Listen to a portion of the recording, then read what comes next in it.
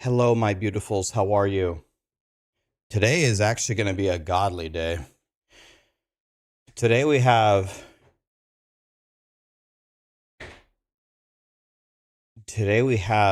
the campfire. The campfire started what?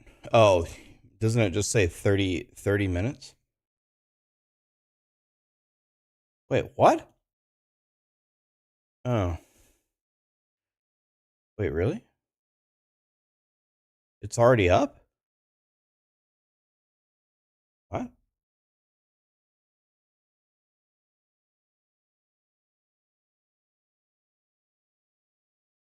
Fuck.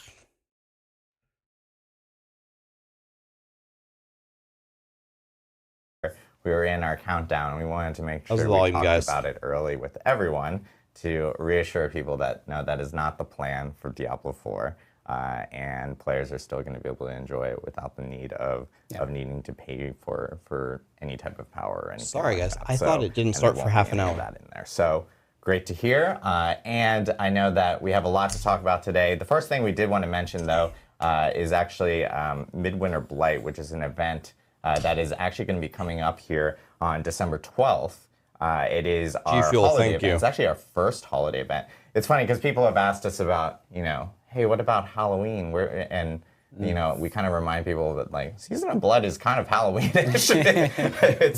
it's very much focused in around it's got vampires. It's got skeletons. I mean, it's got all the same stuff you expect to get from a Halloween. Exactly. Yeah. So Midwinter Blight coming December 12th is our holiday event that we talked about and we announced at BlizzCon. Yeah. But we wanted to talk a little bit more about that today. There's no pay for power. Joe, can you give us a little bit more info? Joe P. Yeah, sure. So yeah, Midwinter Blight, as I know that people got a chance to see some of the video stuff before, and we talked about it at BlizzCon, but Midwinter Blight is obviously our first true and proper holiday event. We're bringing the Sanctuary in Diablo 4. In it, we're going to be visiting the Fractured Peaks again, where a horrible storm has descended upon the people of the here we are has descended upon the people of the Fractured Peaks. We're going to be introduced to a new character named Gillian, who's a bard.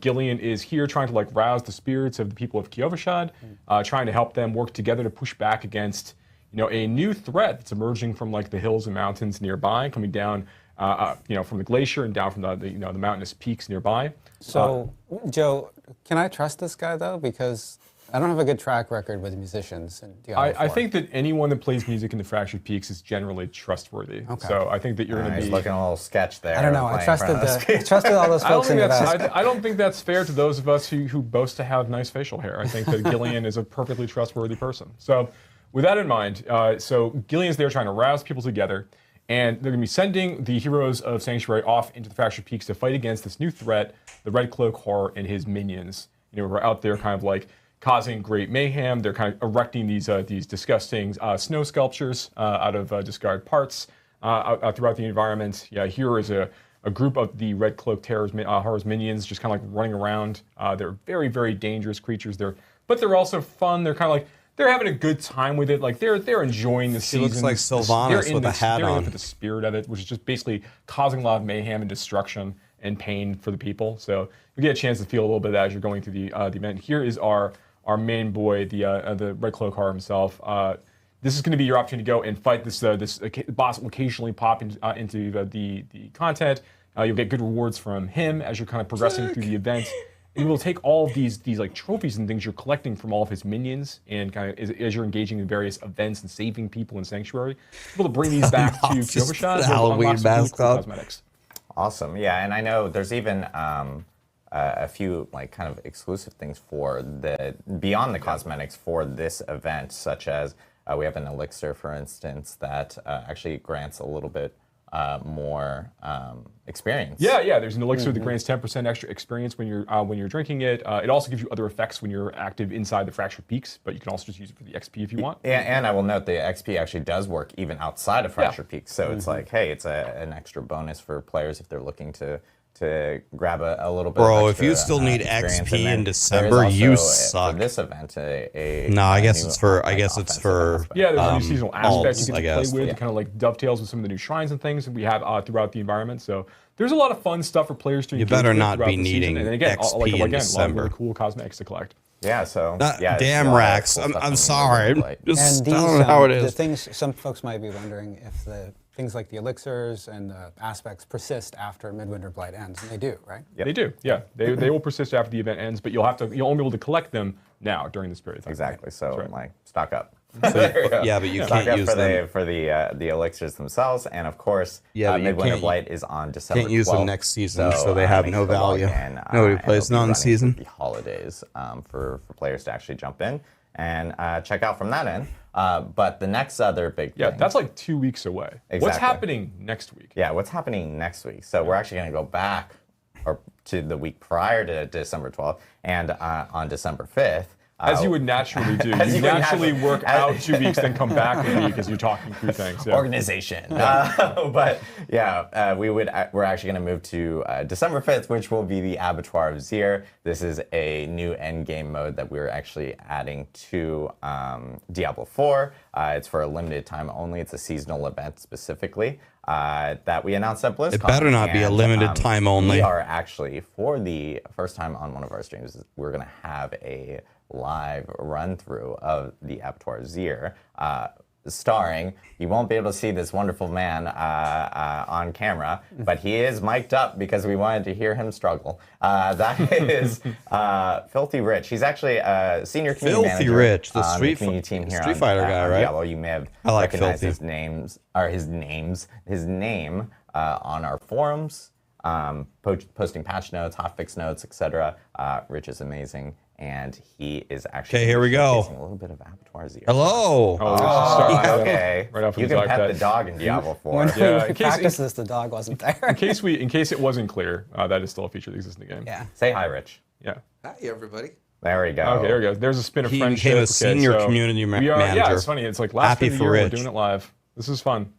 Now, and when we say live, we're talking about this is a live, like he's playing for real right now. Yes. That is what I was referencing, but I wasn't clear. That's true. But it is on a dev server. Yep. So we won't run into other players, and it is on a dev build. So there might be some debug text or Unless other the dev stuff. just happens to run it through, who's also on this Could server, but happen. yes. Yeah. But yeah. Yeah, you might see some weird stuff, folks. And if people, I'm honestly, fearful we just sent out this megaphone to the team and also running over All the right. bridge. Well, anyway, this if- is the first time we've done something like that. that's absolutely right. And if you complain about it, we just won't do it again. And wouldn't you rather just see really cool stuff? I bet you would. So let's see. All right. So, Rich, what build are you going to be running here for us today? Yeah, so on my side, I'm actually going to be running a popular build, the Ball Lightning build. 42%, Joe Rich. to kind of explain some That's of the dog earlier shit. stuff, basically a lot of the gameplay loop stuff. But pretty familiar for those who've been watching a lot of the end game material for Ball Lightning. Specifically for this, I really focused around like survivability, mobility, with a sprinkle of DPS. But I think before we get into With a it, sprinkle. sprinkle. Yeah, Ball This Lightning looks Ball oddly, Lightning. this It's looks like an low- it's oddly low familiar damage build, output Rich. capacity, Where did you get absolutely. that idea for this build? So Rich here. So let's say we're talking about the Abattoir of Zir. I know we talked about this before, but for the uninitiated, this could be a new end game dungeon content experience for players to engage with that really unlocks after you finish the season journey of season 2. Please click So if 20. you really want to go and start counting, Click going 20, through this click content, 20. How much does it you cost? need to have done all the things in the season beforehand to be able to gain access Mouse to the very over 20, first, Rich. Blood Forge sigil you're able to craft here at the Occultist. Now, once you've taken this sigil, this is going to open up a new dungeon space that's going to be more challenging than a tier 100 Thank you for all the nightmare subs, dungeon. guys. Appreciate you. Now there are 25 tiers of the Abattoir of Zir for players to engage with, and each of these does get progressively much more challenging as you step up. Much more challenging than say going from like a tier 75 nightmare dungeon to a tier 76 nightmare dungeon. Going from a tier 1 to a tier 2 to a tier 3. These are really significant steps by comparison. So, and we want this because we're giving season 2's been a lot of fun. I'm having a lot of Thank fun you for all playing the using my subs, firewall guys. I sword right now. appreciate you. It is we want to make sure that there's a really good place for players to be able to bring all of this power they've been collecting from whether they're farming Duriel for Uber Uniques or just they get a really, really great combination of vampiric powers. Want to have a place where they can go to like to really show off and like really push hard into a type of content. That's the focus here. Yeah, and you know, we mentioned you mentioned just now that the avatar requires that you've completed the season journey, Yes. right? And so the season journey, the last step of the season journey requires you Really? can skip two of the objectives, but there's still difficult objectives like kill Duriel, even if you skip like. Wait, Echo you have to Lilith complete and, the season journey to 299 do the dungeon Abattoir? environment. And that's not arbitrary. That's because characters who aren't able to do that really are not ready for Abattoir of Zir. So Yep. I know there are a lot of folks who are level 100 out there who maybe haven't completed this yet. We've got this weekend coming up. Yes.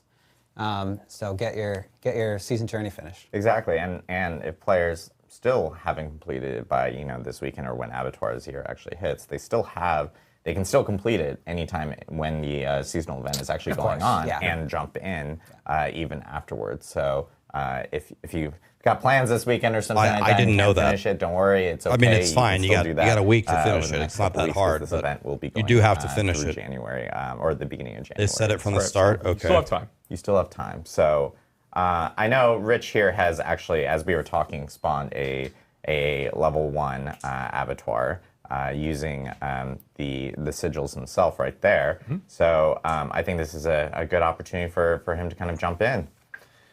Yeah, so Rich has done a little of this content on his character here already. So he's got a little bit of a preview of how it's going to play, how it's going to feel to play through. Does he have the But, I glyph think it's already? gonna be pretty fun. Let's see how he performs. Yeah, and I think 10 one thing minutes. that I did want to address on that I saw from chat is that character that I have is as close as I can be to being maxed out. Because this is trying to be as relatively close to what I've been practicing on, which has been the tier level 100 Nightmare Dungeons. And I think there's a few things that I wanted to call out as well. On the actual sigil itself, I think one difference here is that I'm not aware of what afflictions I'm going to encounter in this battle. So I think capping things or getting as close to as capped I can for things like my armor, my I need to see magic his resist, damage. my damage, and all those. Just really trying to be ready and prepared for any surprises. Yeah, I know Rich is because you've played through Abattoir a little bit, you've built a little bit more survival on your Sork here. As Rich, opposed to, left. like completely glass cannon. He's a little bit more prepared than I think This is some greater other risk people from would be. Diablo 3.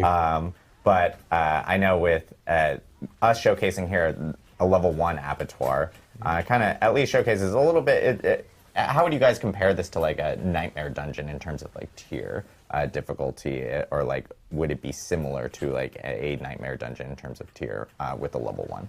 Yeah, the level 1 Abattoir of Zir is like kind of close to what like a level 104 might be. Like that's kind of where things start, and then God. things step up from there. Now, you'll see here right off the bat, there's some big differences, right? Like on the right-hand side, you see that there's a bar that's being filled. Abattoir of Zir runs are really races against time. So Rich here is really focused on killing creatures as fast as he can in an effort to kind of beat that timer and summon the boss at the end of the experience. Loot's not dropping for him as he's kind of rolling through this thing. We don't want to slow you down. We want to keep you killing as fast as you can to show off your ability to kind of like survive in these environments. Now, as we step up, one thing we think is interesting about this is we actually taking one step back actually. Some of the things that Joe's talked about when we were at BlizzCon was our commitment to end game content and itemization rewards and things. The things we want to do to continue to make the game better. Abattoir of Zir is like it's designed explicitly to appeal to players who are at this stage of the gameplay experience, and we're going to be using it to kind of like think about and iterate upon more features like this we want to bring out in the future. That's one of the reasons why it's a seasonal event. It's a fun experience for season 2, but we'll have slightly different ideas in the future of how we want to kind of create similar content. Mm-hmm. Yeah, that's a great point. Yeah, and I know with like we can see Rich. By the way, Rich has been so lucky with shrines every single time we've watched him go through. Yeah. He like consistently gets artillery shrines, which I'm just gonna claim like, I don't know, community manager Community manager benefits. RNG. Yes. God, artillery might be a And I little think, worse. you know, I'm going to be 100% honest with everyone here and those watching.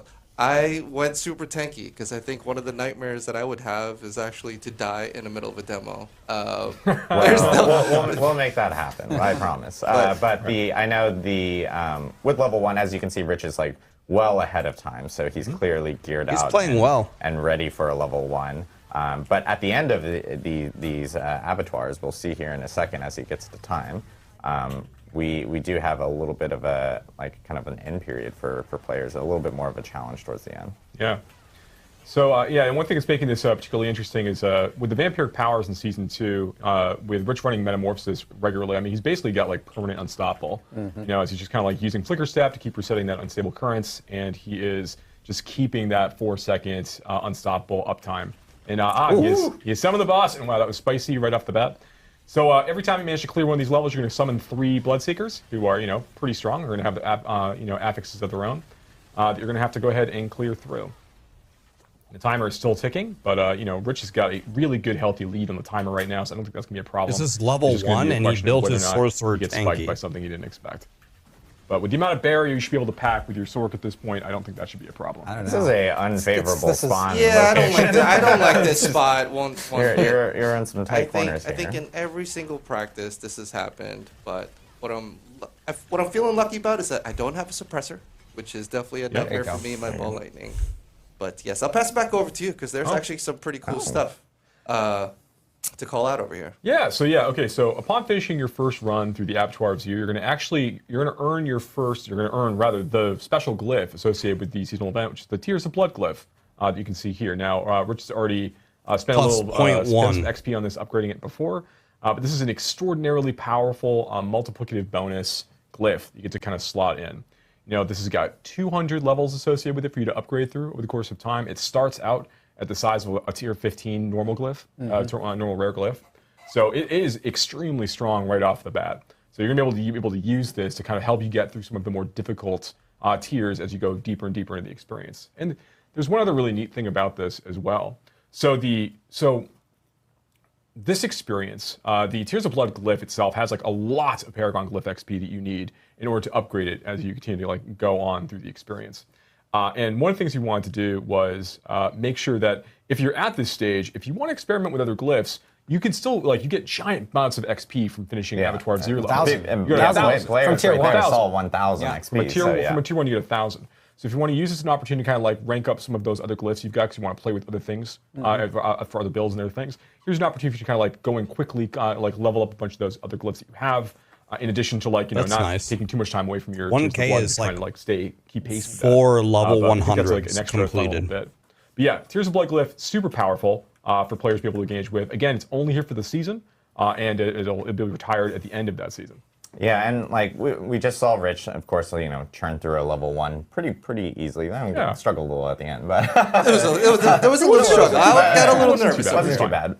But I know, Rich, what key or what sigils do you have here? So I think what I did over there was the sigil 1. I think what we were talking about was trying to make an engagement moment, basically by having chat almost pick the challenge ahead. So what I've pre-crafted beforehand is a 2. A 6, as well as a 10. Funny enough, I created backups for this because hey, I might die. A 2, a 6, and a 10. I think it's just one of Rich, those things where 25. I would love to reserve the 10 and beyond levels for a later moment. Yes, but Adam, you had a great idea. And as a reminder, everybody get in the tiers stream for right now and Avatars type are 10. 25. So there are a significant amount of tiers, and they, of course, go up in difficulty by a pretty almost an exponential amount. Everybody type 10. Tier to tier. But be curious. Okay, all right. You already asked the chat, and the chat is already going screaming 10. Yeah. So they just want you to die. I wanted to see 25. We said we're gonna let chat choose. Guys, not in my 6 or 10. chat. We'll see what they say. I'm Guys, not 10. in my chat. I appreciate the engagement, though. YouTube probably loves that. Take us into YouTube, keep typing 10 the whole day and keep hitting that like button.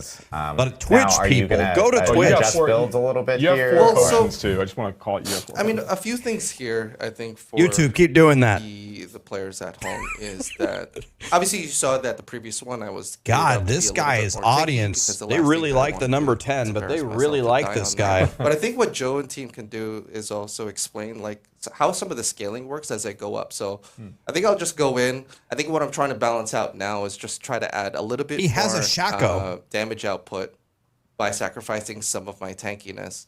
Just because I anticipate that the higher HP is going to be a challenge. And I don't want to lose to the time. And I actually want to see how far I can progress. So let me activate this. I was like, you went back in without activating. Yeah, the nerves. It's the nerves. Yeah, to Rich's point here, I mean, it's not easy to play games on stream, right? No, it's not. No, so this is why we're going to have him narrate a full Romeo and Juliet play to us as he's playing to ensure full color commentary, full concentration on this. No, so to Rich's point earlier about how the scaling works. So as we were experimenting with this content, one of the things we discovered pretty quickly going in with 4 potions to scale monster damage up, in a really significant way as you're kind of going through this content. We really want to focus a lot more on monster health scaling as you go.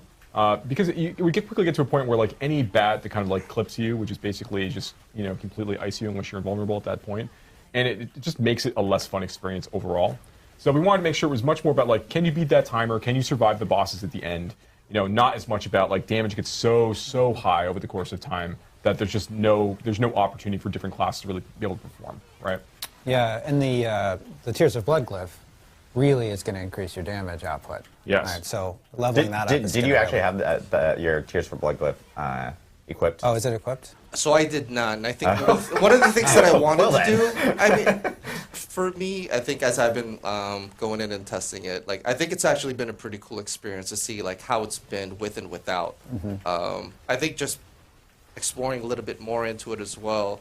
Like he's playing well, by the way. Paragon board is he's applying. What I have he's keeping his vaults up, and he's a lot more. Hold on a second. Also, you didn't replenish your potions before you. I tried to warn him. So it's about. This is for the mistakes were made. This is for the stream. Oh, I see. You're trying to give yourself a disadvantage for clicks. I see. We got more max potions. Yeah, that's true. So Rich look at how much HP they have. This is he's playing better than most people would. Equip.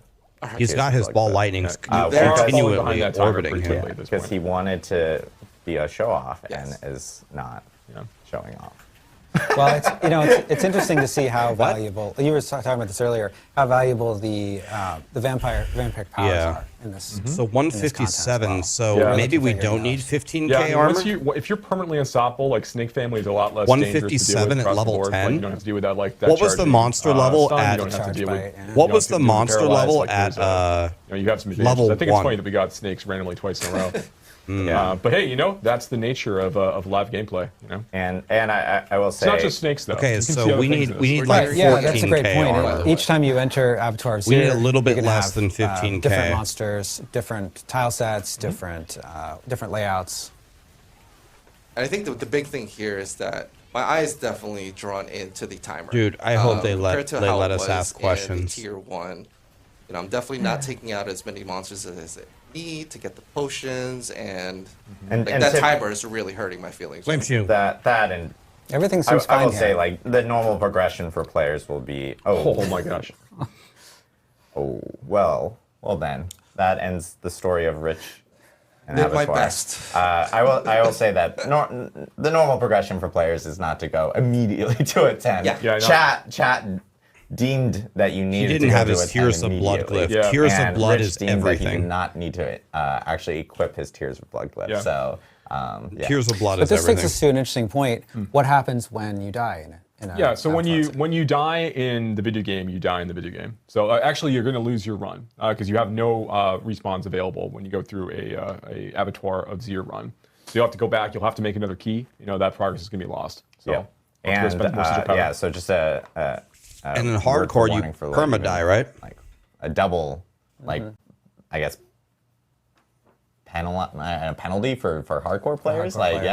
Lose your character and you lose your run. Huge double penalty. One major penalty and one small one. So I think I do want to just follow up on the mention earlier what happens at the very end. I think the trying to return back to the adventure, but being this is surprised by this is something that we wanted to call out as well. Yeah, so like basically, the portal's gonna be there while the event is active, but unless you've actually used a sigil to kick it off, you're basically just gonna be able to come to this like kind of broken edifice here, and there's nowhere else to go.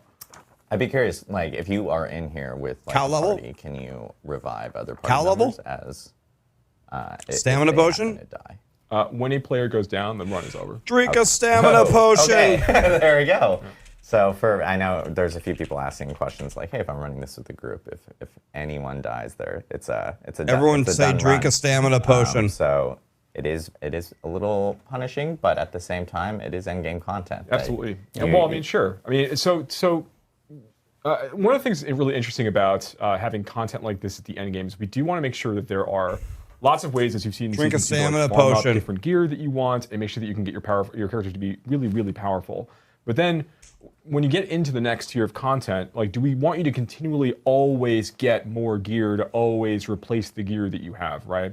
So, the Tears of Blood Glyph is an example of us like kind of experimenting with different ideas of progression for players and see how these things feel.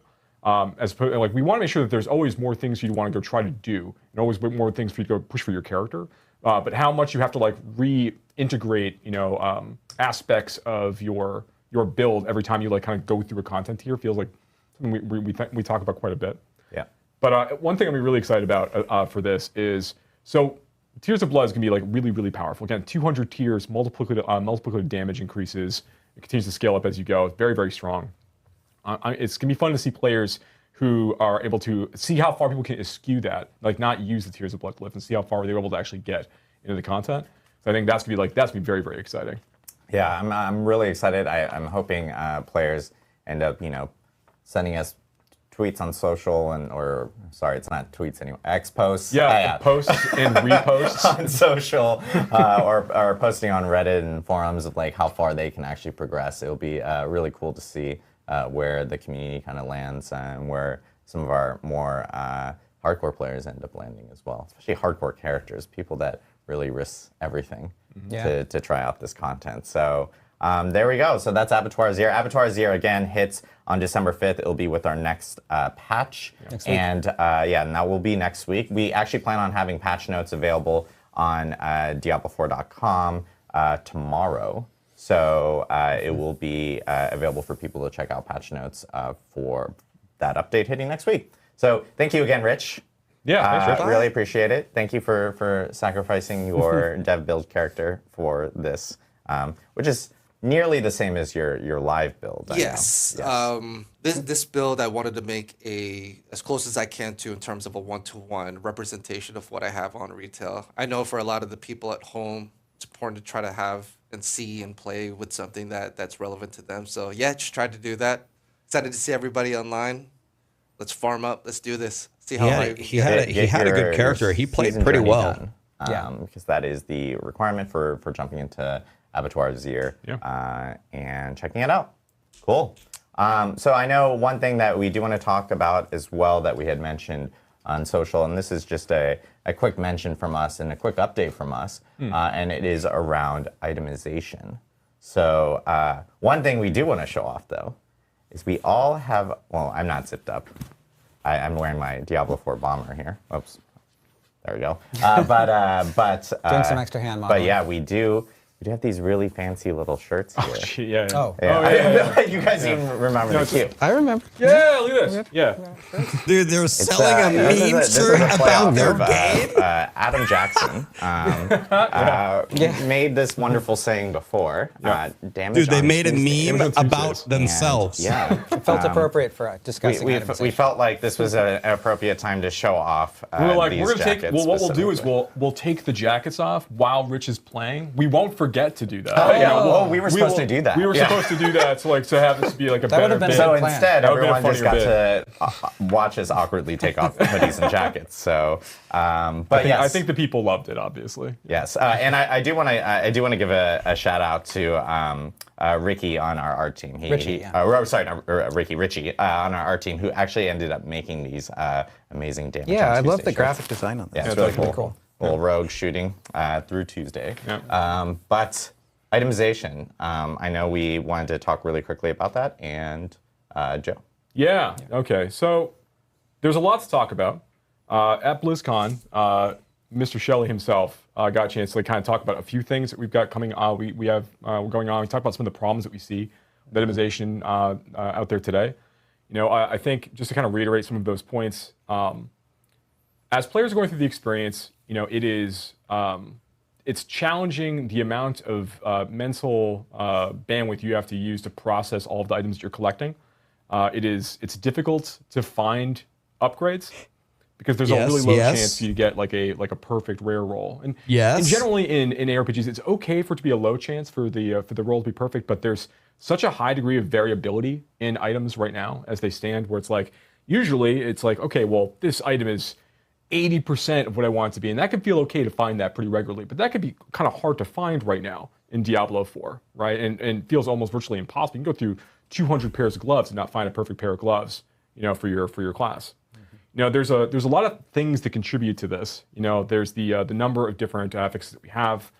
There is the fact that we don't have a lot of things in place that say like you can't have like multiple skill ranks, on an item. Like right now we allow you to have like 3 different plus core skill ranks on an item occasionally, and that doesn't really serve anybody.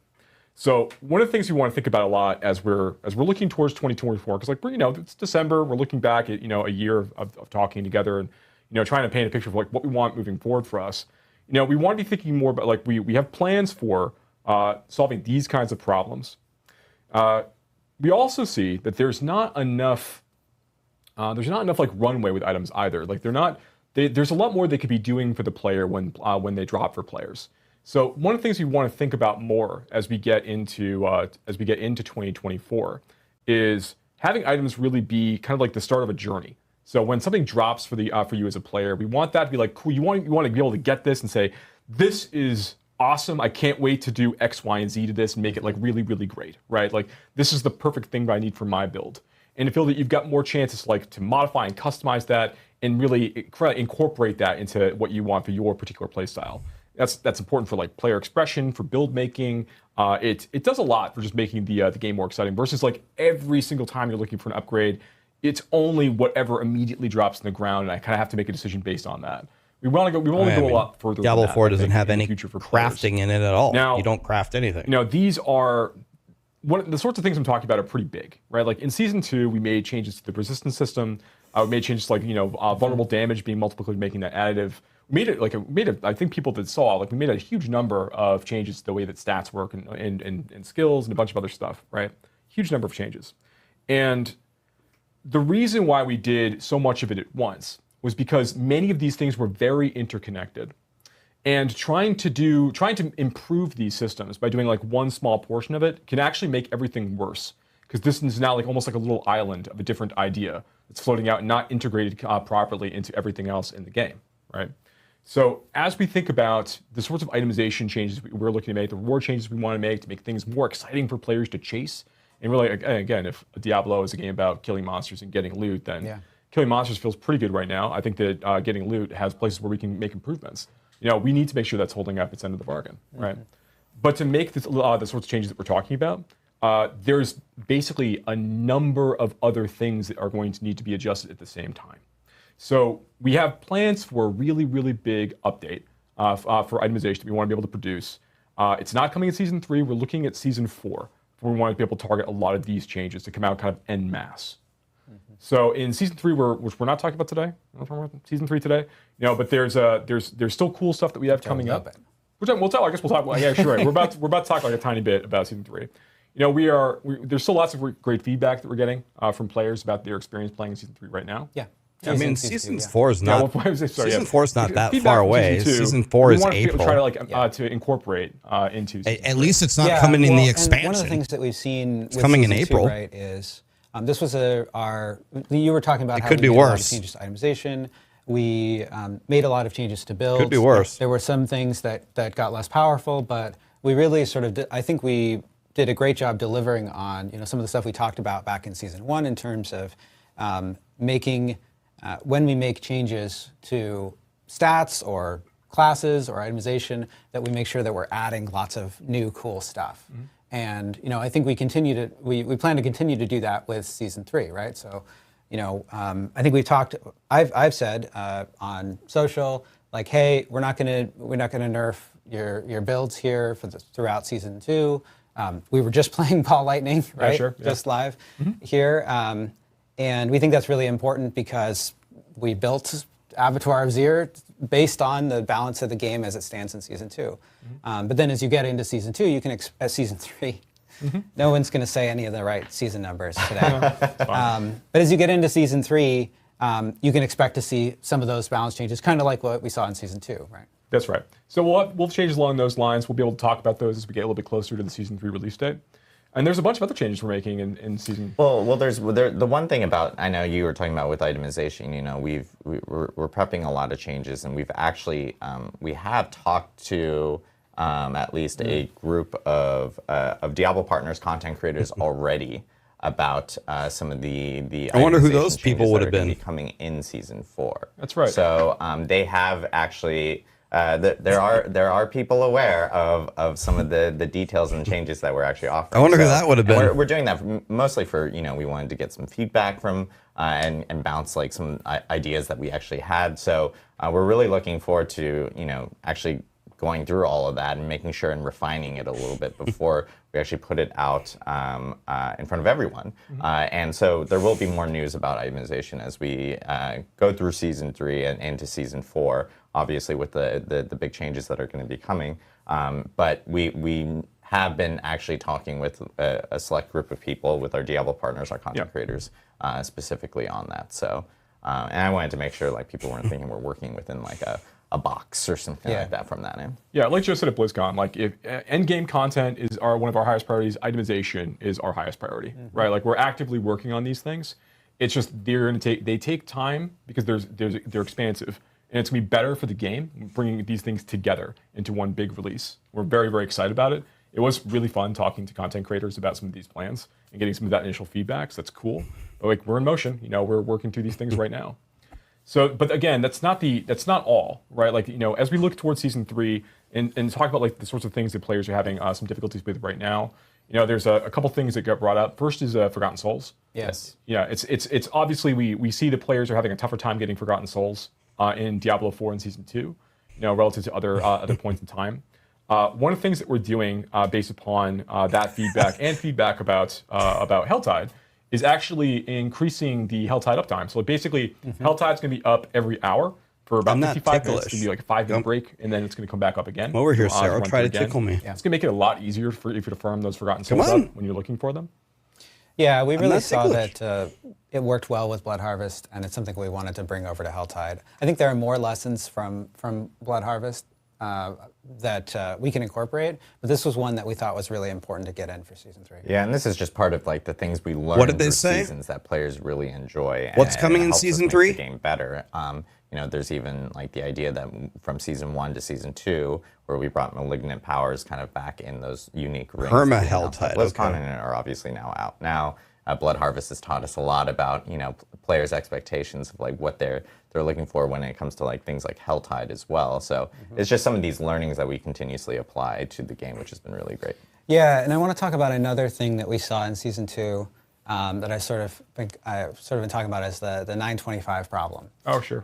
Basically, when you first get access to World Tier 4, you can start getting the highest eye-power loot immediately from world bosses, and from Duriel if someone carries you through Duriel, and that Duriel totally makes sense. It's a super hard encounter. It's a farming encounter, right? It's level 100. The world bosses probably shouldn't have a guaranteed chance to drop 925, not because we hate having players have good loot, just because when I was playing through it, I was 72, and all my gear was 925 at that point. And I felt like, where am I going to go from here? Now, it wasn't all. I had a bunch of garbage. What he's talking about is what I told them. But there's another part of this problem, which is that as you get up toward close to 100 and reach 100, it feels like there aren't enough there isn't enough variety in places where you can get 925 gear reliably. That's what I told them. It can drop from Varshan, but it's a very small chance. It can drop from stuff like Beast and Ice. And so it feels like, things like turning in Obels, turning in Whispers, doing some of those other ladder bosses, and even in some cases, some of the Nightmare Dungeon content. It can feel like, well, I guess I'm just supposed to do Duriel and maybe do the world bosses when they come up. Yeah, it's not consistent enough from other sources that aren't Duriel and aren't the world bosses. That is exactly the problem. We love that you want to go farm Duriel for Urban Uniques and for unique items. We like the idea that you want to go hit world boss when it's up, and that's fun.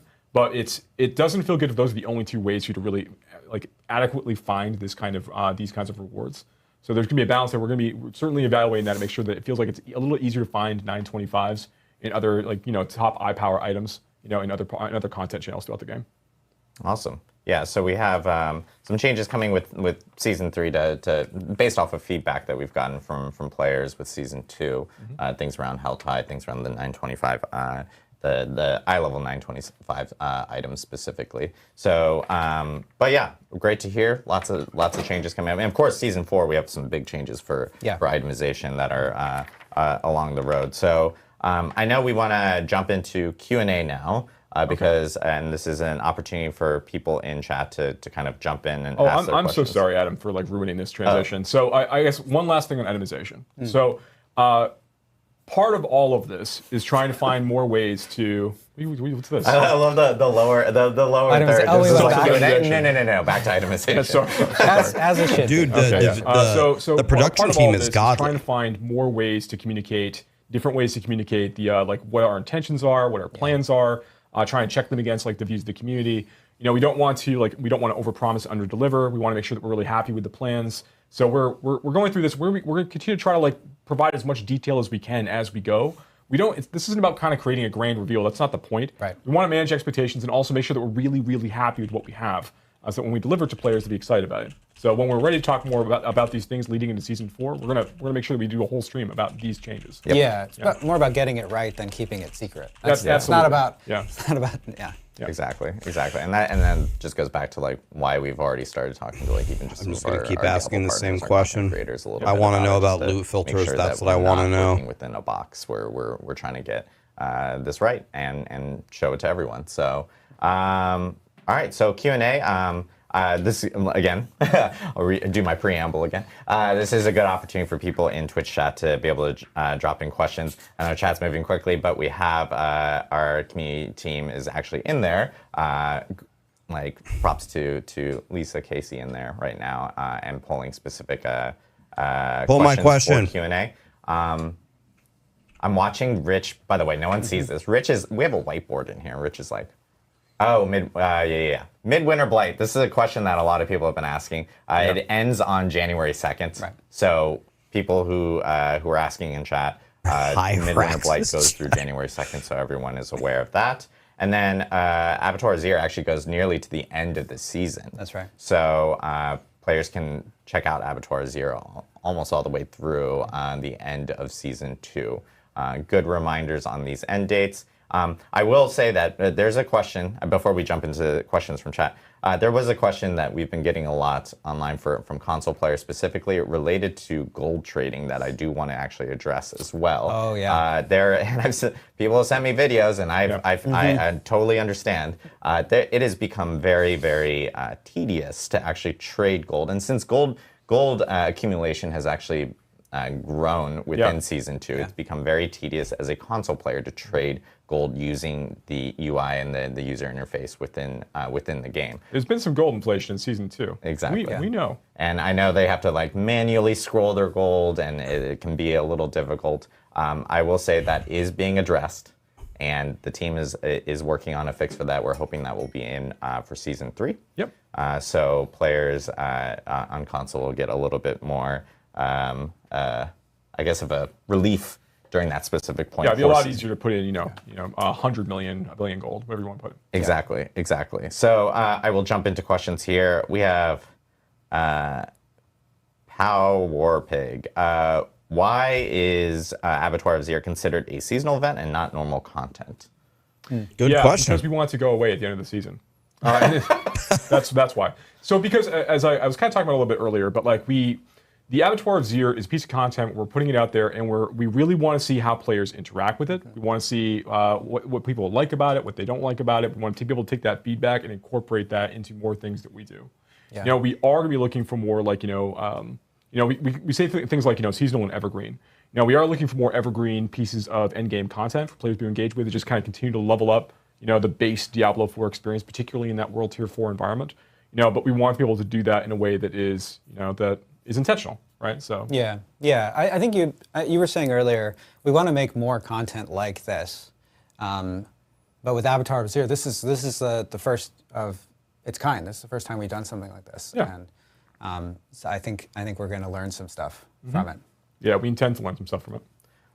Question from Breezy Seashore regarding Abattoir Zir. Will we get any sigils or sigil powder from Abattoir Zir dungeons? Abattoir Zir runs do drop sigil at the end, but you don't get sigil drops as part of the Abattoir Zir runs. Perfect. All right. And then I guess this is kind of similar to Blue filters. A question that you guys, the first question, which is from Mr. Beefcakes Gaming, saying, are we getting some sort of variation of this mode in future seasons? Are there like more big plans related to endgame beyond Abattoir of Zir for D4? Yeah, I mean, in season 3, we know that we're going to be launching the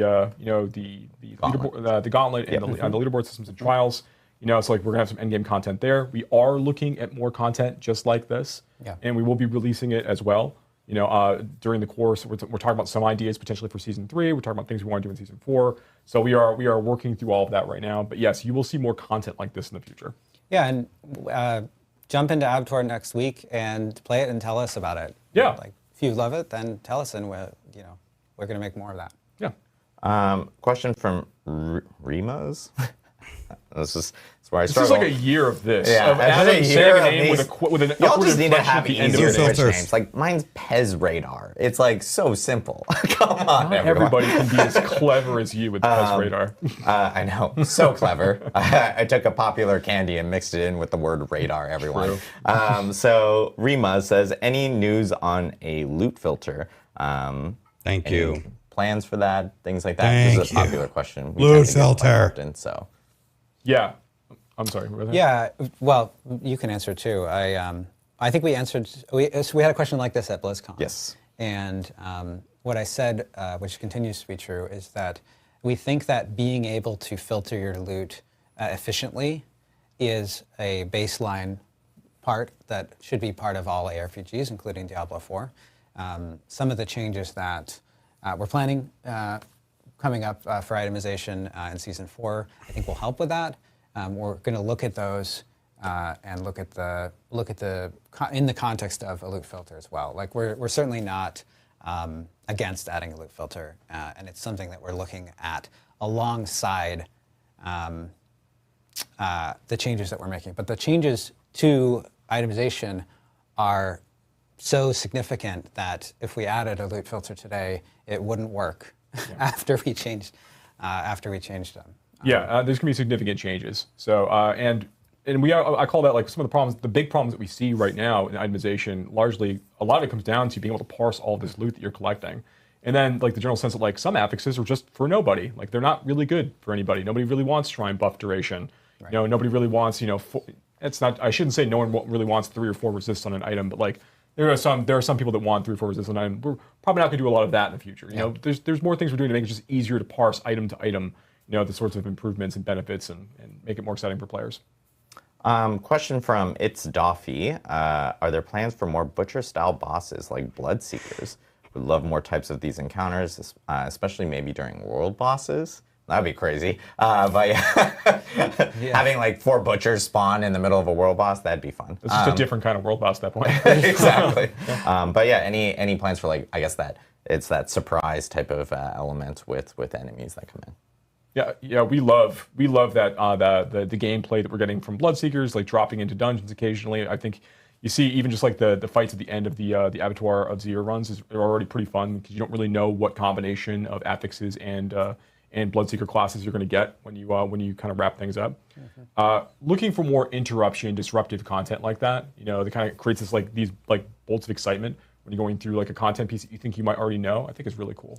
Yeah, so you mentioned world bosses, and I was killing Treasure Beast last week, and when you stagger Treasure Beast, you can actually get one of those little treasure goblins that pops out. But his loot isn't very good, so we're gonna fix that. So there we go. Not treasure exactly. Not exactly that. not even remotely attached to the question, but Joe had that experience and wants to let everyone know. I Fixing that. Look, I got 1 rawhide and 300 gold. I'm like, I'm sorry. Okay, I'm sorry. A lot of people are going like Treasure Beast. What's that? That we tend to use more internal names prior to when we actually develop a real name. The world boss with the big chest full of gold. Exactly. So Treasure Beast. Avarice? Hey guys, that was his internal. Yeah, or that's utilize avarice. a different one like we did. Exactly. Treasure Beast. So you guys, I know that. We've gotten questions about, we still get questions. We're still getting questions because people didn't see the beginning of the stream. We do want to confirm that we did talk about and address the questions we've been seeing a lot in the community related to pay for power that have been swirling around. People talking about, are you guys planning on adding pay for power in Diablo 4? And I know that we talked about it in the beginning. We have confirmed that we are not planning on adding pay for power in Diablo 4. So I just want to reiterate that now because there's a lot of people who probably missed the beginning of the stream. I do want to just readdress that there are no plans for that. Again, we have no plans to add pay for power to Diablo 4. Yes, everyone who's sending me posts on X. On X. I'm never going to stop. I'm never going to stop making jokes about this. I love that. I love it so much. And everyone who keeps sending me posts on X, like we get it. You know, we still do not. The thing is, it's still true. There's no plans to sell power in Diablo 4. Yeah. Cool. Question related to actually color palettes, because we've been seeing a lot of like customization and everything. This is from Comfortably Dumb. When are we getting more color palettes for transmogs? Also, pink is a color. They want to make sure people are aware that pink is a color and they would like pink. Yeah. Yeah, that's, we don't get enough feedback on this, I think. I think that there's a lot of cool ways to customize your pigments in the wardrobe, and that there are a lot more things we could do there. Yeah, I really hope Blizzard is working on more pigments. And other things that God, forget the loot filter, forget the itemization. Let's get Skull pink TV in there. asks, any plans to rework some skills or abilities? Like the Necromancer could really use some movement speed or skill abilities to help out with some of their movement issues that they're having right now. Yeah, I think Abjax has been on stream before. We've talked about the Necromancer specifically not having a lot of extra like movement speed ability or like agility style abilities like that. There is room for making these sorts of adjustments over time. There's not an immediate plan in terms of in season 3 we're going to do X. Like we don't have that, but we are trying to make sure that as we continue to release new seasons, make more unique items, make more legendary powers, that we're thinking about like the ways that players can use them to kind of augment and help parts of their class. So in order to move fast as a Necro, you're going to have to take a power. Sork has a really tough time dropping vulnerable on creatures, so everybody runs Frost Nova. They're not going to give you anything to run fast. You just got to find a power. Like addressing these kinds of concerns. Get wrecked, Necros. Over the course of time. But we're also always looking for opportunities within itemization to also, buffet these classes and give them some things, these extra support they need. Yeah. I'm going to take one last question here before we kind of close it out. This is BG Fan Germany. Will we ever be able to play the campaign on a higher difficulty? Yeah, a couple people have asked for this. I think this is an interesting idea. The campaign is something that sort of each time you play narrative content like this, you kind of get diminishing returns on how exciting it is, because some of it is based on Question. On surprise. Can you and please emotional not resonance, make right? pink And some of it is die like, another reason to and ask this question actually could be, hey, harder I want to fight campaign Dario more times, right? And so one of the things that was cool to see with season 2 is bringing And Dario make back previously the only other part of stuff, the campaign, please. right? It'd be cool to do more stuff like that. But it also could be cool to play the campaign again on higher difficulties. Like we want to have more ways for players to play the game. Yeah. And I will call this out. Davey B mentions Diablo ebooks with Joe Pipora reading when? Yeah. No, I'm not. I'm not trolling. I'm being serious. Let me, you know Narrator- what? narrator I'll work Joe with my- Pecora. I'll work with my agent I'm to not- figure out when I can start doing some voice work Okay, on the there side. we go. Well, thanks, Davey. You know what? I B. appreciate that people like to hear the sound of my voice as much as I like the sound of my voice. So that's All great. right. Well, before we wrap up, I know, Mr. Joe Shelley, you would like to say a few words to the Diablo community as we wrap up our final stream here for 2023 for Diablo 4. Would you have any parting words? Yeah, I do. Let me get my hat. Out. Got this hat specifically for It's this. been a long year. There There we go. Wow. There we go. Looking good, All Joe. right. Now I feel more in the holiday spirit. The fact that you own this hat is just very interesting to me. But yeah, like we said at the beginning, it's been a pretty exciting year, right? Like we went from testing the game, doing beta tests, doing open beta, getting. I remember getting my Shava horn and wearing it on my mount everywhere. I still wear it when I show up to World Boss. So I still wear everyone mine. Can know. You gotta brag. You gotta be Yeah. like, as part of that group, that exclusive group. Getting my wolf pup from participating in the beta.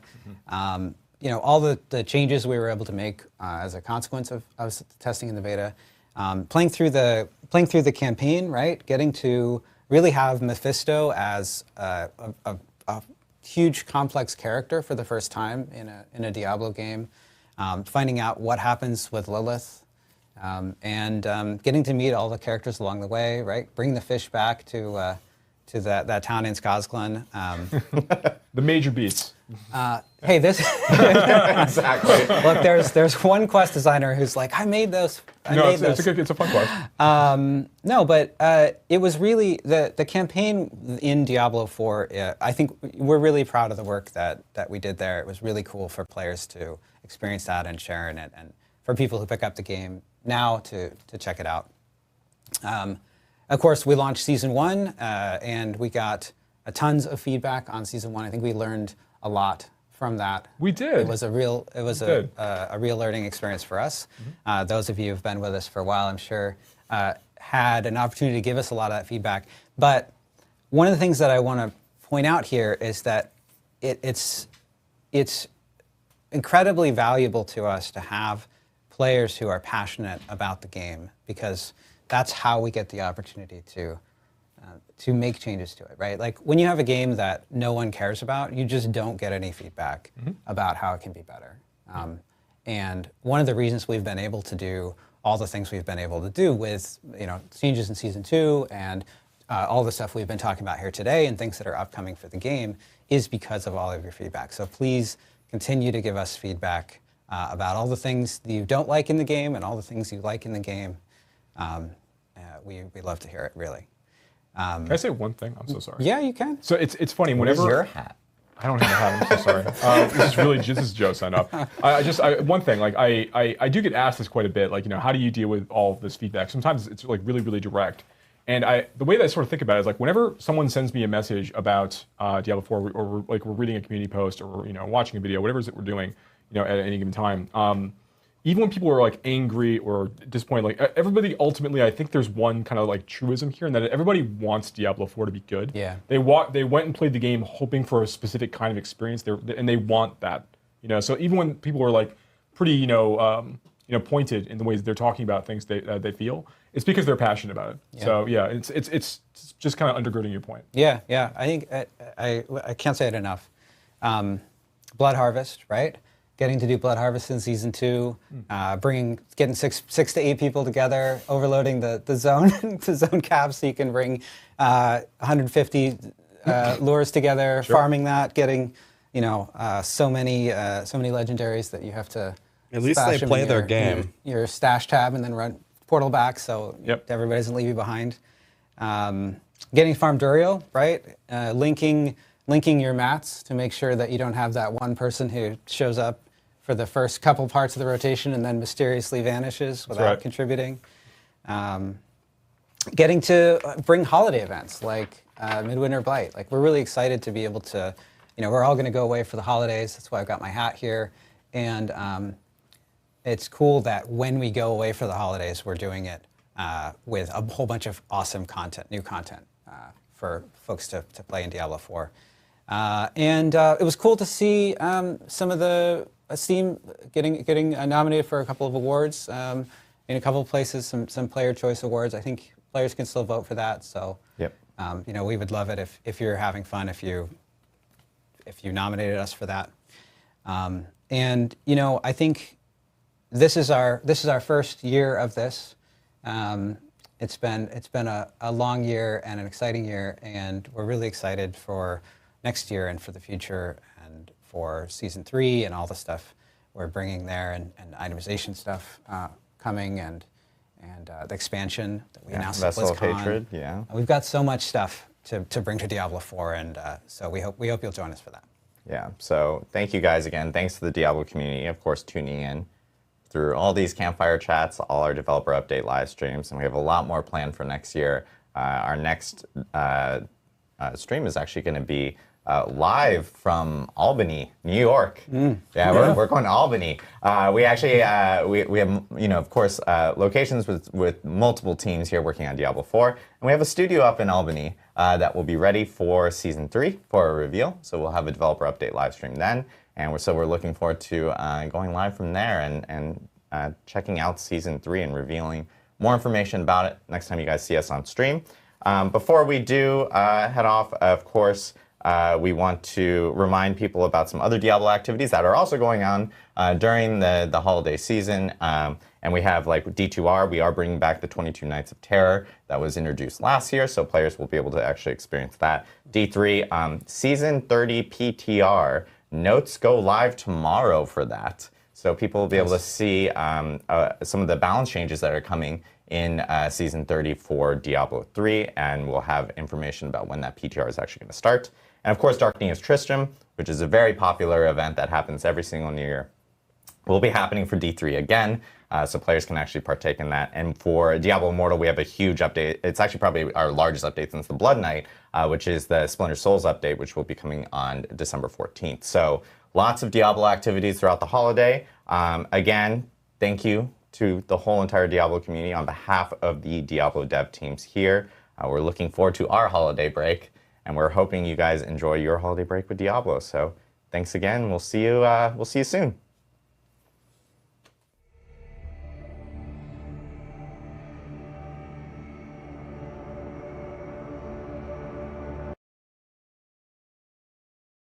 Okay, so quick recap if you didn't watch the whole thing. The first thing is they reiterated that there will be no pay to win in Diablo 4, period. So all the surveys, they said there's no pay for power. They said that there was going to be a giant itemization update. They said the damage on Tuesdays. They said there's too many items. They said there's too many item affixes, They said that they don't want to make small changes to itemizations. They want to make a gigantic change to itemizations, and they're targeting Season 4. They also said that they have spoken to content creators and gotten their feedback about it. I wonder who those people could have been. So some of the people from the community are going to help them integrate those new systems into Season 4. We got an Abattoir of Zir demo, and it looks exactly like a Greater Rift. They plugged a 1, and they cleared it very easily. They plugged a level 10, but without the Tears of Blood glyph, and they got absolutely obliterated. They weren't getting even close to doing enough damage with a pretty well-built Ball Lightning Sorcerer and playing pretty well. But the Tears of Blood glyph is obviously mandatory. And they said that they don't scale the damage that much. They scale the monster HP. They just couldn't kill the monsters at level 10. So the Tears of Blood is going to have to absolutely carry.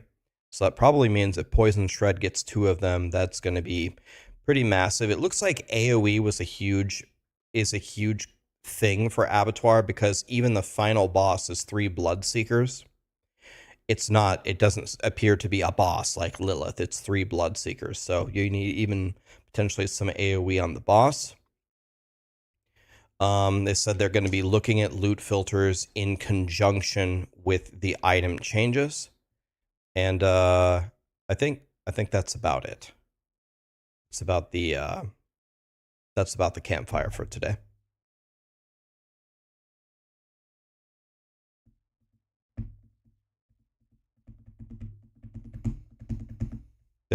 Did they announce anything else?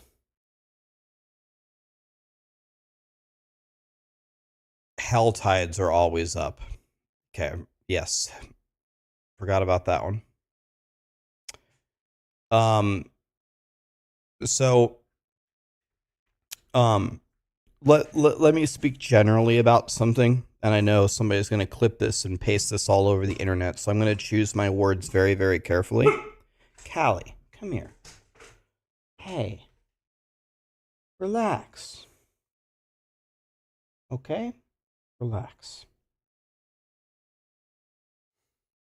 I'm going to choose my words very carefully here. Blizzard has reached out to content creators to help. It is probably not a secret that I am one of them.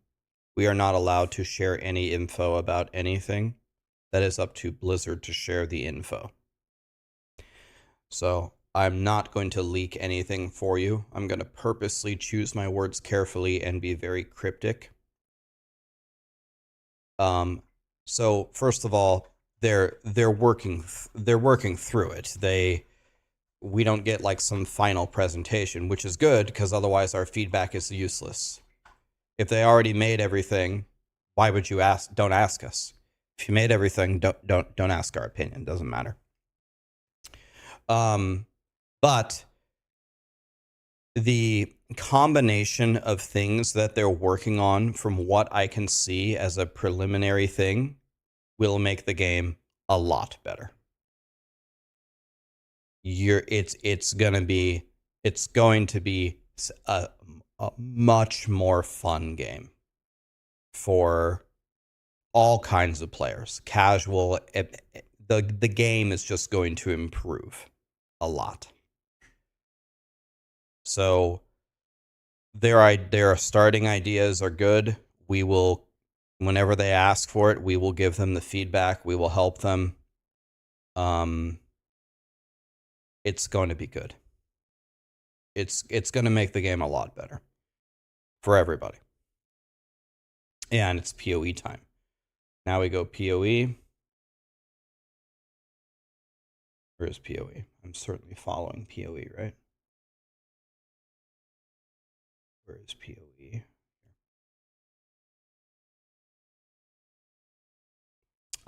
So let me get this all set up here. Let's watch. Is there music? Is that too loud? How loud is that? Too loud?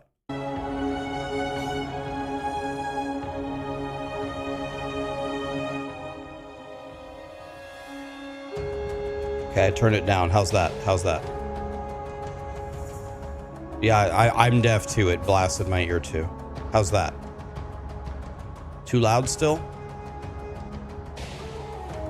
It's still too loud.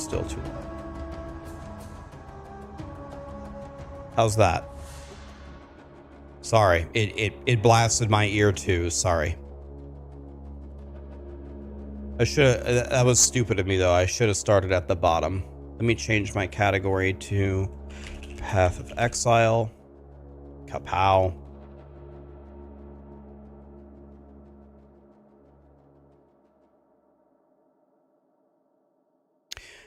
And there is a lot of truth to what they said. Like, so let me mute this for a second. Here's the phenomenon that happens. Give me 1 second here.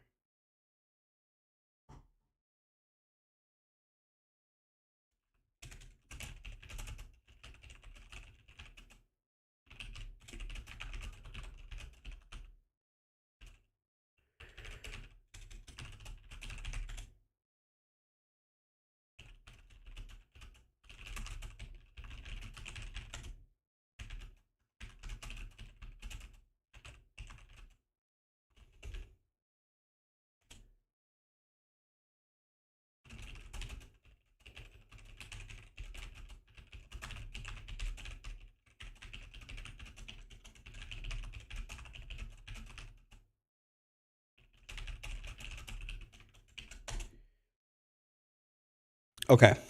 So one thing that they said in the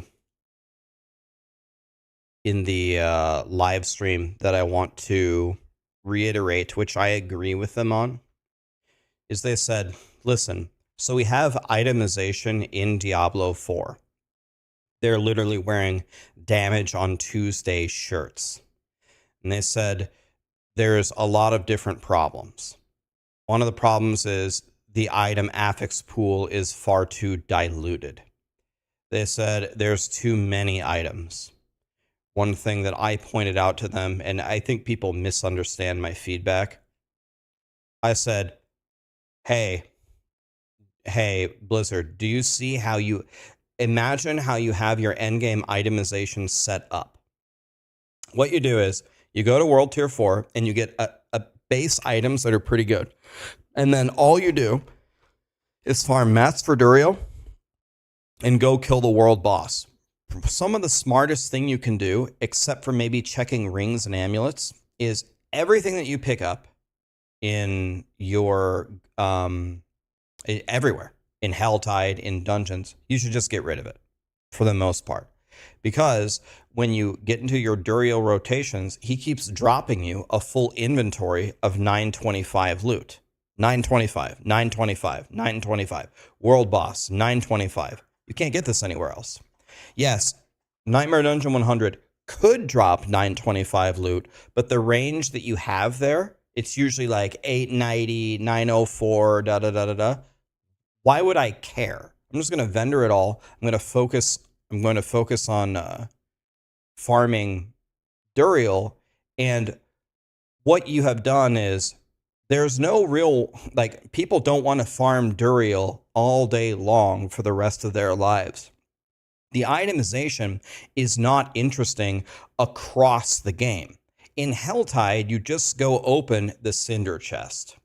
In Nightmare Dungeons, you can't really, like, that should be the place where you probably get the best loot, but that's not true at all. First of all, it never drops uniques, hardly ever, and you almost never get 925 loot. You put all of your eggs in one basket into Duriel. That's not exciting itemization. And they're like, oh yeah, that's true. And then they said it on the live stream.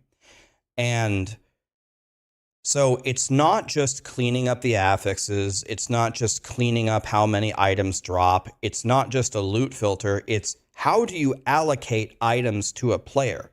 If I'm making a guide on Diablo 4 and my guide is no matter what you do Duriel. Forget everything else is just stupid. You do Helltide so you can do Duriel. You do Nightmare Dungeons just so you can level your glyphs, but not for any other reason.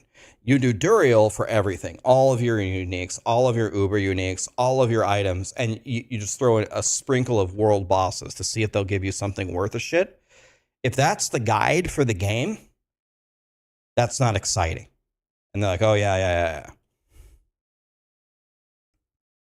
So, and I agree with what they said. They said they can't fix one thing at a time. They can't fix, oh, let me take out some of the affixes. Or, oh, let me just drop you less loot. Or, here, have a loot filter, but our items still suck. Or, hey, you can get good items anywhere now, but the items still suck. It's like, oh, we should probably do everything at the same time and launch a mega patch to fix it. But remember, this is only the very, very beginning, because they said that they were going to let you craft and expand on the items. So everything that was listed there is just the cleanup. That's not all the new stuff coming. So it's that entire cleanup and it's all the new stuff. So it'll be really fucking good when it comes out. It'll just be 1,000,000 times better than what we currently have.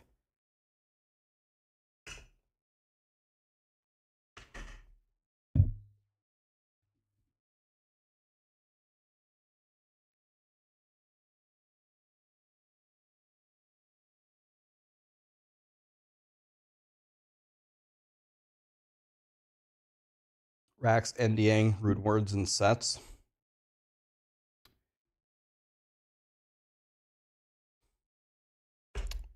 I guess it would be a spoiler if I said that I have heard nothing about rune words and sets.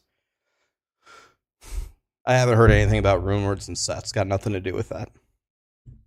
I care. I'll tell you what. If I could get one or the other, if it was up to me, I would take rune words over sets. I don't know anything about rune words or sets. Sets are dog shit in ARPGs.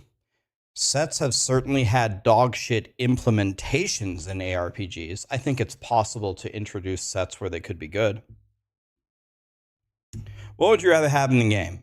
If you could only have one or the other, would you rather have sets or would you rather have rune words? What would you rather have?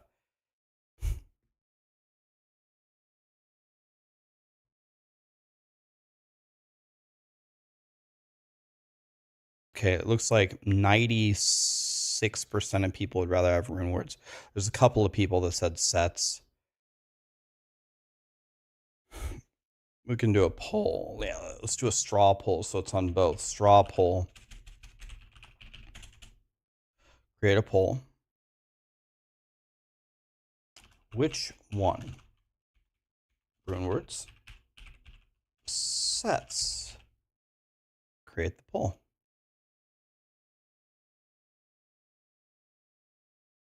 Show the results. How do I share the poll? Share. Copy. Okay, in the chat, vote. What would you rather have? Rune words or sets? Let's look at the results.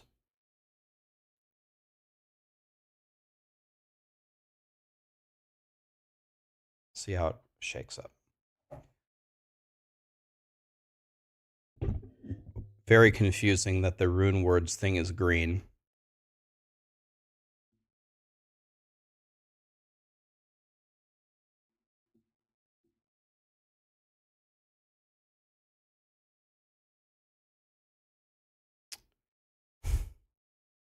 That's about 3-1.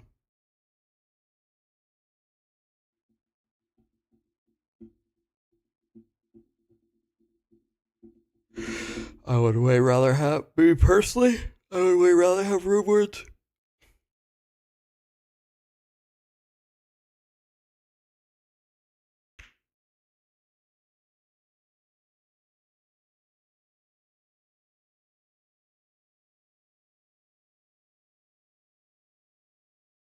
All right.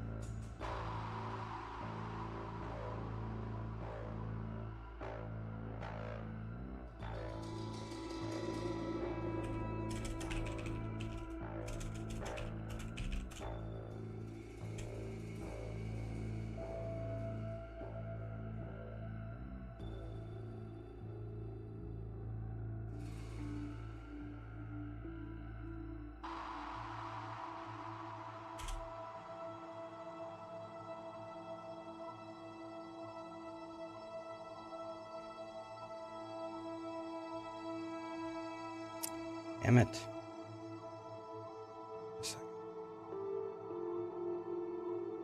Dude, I'm excited for this new POE2 thing. This might be the game that I play in the future. You never know.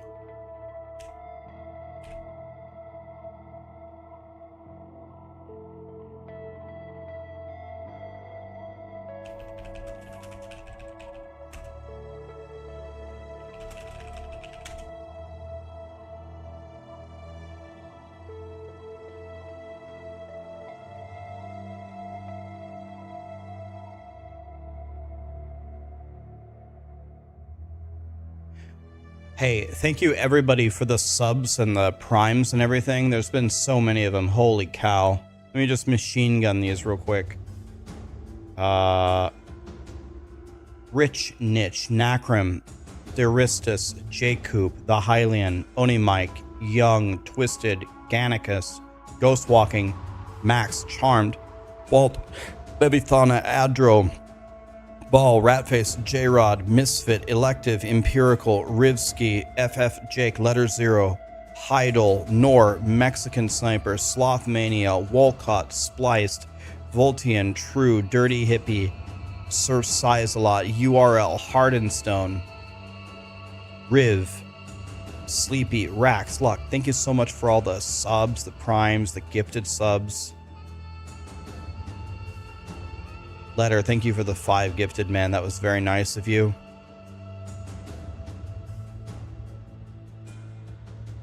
Thanks for everything, guys. I appreciate it.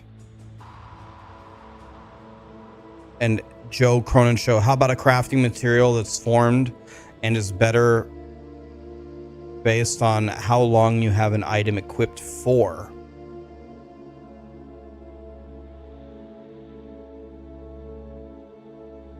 Let me read this idea again. Anthony, thanks for becoming a member on YouTube. Everybody on YouTube who clicked the like button and is chatting, thank you. That makes the algorithm like us more. Let me read this again. How about a crafting material that's formed and it's formed based upon how long you use an item, the item must be destroyed to claim it. So if I find a wind force and I level with it for 30 levels and I play with it for a week or two, when I salvage it, the crafting materials got better. So whenever somebody suggests something, my first thought is, how do I abuse this? How do I break this? My thought was, well, what I'm going to do is I'm going to find a bunch of uniques that I'm not going to use. I'm going to make an alt.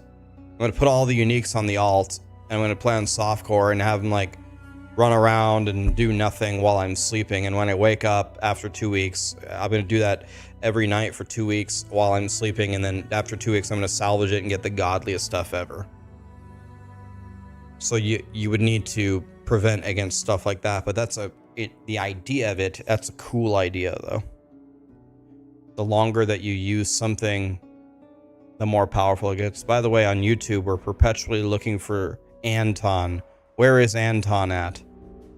Because he asked me a $50 question the other day and I didn't get a chance to answer it because I suck. The question always is, where is Anton?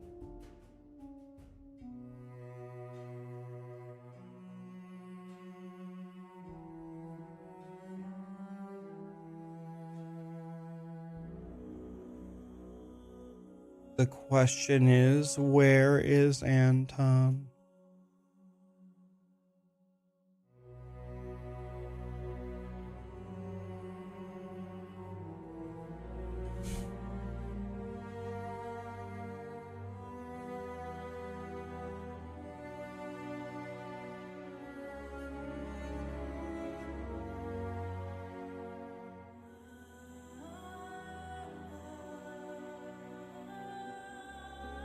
Dude, this is going to be exciting. We're about to get POE2 info. To me, this is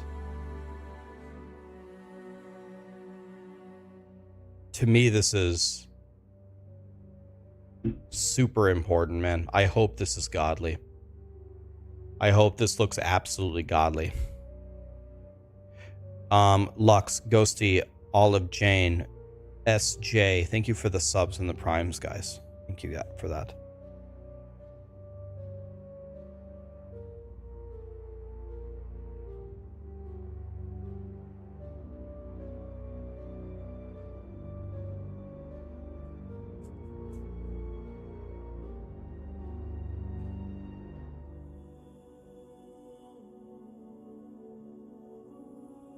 Is Woody a pro player in POE? Game Light, I am absolutely not the right person to ask. You can ask chat if they consider Woody a pro. I'm if you want me to take a guess, I would guess if you asked Woody, he would say he is not a pro at POE. I would say he would say no, but maybe I'm wrong.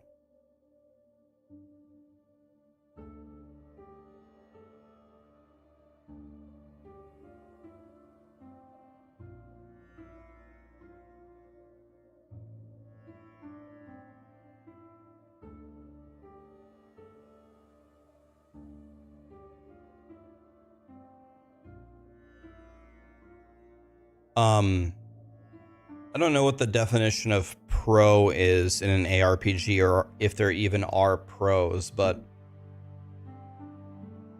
I am not at all, and I never will be a pro at whatever that means, at POE1. But at least at this particular time, I am planning to invest a tremendous amount of time to POE2. A tremendous amount of time. So we will see. How many hours do I have in POE1? I don't know the answer. I'm going to guess. So here's a guess. 150, maybe 200.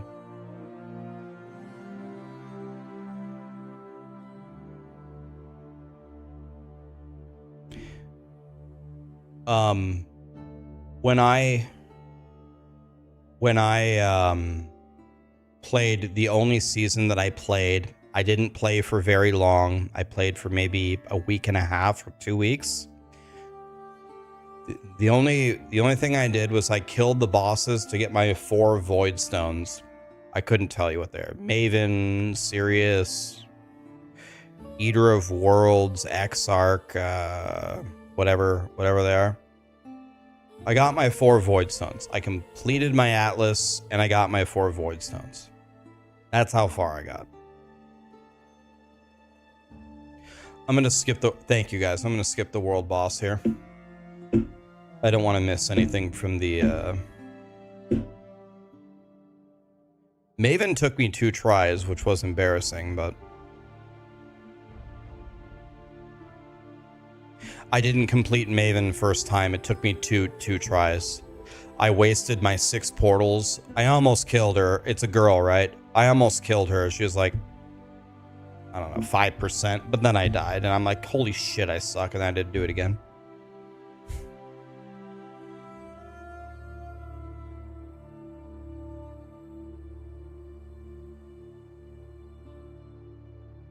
You think they should upgrade the skill tree so each skill can be used in a different way? Charlie, have you ever played Last Epoch? That's exactly what they do in Last Epoch.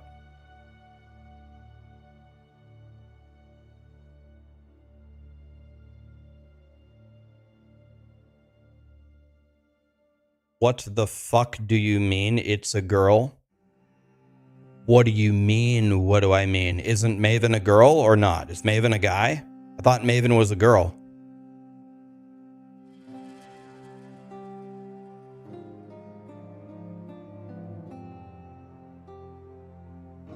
As in, it's not a boy?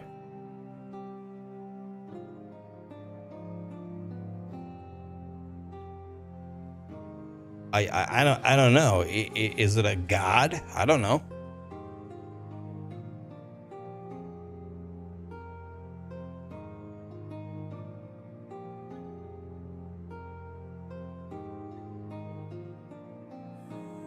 If me asking if Maven is a girl offends you, I feel sorry for you. Gear Games. Thanks for joining us for today's Path of Exile livestream. We have a packed show today, with announcements for Path of Exile 2, as well as the exclusive unveiling of Path of Exile Affliction, which launches on December 8th on PC and Mac, and on December 13th Volume on up, console. okay. Twitch drops are enabled on today's livestream, so make sure you follow the instructions below in order to claim your How's Huntsman that? wings. We'll start with Path of Exile 2, where Jonathan will walk you through our latest announcements. Mark will then take you on a deep dive into the new Path of Exile Affliction Challenge League, which launches in 1 week. He'll cover the league mechanics, its rewards, some new content we're adding to the core Path of Exile experience, and some large metagame changes. I'll then show you our annual core supporter packs, and we'll head into our live Q&A session where Ziggy D will ask us your questions from Twitch chat. After the livestream, we'll drop the full patch notes. I'd like to hand over to Jonathan Rogers, Game Director of Path of Exile 2. Hey guys, it's been a few months since we introduced you to the Druid in Path of Exile 2, but one of the things that we're really focusing on now is how varied each of the classes feels to play. The Monk darts around quickly from enemy to enemy, building and unleashing combos. If he doesn't stay in combat, he loses momentum and has to build it up again.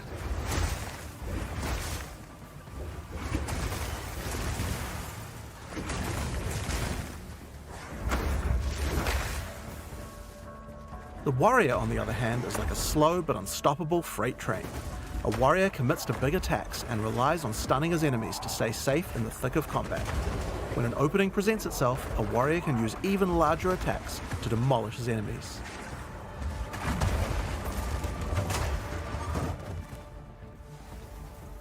The Huntress seamlessly moves from melee to ranged combat and back. The true damage potential of the Huntress is only unlocked when you learn to combine ranged and melee abilities together.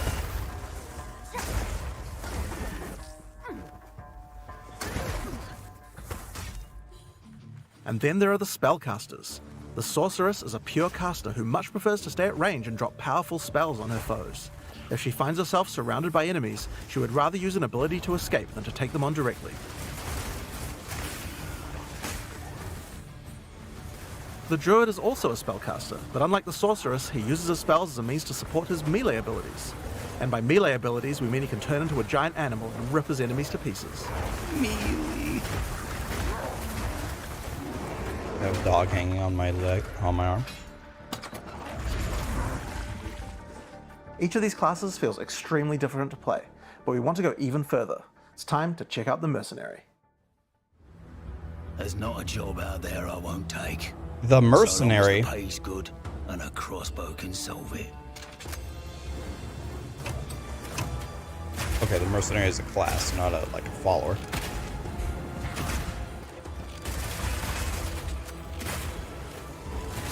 Well, this is what Woody's gonna play.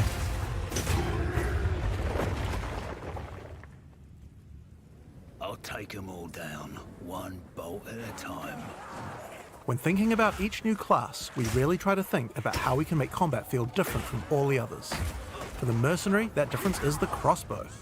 A crossbow is fundamentally different than a regular bow because it fires instantly instead of needing to be drawn back. This means that you need immediate feedback. Clicking the fire button should make the character shoot instantly, just like in a shooter.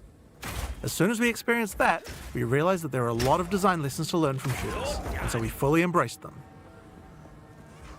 In Path of Exile 2, we have crossbows that work like sniper rifles, shotguns, and assault rifles. it's like you're playing But in an order to really get isometric shooter-like COD. gameplay, we wanted to go further. In Path of Exile 2, we now support WASD movement. You can now walk around in any direction independent of aiming. In fact, if this is your preferred method of gameplay, you can use it on any class, regardless of what weapon type you're using. WASD You can change movement. between click to move or WASD at any time. You can only hold 2 crossbows at a time, but Path of Exile 2 is all about interesting combinations of abilities, and this is where ammo skills come in. This is a burst shot crossbow, and right now I have armor piercing ammo equipped, which makes it very effective when facing a group of enemies, since it pierces right through them. Bloody horrors! But there are other ammos too. For a bigger single target, it might be a good idea to switch to Incendiary. The more projectiles hit the target, the stronger the ignite, so you'll want to get up nice, close and personal with this one. If you have a bunch of targets running at you, you might want to slow them down. In this case, you could switch to Permafrost Burst Shot. Shooting a bunch of smaller enemies at range will chill them, and potentially even freeze them in place. Once you have some frozen enemies though, you can switch back to Armor Piercing. Shooting a frozen enemy with Armor Piercing Burst Shot will explode the ice, doing a huge amount of damage to all nearby enemies.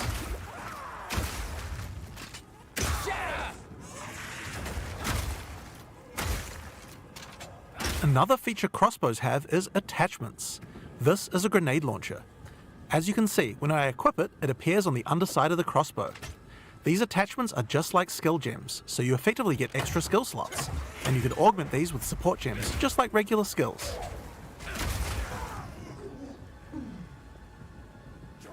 There's certainly a million ways to These grenades take customize a while this. to explode, so it's a good idea to pair them with some kind of crowd control, like permafrost burst shot. You have all these different weapon types and all these different attachments. So the combinations are... We have other grenades too, though. This Extreme. attachment is a flash grenade. It does barely any damage, but it does a huge amount of stun. It can be a great opener before you run into combat. Surprise!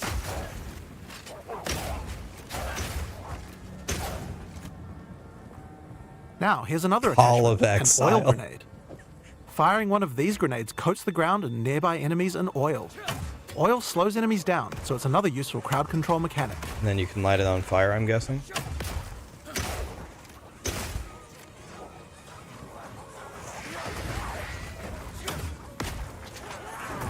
Now, another thing that oil can do is be set on fire. Any burning enemy or explosion will ignite the oil, causing extra burning damage.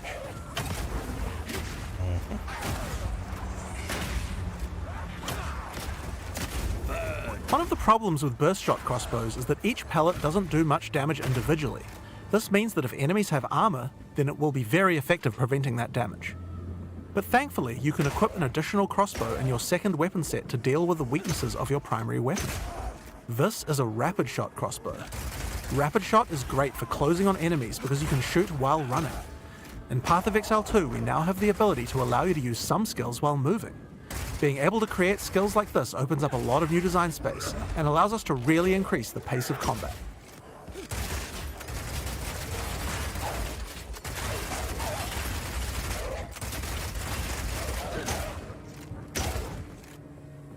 The armor-piercing version of Rapid Shot slowly erodes a monster's armor.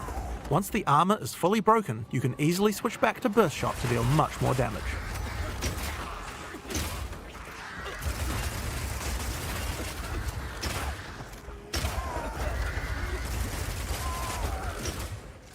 Being able to run while shooting with Rapid Shot is also great for when you want to perform a fighting retreat. Reload!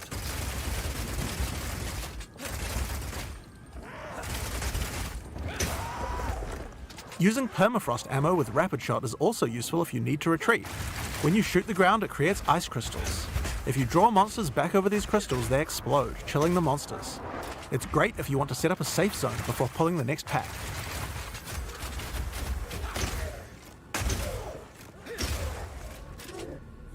Slowing enemies down can come in handy if you want to use the incendiary version of Rapid Shot. Using this skill requires that you charge up a little bit before it fires, but as it continues to heat up, it will do more and more damage. It has a really large clip size, so you can just keep firing and firing with it. But the other really useful feature is that when the crossbow is heated up, it adds extra fire damage to any grenade that you launch.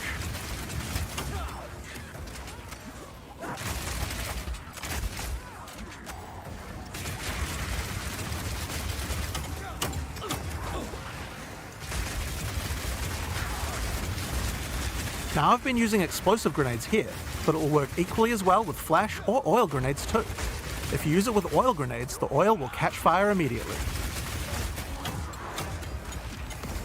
The drops should be here. Are they not? Should be.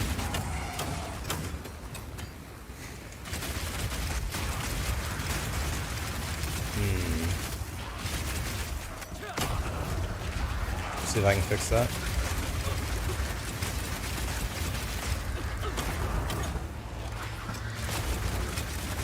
Another crossbow type that you can find is Power Shot. This one works just like a classic sniper rifle.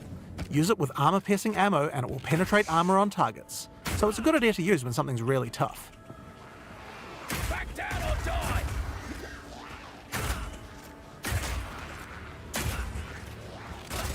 Now this skill has another interesting interaction with armor break. It is working. If an people are enemy saying. has its armor broken, Okay, then it your is Power working. Shot hits a Re- weak spot refresh and the does browser, a huge guys. amount of single target damage, with a bunch of extra stun for good measure. Just refresh the browser. You should have the drops. Bullseye! Now, the incendiary version of Power Shot is more like a rocket launcher. It does a big explosive blast at a distance.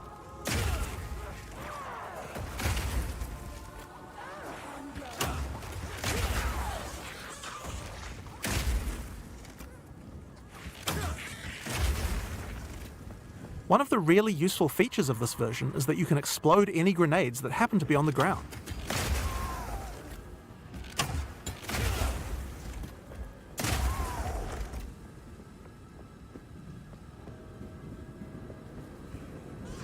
This combo also works really well with Incendiary Rapid Shot. I'm going to charge up the heat on my crossbow, shoot out a bunch of grenades, and then start the fireworks with a power shot.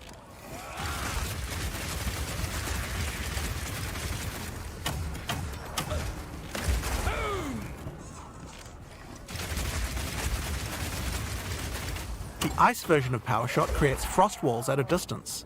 This is great for crowd controlling monsters in tight passages. The wall segments have other uses too. If they get destroyed by monsters, then they will explode, doing a small amount of damage. Lock him in!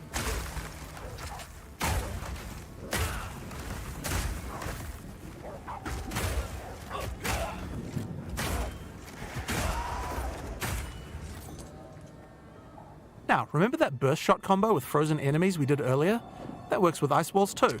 Let's put burst shot back on. Naku, I'm not familiar with that, to be honest. I'm not the right person Now to I can ask fill for up that. this area with Wish I ice could walls, help, but I don't then know. shoot them with armor-piercing burst shot for a huge amount of damage.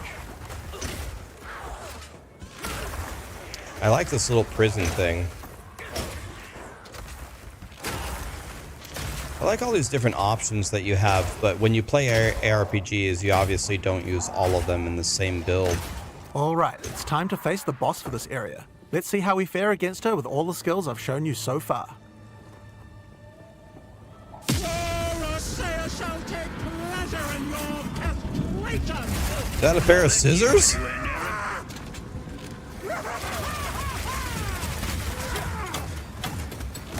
Stay still, the mother! No. My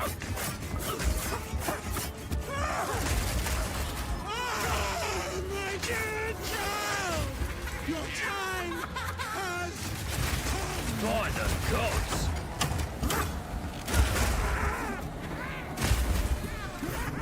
Rapid fire! Oh. That little ad has so much health.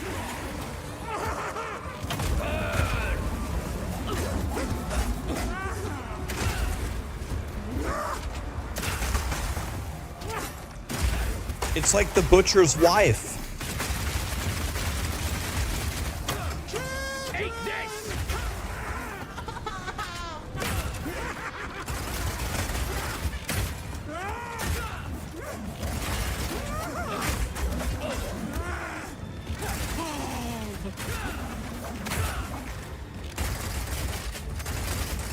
Piercing shot!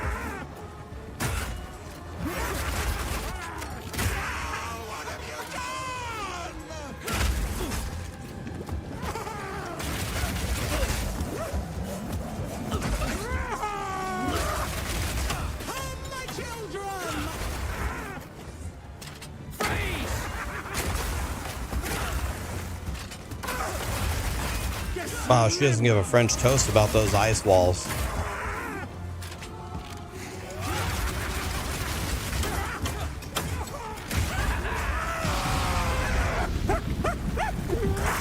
What is going on in this godforsaken city?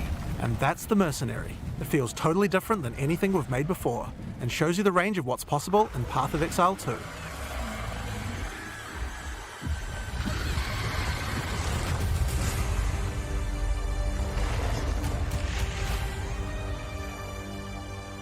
That was a pretty cool demo. I like that. We're going to be showing off a lot more about Path of Exile 2 as we approach its beta, but in the meantime we've got a Path of Exile 1 expansion coming out next week. I'm going to hand over to Mark, also known as Neon, to show you what's in store for POE 1. Thanks, Jonathan. Well, let's just go ahead and get straight on into it. Here's the trailer for Path of Exile Affliction. I like this guy. Let's just get right into it. Something moves in the mists. Something sinister. Thorn. Rot. Plague. And claw. The affliction spreads. It hungers for more.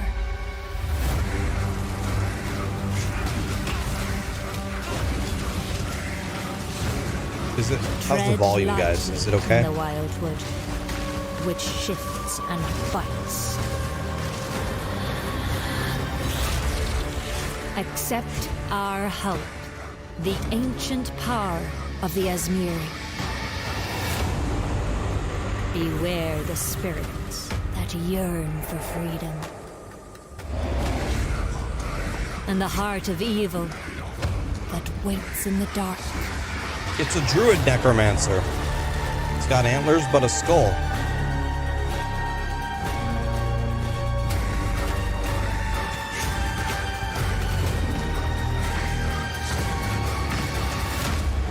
Ready yourself. I will be waiting.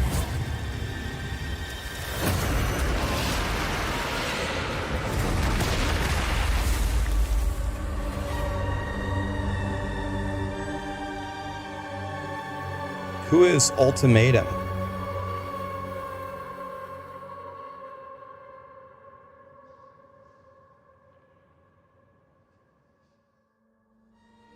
In the Affliction League, you will encounter sacred wisps, which beckon you to enter overgrown passageways that lead to the Viridian Wildwood. He's got a big cleaver. A vile affliction has covered this forest with a foreboding darkness. You'll need to uncover the forest mysteries to put a stop to the source of the affliction. As you approach the darkness, the wisps burn away its affliction. Make sure you tread carefully, because they only have a limited amount of power. But be warned, the darkness is full of cursed monsters that emerge to kill you. As you explore, you might see other types of wisps trapped inside the darkness. The Wildwood is trying to guide you towards clues about its affliction. Follow the trails of wisps by collecting them, and you may uncover many different secrets. New characters to find, shrines, boss battles, and all kinds of new encounters are lurking in the forest just waiting for you to discover them. There are many rewards to earn for those brave enough to seek them.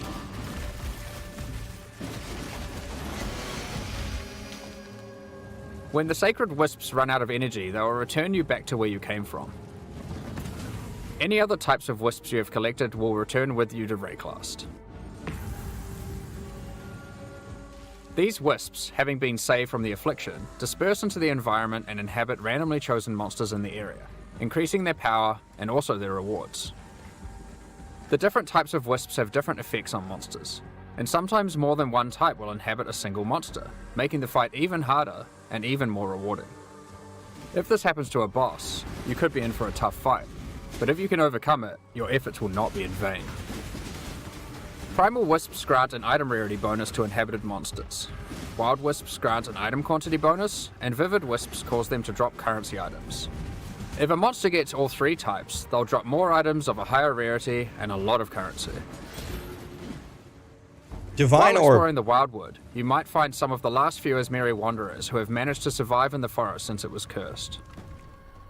Each of them have different survival specializations, and they are willing to teach you if you agree to help them defeat the source of the affliction, the King in the Mists.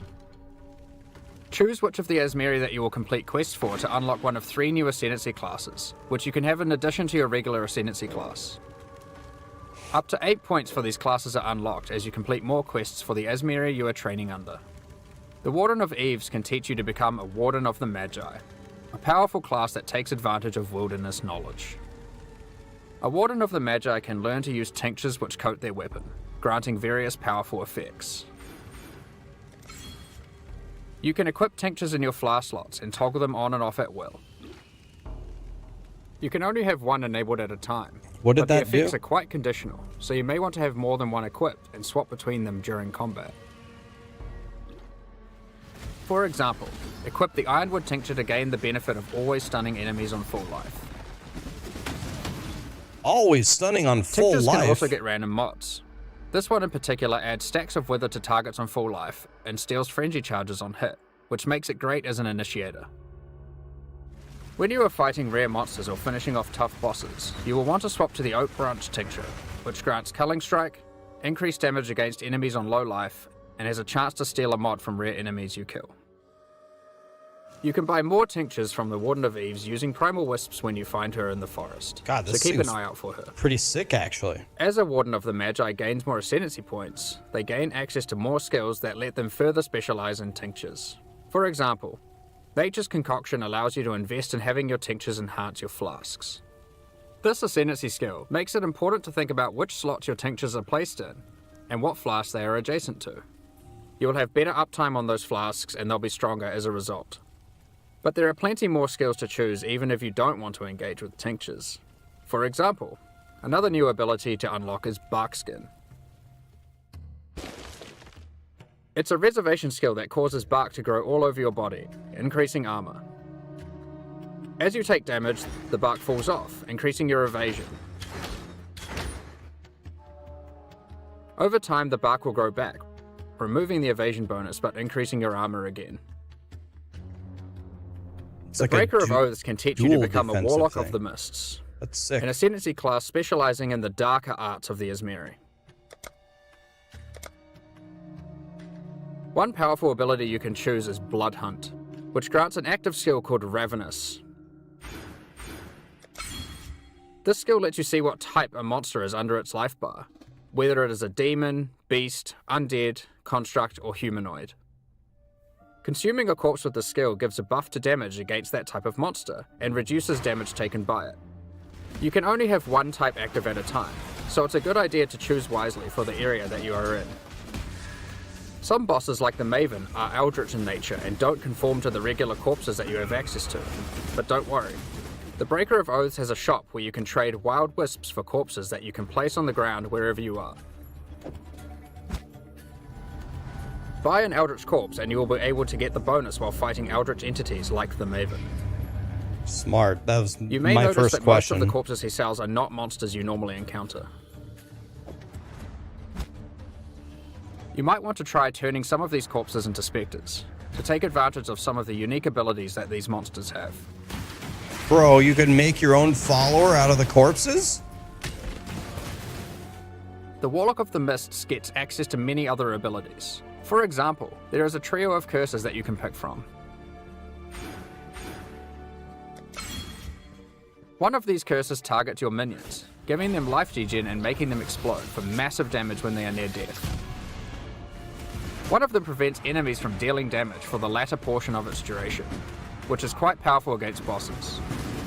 This curse creates the interesting build decision of whether or not you should increase curse duration or reduce it.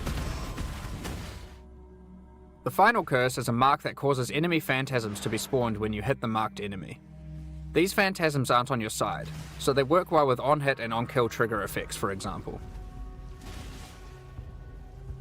The Primal Huntress can teach you to become a Wildwood Primalist. Unlike the other new ascendancies, the Primal Huntress lets you customize your tree.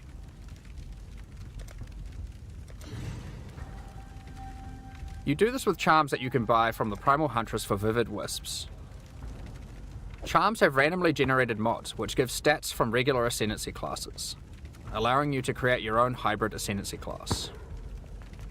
The final one Charms is are a magic items that are customized aligned one that with you can different make attributes. yourself? So for Wow. example, this Ursine charm is strength aligned and has gotten the melee hits have a chance to fortify stat from the champion, and the ability to stop your movement speed going below base from the Juggernaut. This interlined Corvine charm lets you get the stat that makes your consecrated ground effects linger from the Inquisitor, and the effect that makes cursed enemies explode from the Occultist. Some of the combination of mods that you might find for sale on charms can be extremely powerful, so keep a lookout for the Primal Huntress's shop even if you are not playing as a Primalist. As a Primalist, you also get access to a few other interesting abilities. Use Warcries next to corpses and they have a chance to drop an extra item. It opens nearby chests too. Dude, The this Primalist is also gets access to a from small Diablo extra 2. backpack, just in case you Warcry find bar. yourself needing to cart more items to town during your map runs. Wow, extra If you are inventory unhappy with the space? class you picked, or you just happen to find a really great item for another one of the classes, you are able to change which class you are using next time you find one of the Esmeri Wanderers. Just remember that you will have to do their quests in order to gain the ascendancy points for that class.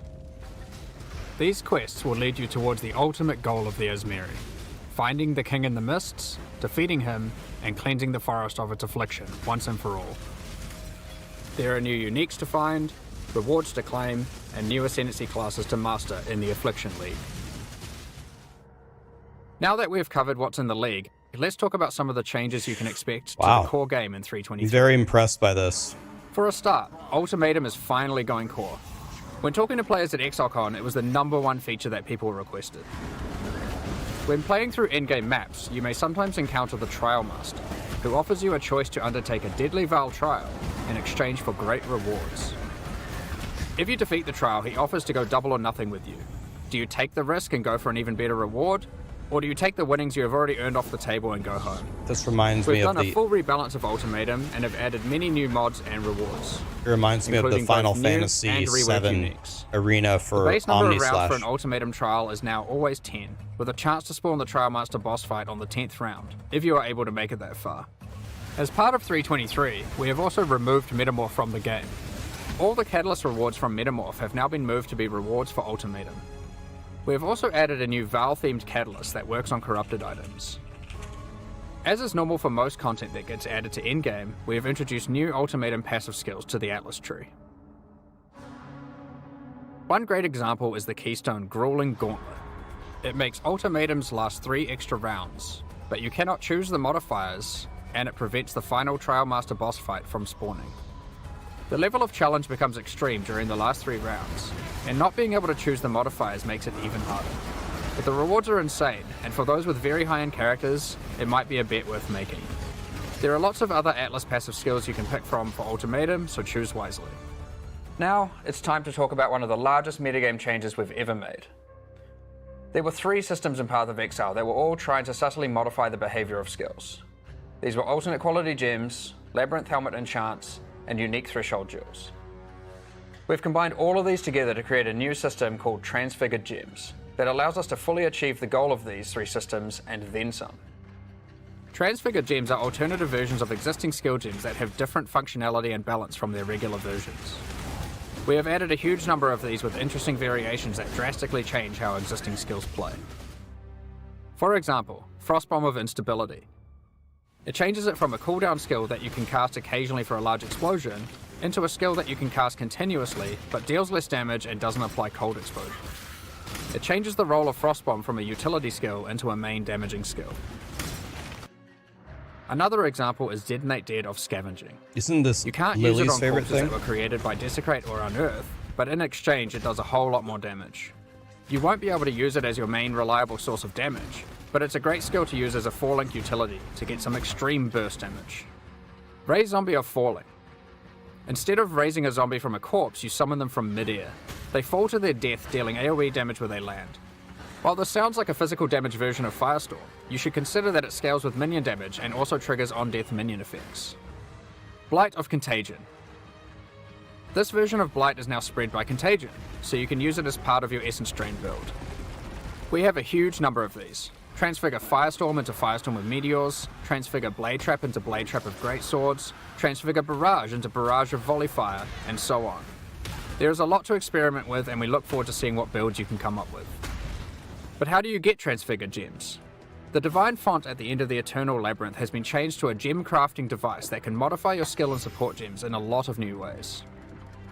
One of the options you can now choose is to turn a skill gem into one of 3 Transfigured Gems. But that isn't all the Divine Font can do. It has a lot of other gem crafting options you can use. For example, you can add quality to gems, add experience to gems, sacrifice a gem for 1 or more treasure keys to open Azaros chests, and you can even exchange support gems for exceptional support gems like Empower or Enlighten. These are just some of the options you'll find the Divine Font is now capable of. So this In order labyrinth, to replace that's the rewards labyrinth, and right? heist that previously gave alternate very quality rewarding, gems, it seems. we have done a rebalance of the rewards of heist as well.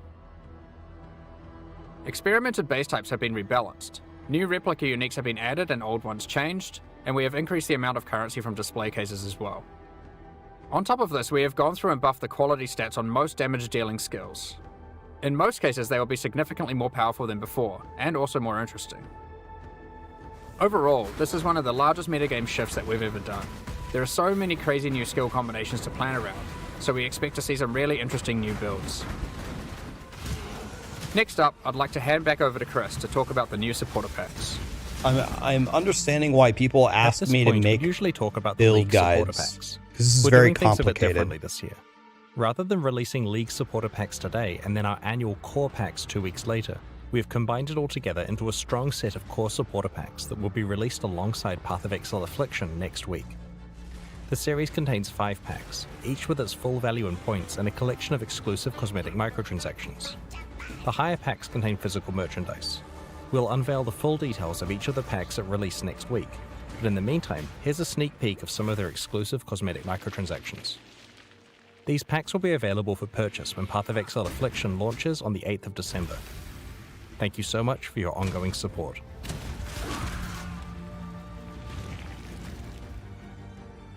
We're just about to start the Q&A with Ziggy D. Afterwards, we'll post Path of Exile Affliction's full patch notes. With the release at the end of next week, our community team will be posting crucial information you'll need for Affliction's release. Keep an eye on the news. On release weekend, we expect to launch the new mystery box and this season's Kyrix Vault Pass. Thanks for joining us today and checking out our latest developments. We're looking forward to exploring the Viridian Wildwood with you next week. We'll begin the Q&A shortly, so please get your questions ready.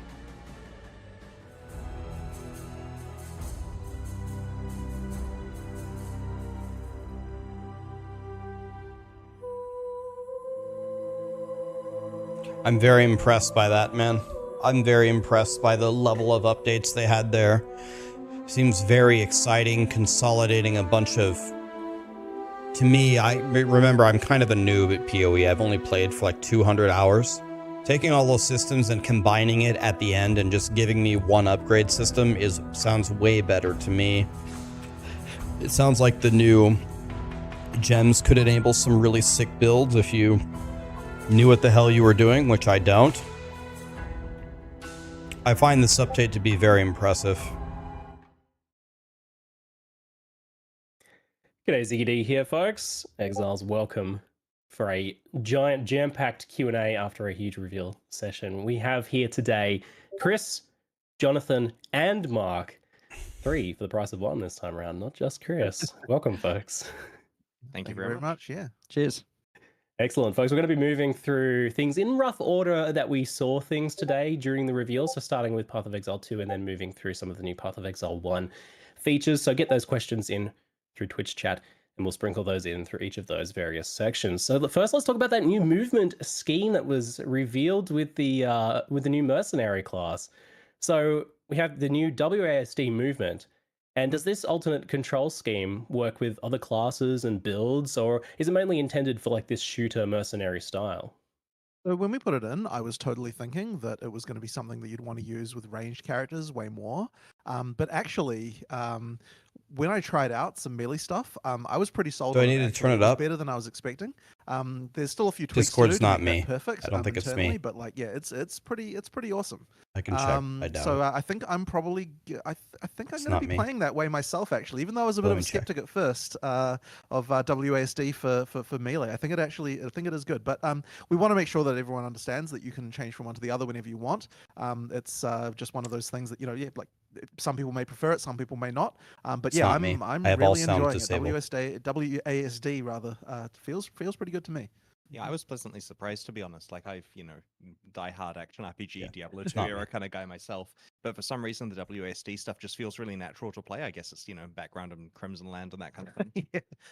That first moment you use it, it's a little bit jarring because W is now not a skill. But once you can get beyond that, it is like very, very fun to play. It is actually funny going I went loaded up the POE1 client again recently, and I was immediately pressing WASD like, oh shit. Yeah. Keep doing the exact same thing. Yeah, exactly. But I also keep trying to dodge roll as well. Yeah, so yeah.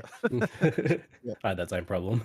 I was going to ask then, can WASD movement be added to Path of Exile 1, or is it exclusively a POE2 feature? It's probably going to be pretty hard to add it to POE1, and the reason would be because the number of animations you need to support arbitrary directional movement like that is really high, and the rigs in POE1 are so old that it would be really, really difficult to add. So I think it's probably quite unlikely. And just in general, the animation stuff that we're doing in POE2, it's just a different level. So it was like okay, I'm not going to say easy, being but it was this easier employee. to add it in POE2 than it Every meeting can by far. see your screen. For now, I would I'd just say resign. It's going to be POE2 only. Can't how have you found hotkey usage watch and Twitch things like that or while moving play around games with at WASD work. movement? I would resign. So basically, one thing it does do is so it's definitely a thing. But what personally what I found is Hi, that you've Shannon. effectively got the left click freed up, to put a skill on. So you've kind of got you can have sort of 3 major skills on mouse, and then having other stuff on the keyboard. And it works pretty well for me because the stuff that I put on the keyboard at least tends to be the sort of more rarely used stuff. They're still commonly used, but still a bit rarer. And so it wasn't too bad. I found it okay. It is a concern for sure. I suspect that there might be a few builds that would be a bit harder to do that way, but you can always use the other control scheme if you want. But it's working really well for what we were doing there. And how well does this translate to controllers then? You would think it'd be perfect for twin sticks. It is. So we have also implemented so that the right stick you can use to aim which direction that you're going in on Volume up, controller, okay. and it does work well there. There's a bunch of other controller stuff that Is we're that kind better? of fiddling around with, trying to get that better. It definitely does help in that direction as well. Plus, it just kind of makes movement. There's actually stuff even with click to move that we can use. We can utilize the fact that we've got the ability for the character to face a different way than they're walking. That actually makes there's some cases where we can make the click to move stuff look more natural as well. It's kind of minor stuff, but the animation does look actually better for They click to move said too, every class can use WASD and POE2. What sort of skills all can of you them. use while moving? That was mentioned that some will be kind of functional in that way. Yeah, so we're still going through and thinking exactly what we want to do there. But the basic thing is that you definitely want to have, I think, for each build, a few skills that you can use in that way, because it does make combat feel faster when you can kind of be doing stuff on the way to the next monster, this kind of thing. It just kind of improves it in a way that once we tried it, we were just like, wow, that's actually really cool. It won't be like everything, or a lot of the time, I think what we're doing is getting the we can shorten the windows because we've got this ability now. We can kind of shorten the windows where you're not allowed to move, where there's movement locked out in skills as well. So only right near the contact point do you actually have to stop. And then for other skills, we can do them completely while you're moving. So some of the skills that you might want to spam in some cases, things like that, it can be okay. So I'm not going to give you a list or anything, but yeah, we definitely want to making sure that each build has skills that you can do while moving available, so that you can kind of utilize the time when moving between packs to be Skills that incorporate more movement or even play with the lack of should be movement, still like user planting your feet. What was What's that, sorry? Oh, sorry, I didn't hear what you said. I think Discord kind of lagged out for a second there. Oh, okay. The other thing as well is that is another question people have asked is how does it work when you are using click to move? And the answer is honestly pretty simple. You click where you want to move, and then you move the mouse and use the skill in the other direction, and then your character will just not be interrupted the move. They'll just keep moving while you shoot in the other direction. That does work. It is technically it takes a bit more mouse movement to be able to do it if you want to be able to move while you're doing it, but it does work. So there's no technical disadvantage there other than just, effectively what you're doing is it's like the same exact motion you do if you're stutter stepping, except that you're able to actually move at the same time while you're doing it, basically. Yeah, you effectively queue up a move command and then fire in the opposite direction or something. Exactly, yeah. Do you find that this is... What's that? I was saying it's like lower APM stutter stepping. Yeah. Do you find that this is opening up a lot new design space for you with skills then? Because this is a new way of thinking that you haven't really had access to in terms of skill design now. For sure. There's definitely a lot of stuff. We haven't even really yet explored all the repercussions on other builds as much as we would like to yet. There's a lot of stuff to change here and kind of get and utilize that stuff for. But yeah, as I said, once we tried it, it's just we need to be exploring this all throughout what we're doing and making sure that we can take advantage of it so it feels as natural as possible when you've got direct character control like that. What we're finding here is the overarching goal with the new characters in Path of Exile 2 is that each one plays entirely differently. We're releasing 12 games in one, where you can play an entirely different style with each character and feel compelled. Now that you've tried a mercenary, you want to try another one, for example, because you're going to get a different experience. And this means that Jonathan's team is pioneering these new things like the WSD controls, using a class as an example. Like the mercenary is the canonical WSD control one because of the crossbow stuff feeling like a gun.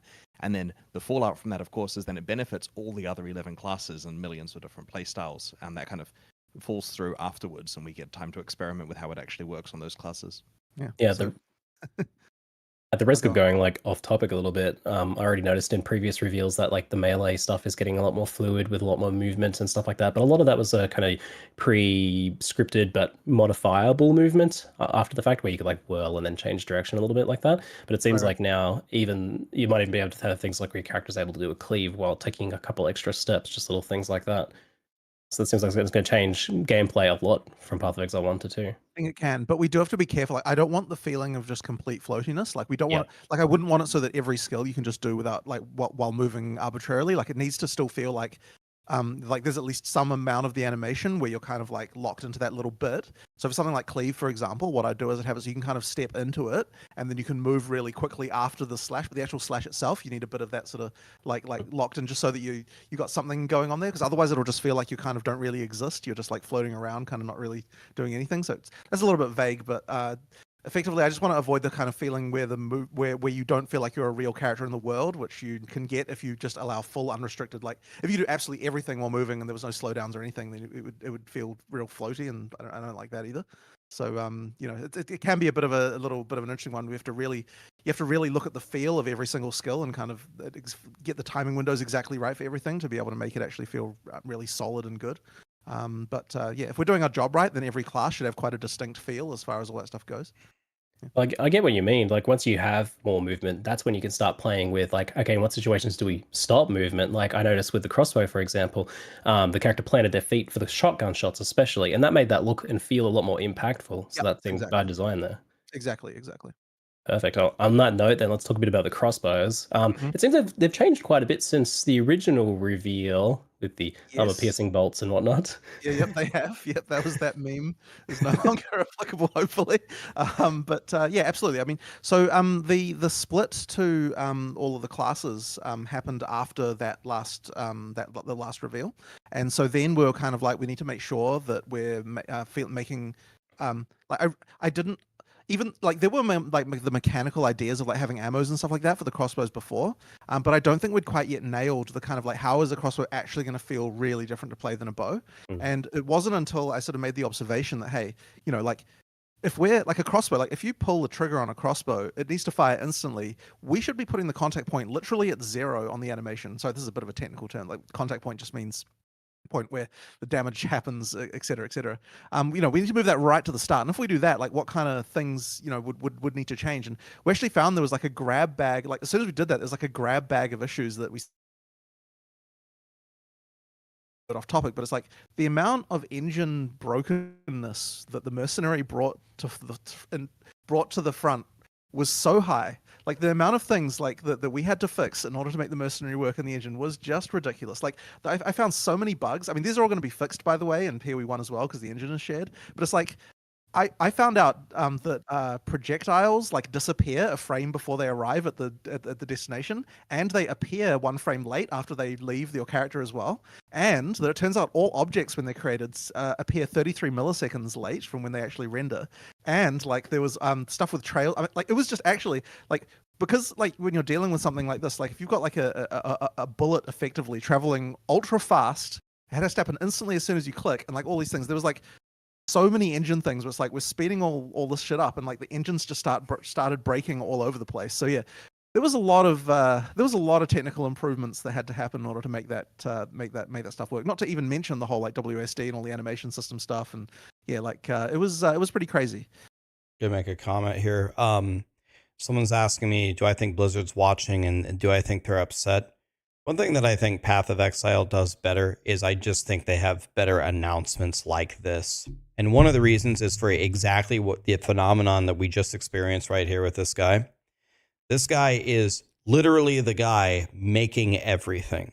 So Diablo suffers from these very high-arcing announcements that don't actually tell you anything. This is the opposite. It's so granular and it's so specific that it actually can get you interested in it, and you can actually ask really hard questions about how the game will actually work. I think this is something that Blizzard should learn from. I think that this presentation is better. primary firing type was to have the attachments. And so those basically are effectively skill gems, except that you equip them where you'd equip a quiver instead. But they have support gems and everything like that. And effectively, whenever we want to have a crossbow skill, as it were, that isn't related to one of those primary firing types, then that'll be where that can go. And so there's way more than what we even showed there. Like we just showed like some grenades, but there's all sorts of other quirky types that have been come up with that you can attach to your crossbow. Like I know someone made like a bayonet at one point. I'm not sure how we're going to use that, but I don't know if that one will actually be useful. But we'll see. We've got a model for it. We'll see if we'll experiment with it. But there's those. But I mean, there's also other things, of course. Like there's stuff that we didn't show here. Like there's still the what do you call them? The oh god, the crossbows that pop up when you summon the ballista totems. There's still ballista totems and other things like that, and like various other skills. So there's definitely other skills that we expect this class to use, but we kind of ran out of like time to be able to show like all the different things that you can do, and we'll show more of those later. But yeah, there's going to be other stuff that you can fill your skill slots with for sure as well. So don't worry about that. So are some bow skills going to become crossbow skills? Is there going to be shared across the two? There are certainly some concepts that we might. I mean, look, when we're designing the classes, we're kind of like we do look at POE1 and be like, is there anything here that we want to crib from, to kind of to use? And there might have been a couple of things that we've like sort of used as concepts, but overall, it is supposed to feel like this is distinct. And I'm sure maybe there'll be a time where like this is better suited as a crossbow skill than a bow skill. But in general, I guess like we're looking at designing things like this is a full new game. Like we're designing skills again. Like there will be cases where we go back and we're like, hey, this POE1 skill is still great. Let's port it over. But in almost all cases, the skills get changed a lot. Like I mean, when you saw the sorceress when we announced all the stuff there, it's like there were skills from POE1, but like the changes to them were such that like they don't really feel the same at all. So it's they kind of end up quite different. Yeah, I feel like I remember seeing like a melee skill became a spell or something like that. Sure, some pretty big changes. Weird stuff can happen, yeah. Yeah. So are the crossbows exclusive to the mercenary, or are they something anyone can use? I mean, just like anything in PoE, everyone can always use everything. I mean, we obviously, when we're showing stuff, we sort of show it as if like, this is a thing restricted to this class, something, but it isn't, of course. Yeah. Like, you can use it anywhere. And one thing we definitely try to do is make sure that there are keywords that are usable between the classes to make sure, like, even if we don't know exactly how that'll be useful, like that they can lead to things that can be interesting. So, for example, on the crossbow there, we had armor break being used, which is the same mechanic we were using on the warrior. And I mean, look, maybe in theory someone could make a crossbow /mace build. I don't know how that would work, but what I'm saying is like by having the shared keywords across different classes, it just means that if someone wants to come up with something weird, they can do that. So yeah, absolutely, you can use stuff across. I'm definitely going to do that. Yeah. I'm definitely going to do armor piercing bolt crossbow, and then always crit. What a time for it to freeze. It's going to happen. Yeah, I mean that's probably pretty broken actually as the balance stands right now. I bet I'm going to do armor piercing crossbow and yeah. With it seems like Discord died for the stream a little bit there. Sorry, Jonathan, what did you say you were? Mark, what did you say you were going to do? Oh, it's using armor piercing bolts to get armor break from a distance, and then using sunder which is a skill we showed on the warrior, because sunder gets always crit and higher crit damage if the target's armor broken. So when we show the warrior, you have to use armor break, which is I guess kind of heavy strike-esque, right in the face to break the armor. But now I'll just do it from a distance and then sunder from a distance. And right. So yeah, there's a potential build there. For sure. We've got the weapons swapping and the tree swapping and stuff. I hope we see some hybrid melee ranged. It's a great playstyle. It can happen. Especially for the mercenary, I feel it'd be a great not even fit. going hybrid, he's going ranged. We've got the oil grenade, and that effectively showed some environmental interactions, lighting a patch of oil on the ground on fire. Is that something you might expand to with other skills, enemy abilities, or even like combat areas? Like, here's an oil barrel, you can light that on fire or something. Yeah, I mean, we absolutely love that stuff, like the environmental stuff. But I mean, even with the other skills we're designing, like, I mean, things like the volcano interaction with the druid, that's another example of that kind of like place a thing in the world and then you can do something with it. I quite like that stuff. I think it's pretty cool.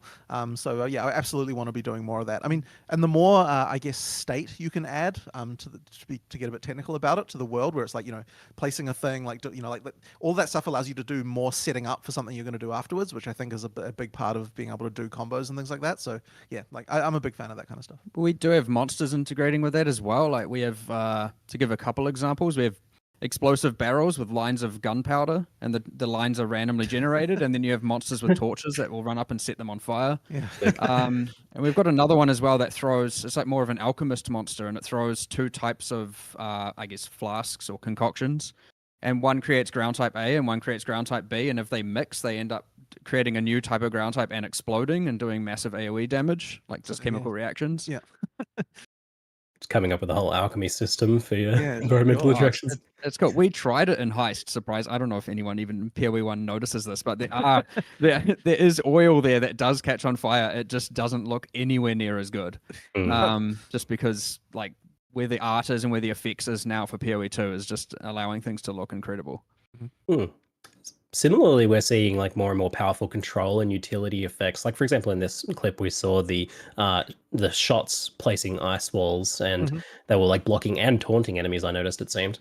How do you keep these sorts of effects like feeling powerful and relevant in boss fights without just kind of breaking the fight or trivializing them? I mean, on some level, like we have to be able to let players use those tools in boss fights because otherwise there's no point in them. Like I really want it to be the kind of game where you can use that kind of more control type stuff.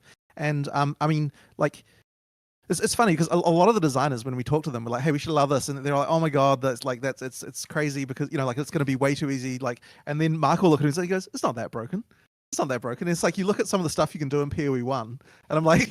The ability to like freeze people in place with walls is like nothing compared to like the ridiculousness that your character can get to. So yeah, like when you actually think about it, like it's not that broken really. I mean, and we want players to have fun at the end of the day, right? We want them to be able to use those tools, and I quite enjoy it. But in particular though, with the ice though, those walls, once a monster gets above a certain size, they no longer get blocked by them and they run through them. They still get explode. So Ursia, you might have noticed, like the baby wasn't able to get through the walls, but Ursia can run through them, and then they just get that little detonation. So the skill actually changes a bit. Like against small monsters, they have to like stop and attack. It completely blocks them in, and they can't get through. But against large monsters, the monster rolls right through it, but then they explode and get chilled.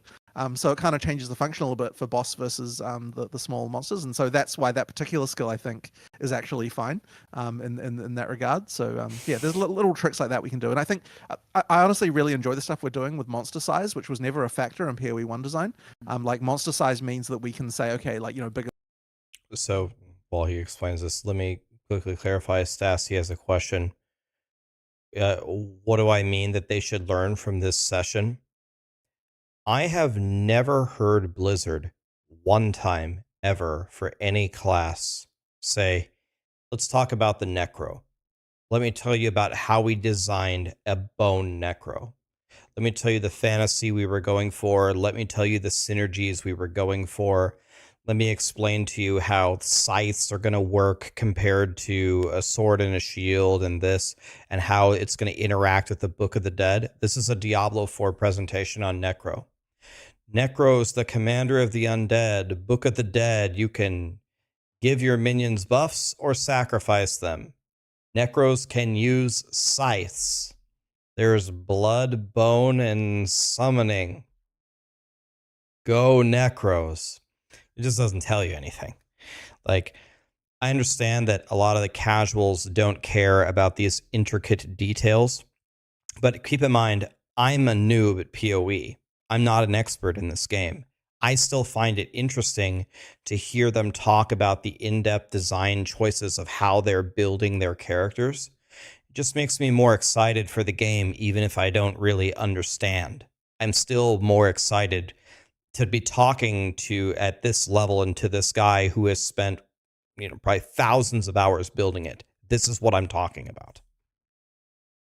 To the lower story and that sort of stuff. Like it actually has like all of that physics all working and everything. Even those problems in POE1 with like leap slam, where you leap slam off like over a ravine, your character will go down, up, down. Yeah. No more of that. No more. Yeah, so like we've got Get lots rid of all of that. like there's a lot of physical stuff. In fact, like and also just things like arrows hitting like empty space and like stuff like that. Like now they all exactly hit the geometry and like there's lots of I mean, once again, it comes back to all the engine stuff we had to fix in order to make the mercenary possible. Like, it was just like, we were like, okay, we can no longer tolerate all of this, like, not physical stuff anymore. We have to actually make it right. So yeah, there was a lot of changes required. And it makes just everything feel a lot more realistic and kind of grounded, which is good.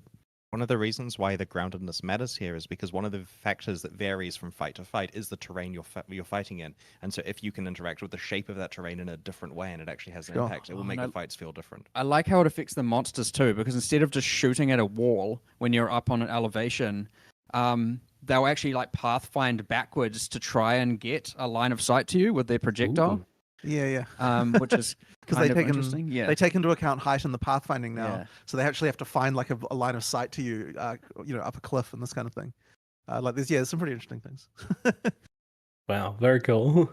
So for demonstrations and things like demos and stuff, you're obviously going to be showing off as many different abilities and combos and stuff like that as possible, like more than you typically have on an actual character. But I'm curious then, kind of what are your expectations or hopes for POE2 in terms of how many skills and combos a well-refined character build is going to be running at endgame? I mean, I personally believe that you should have probably 2 to 3. 2 is going to be very common. I think 3 will be pretty common as well in terms of like core combos for your character. And then depending on the context, like what's going on with the boss fight or just the monsters, you'll decide to do one or the other. But what I quite like about the way the gameplay is and what we try to strive for is like you've got some plan in mind for what you're doing, but like no plan survives contact with the enemy kind of thing. And like, the enemies are doing things that's kind of disrupting that. And then you're like, oh, I should need to use the skill to kind of like deal with that. And so that a lot of the time you can have like, I think you saw this on the Druid as well. It's like the Druid basically had synergy for the entire set of skills that it had. But in reality, when you're playing, it's like you can't kind of get off the full combo all the time. You need to kind of like, sometimes you can, and then you get a huge amount of damage. But the rest of the time, you're kind of using individual subparts of the combo that like, because multiple parts of it still work together. And so you can still sort of have utilizing different parts of it is still useful in different situations. But then you can kind of use everything together in one go in the end and kind of get something really awesome. Different characters will feel a bit different in this regard. But I really do want like some like interesting combos going on, and it should be very context sensitive, right? Like what the enemies are doing should matter in what you are doing. Like that is, I guess, the sort of key element of that. And in order to achieve that, you're going to want to have like a few different options on your character to take care of different situations. Before we move on to some Path of Exile 1 and Affliction questions, we have just a couple more chat questions to ask. Sure. Do you need to spend all the crossbow ammo to reload, or can you reload manually as well? Is there like a hotkey or something for that? Yeah, you can reload manually. So effectively, if you use the ammo skill again, it'll reload the thing. So there is a reload. Great. Will Path of Exile 2 be cross-platform at all? Yes, it will be. Absolutely. Oh, fantastic. Yeah. Will boss and monster balancing be done around WASD movement balancing, or will be keeping mouse movement players in mind as well?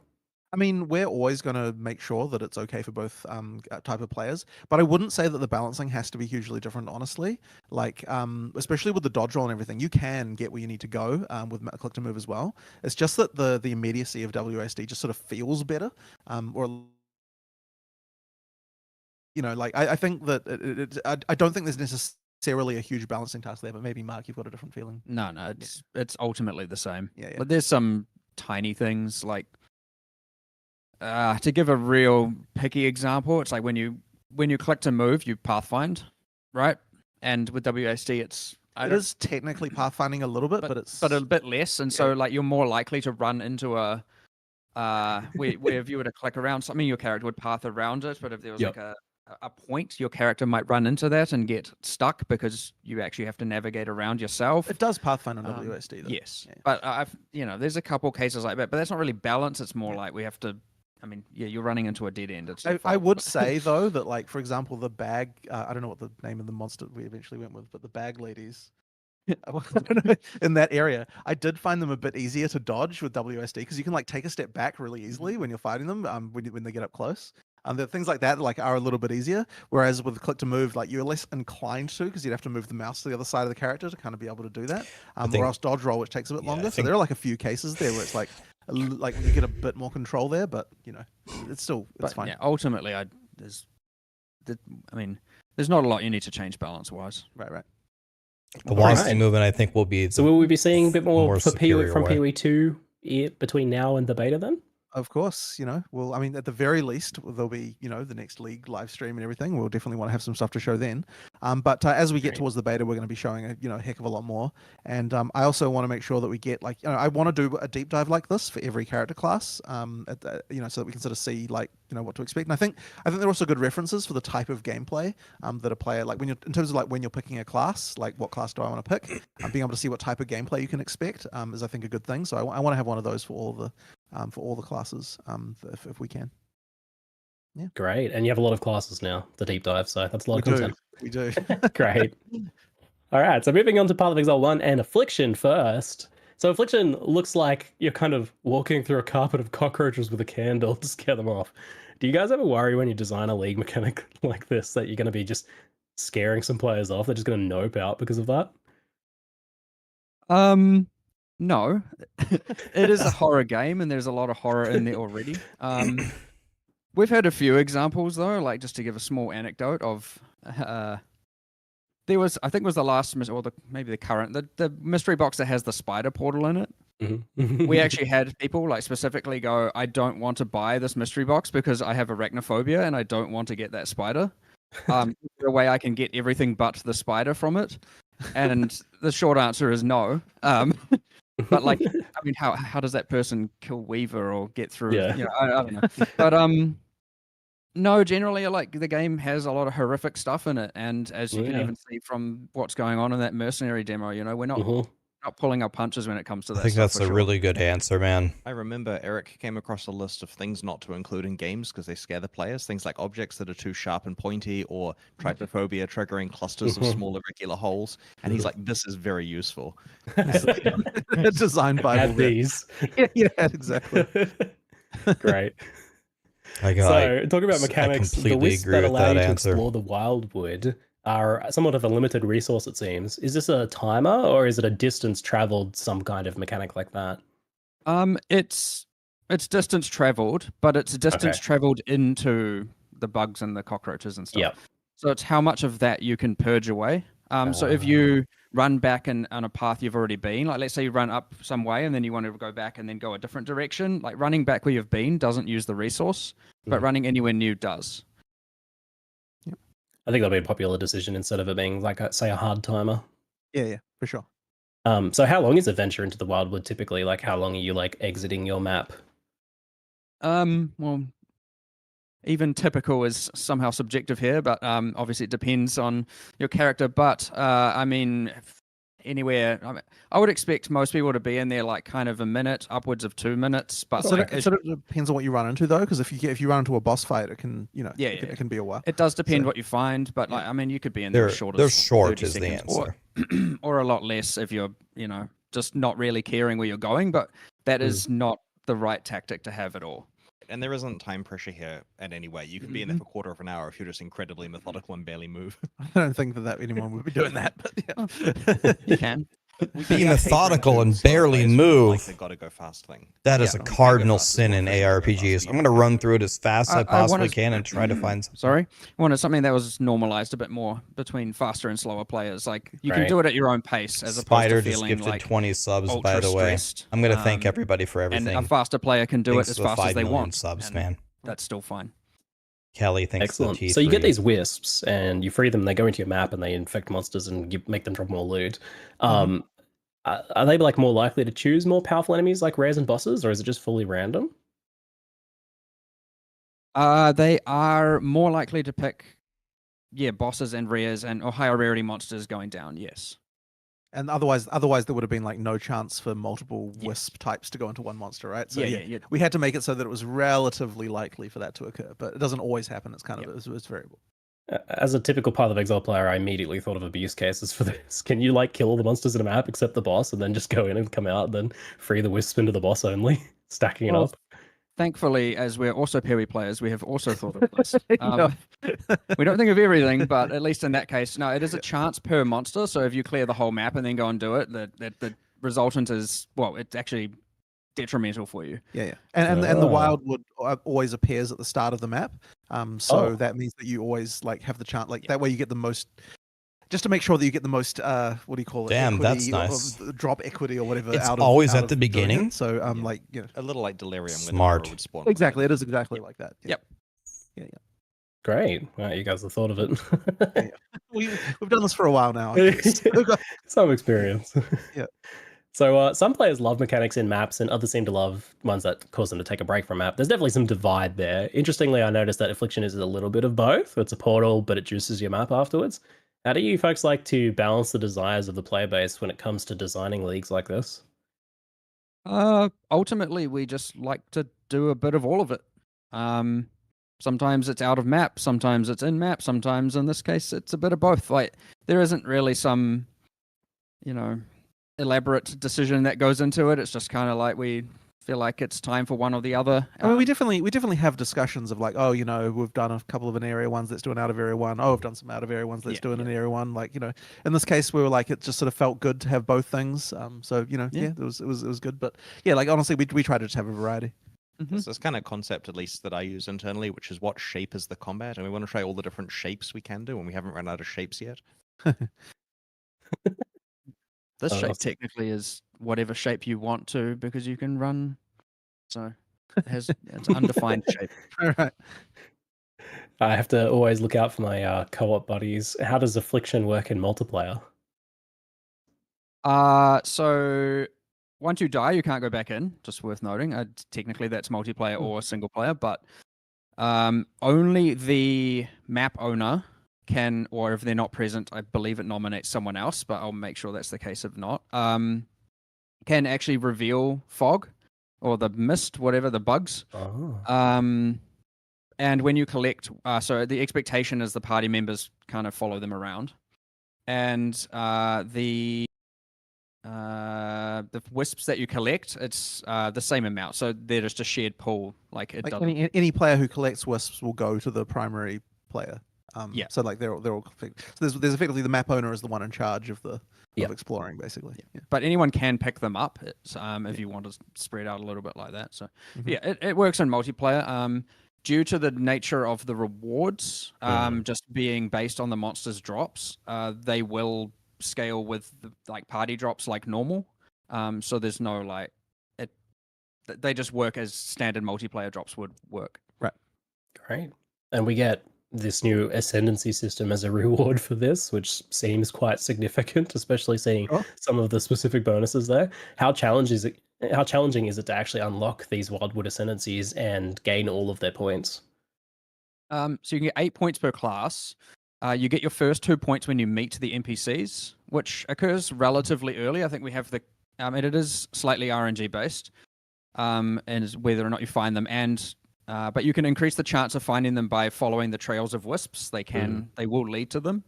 So the different colors have different things at the end of the trails, so you can kind of pick which direction you want to go. And each color associates to an NPC. So I think that you can start appearing around Act 2, and then the expectation is by end of Act 5, you've probably found each of them once. And when you meet them, you get your first 2 points, and then they'll give you a quest if you spec into that class to find more wisps or kill some monsters, like real basic quests, all done within the forest. And then you get your 4th point, and then or 3rd and 4th points, and then you have a quest to kill like a mini boss, and then it'll give you your 5th and 6th, and then the final 2 points are from killing the final boss of the league, which is probably relatively difficult. Like that's a level 83 kind of, maybe equivalent to say like Lycia from Sanctum, or not quite pinnacle boss, but like just below it kind of thing. So that will be hard. So you could argue the first 6 points, the first 2 points are very easy. First 6 easier than probably say Labyrinth or the normal Ascendancy equivalent, but the last 2 points will be quite a lot harder than the regular Ascendancy 8 last 2 points. And this is in parallel / addition to your existing Ascendancy class and its progress. So you have 2 classes here to clarify.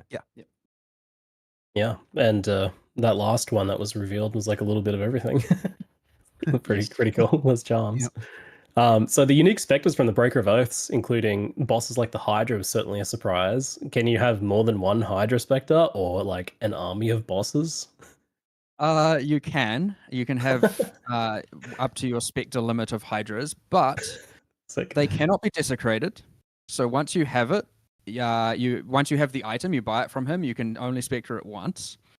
Once it dies, then you have to buy more of them. But yes, it will be hard to find them. You can trade. You can trade them. Yes, you can trade for them.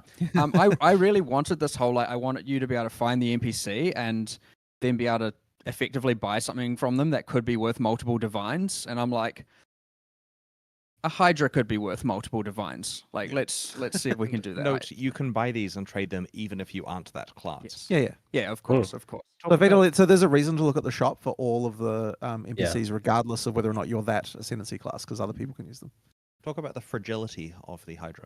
Yes. Well, it is worth noting the Hydra's health in particular is relatively low, so you do have to keep it alive.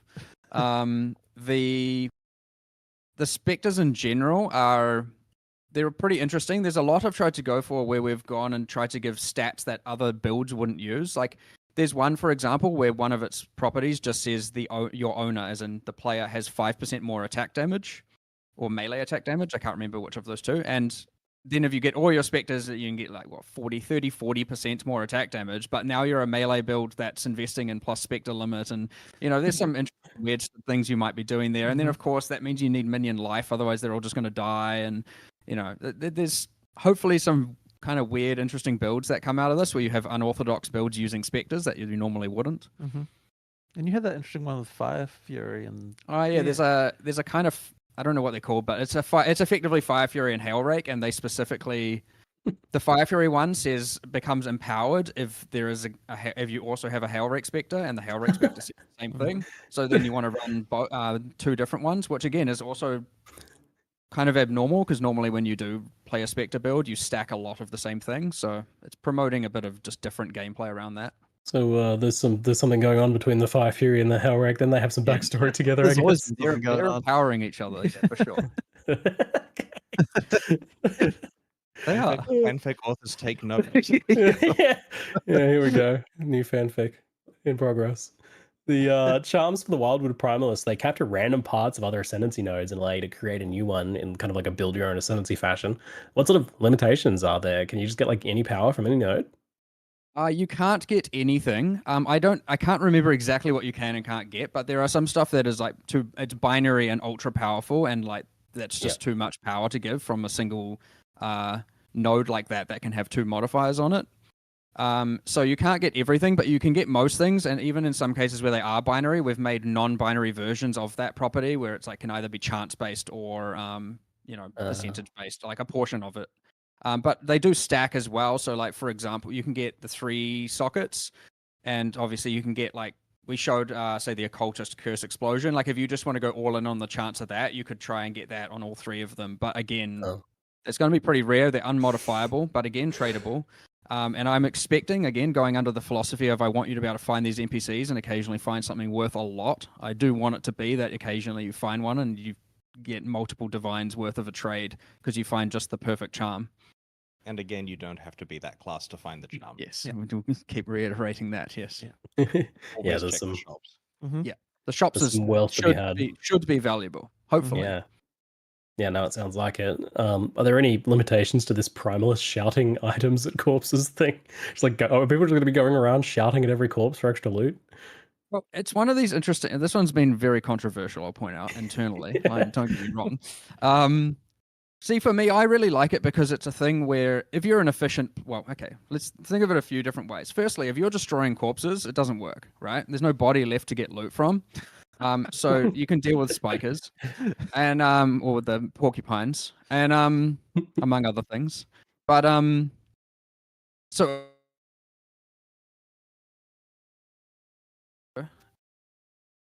we had a bit of a we're back now.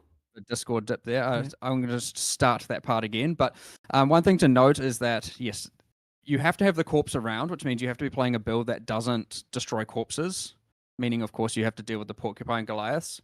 I don't know who heard that before, but whatever.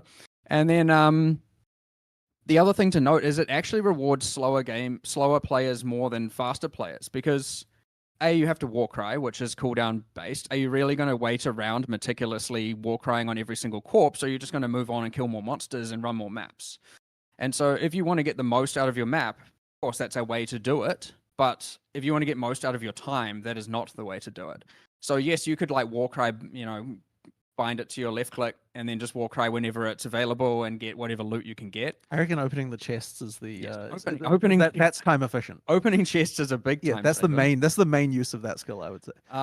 But it is worth noting, just to get into some specifics of how that works as well. It doesn't care about the monster's quantity and rarity. It does care about map quant and rarity. So a boss is just going to occasionally drop like an item, if that. It doesn't like re-drop all its drops. So it's not like ultra powerful. Due to that, it's probably honestly going to yield a little bit more. Like it's more for like getting a little bit of extra currency than it is getting like unique items and rare items and stuff like that. I'll ask the obvious question that you knew you'd get when you added a backpack inventory expansion. Do you think you'll give this to people outside of the Primalist? Short answer, no. But I mean, look, we chuck these in, we experiment for 3 months, and we see. This was also the node of the second highest level of controversy internally. We'll give it a go. We'll see what happens. But like, I do not see that thing returning outside of the Primalists after the league, even if the league happens to go core. Controversial league design, it sounds like, internally. Oof. Well, they're 3 month experiments, essentially. Yeah, we like to try things. I say controversy, it's fun. It's not like there's a shouting match or anything going on, right? Like it's just Well, one of us isn't shouting. No. We've got some more chat questions on Affliction before we move on to some of the other features. When you enter the Wildwood, do you start at the last place you're at? Is it like a continual exploration, or is it a new area each time? It's not continuous, no. It is effectively an infinite forest, but you're put in a random place every single time. It's new exploration. It isn't continuous from the previous areas, no. So it feels slightly like the idea of Delve without the actual specific. It isn't really like Delve because it doesn't have the whole like big map or anything like that. It's like Are Delve. the wisps No, it's not tradable like or Delve. collected as currency items at all? No, I mean they're tradable to the vendors, but that's not really trading. They're usable as currency for the vendors, but aside from that, no. That guy just lost his between Christmas instants, bonus. they don't carry over at all.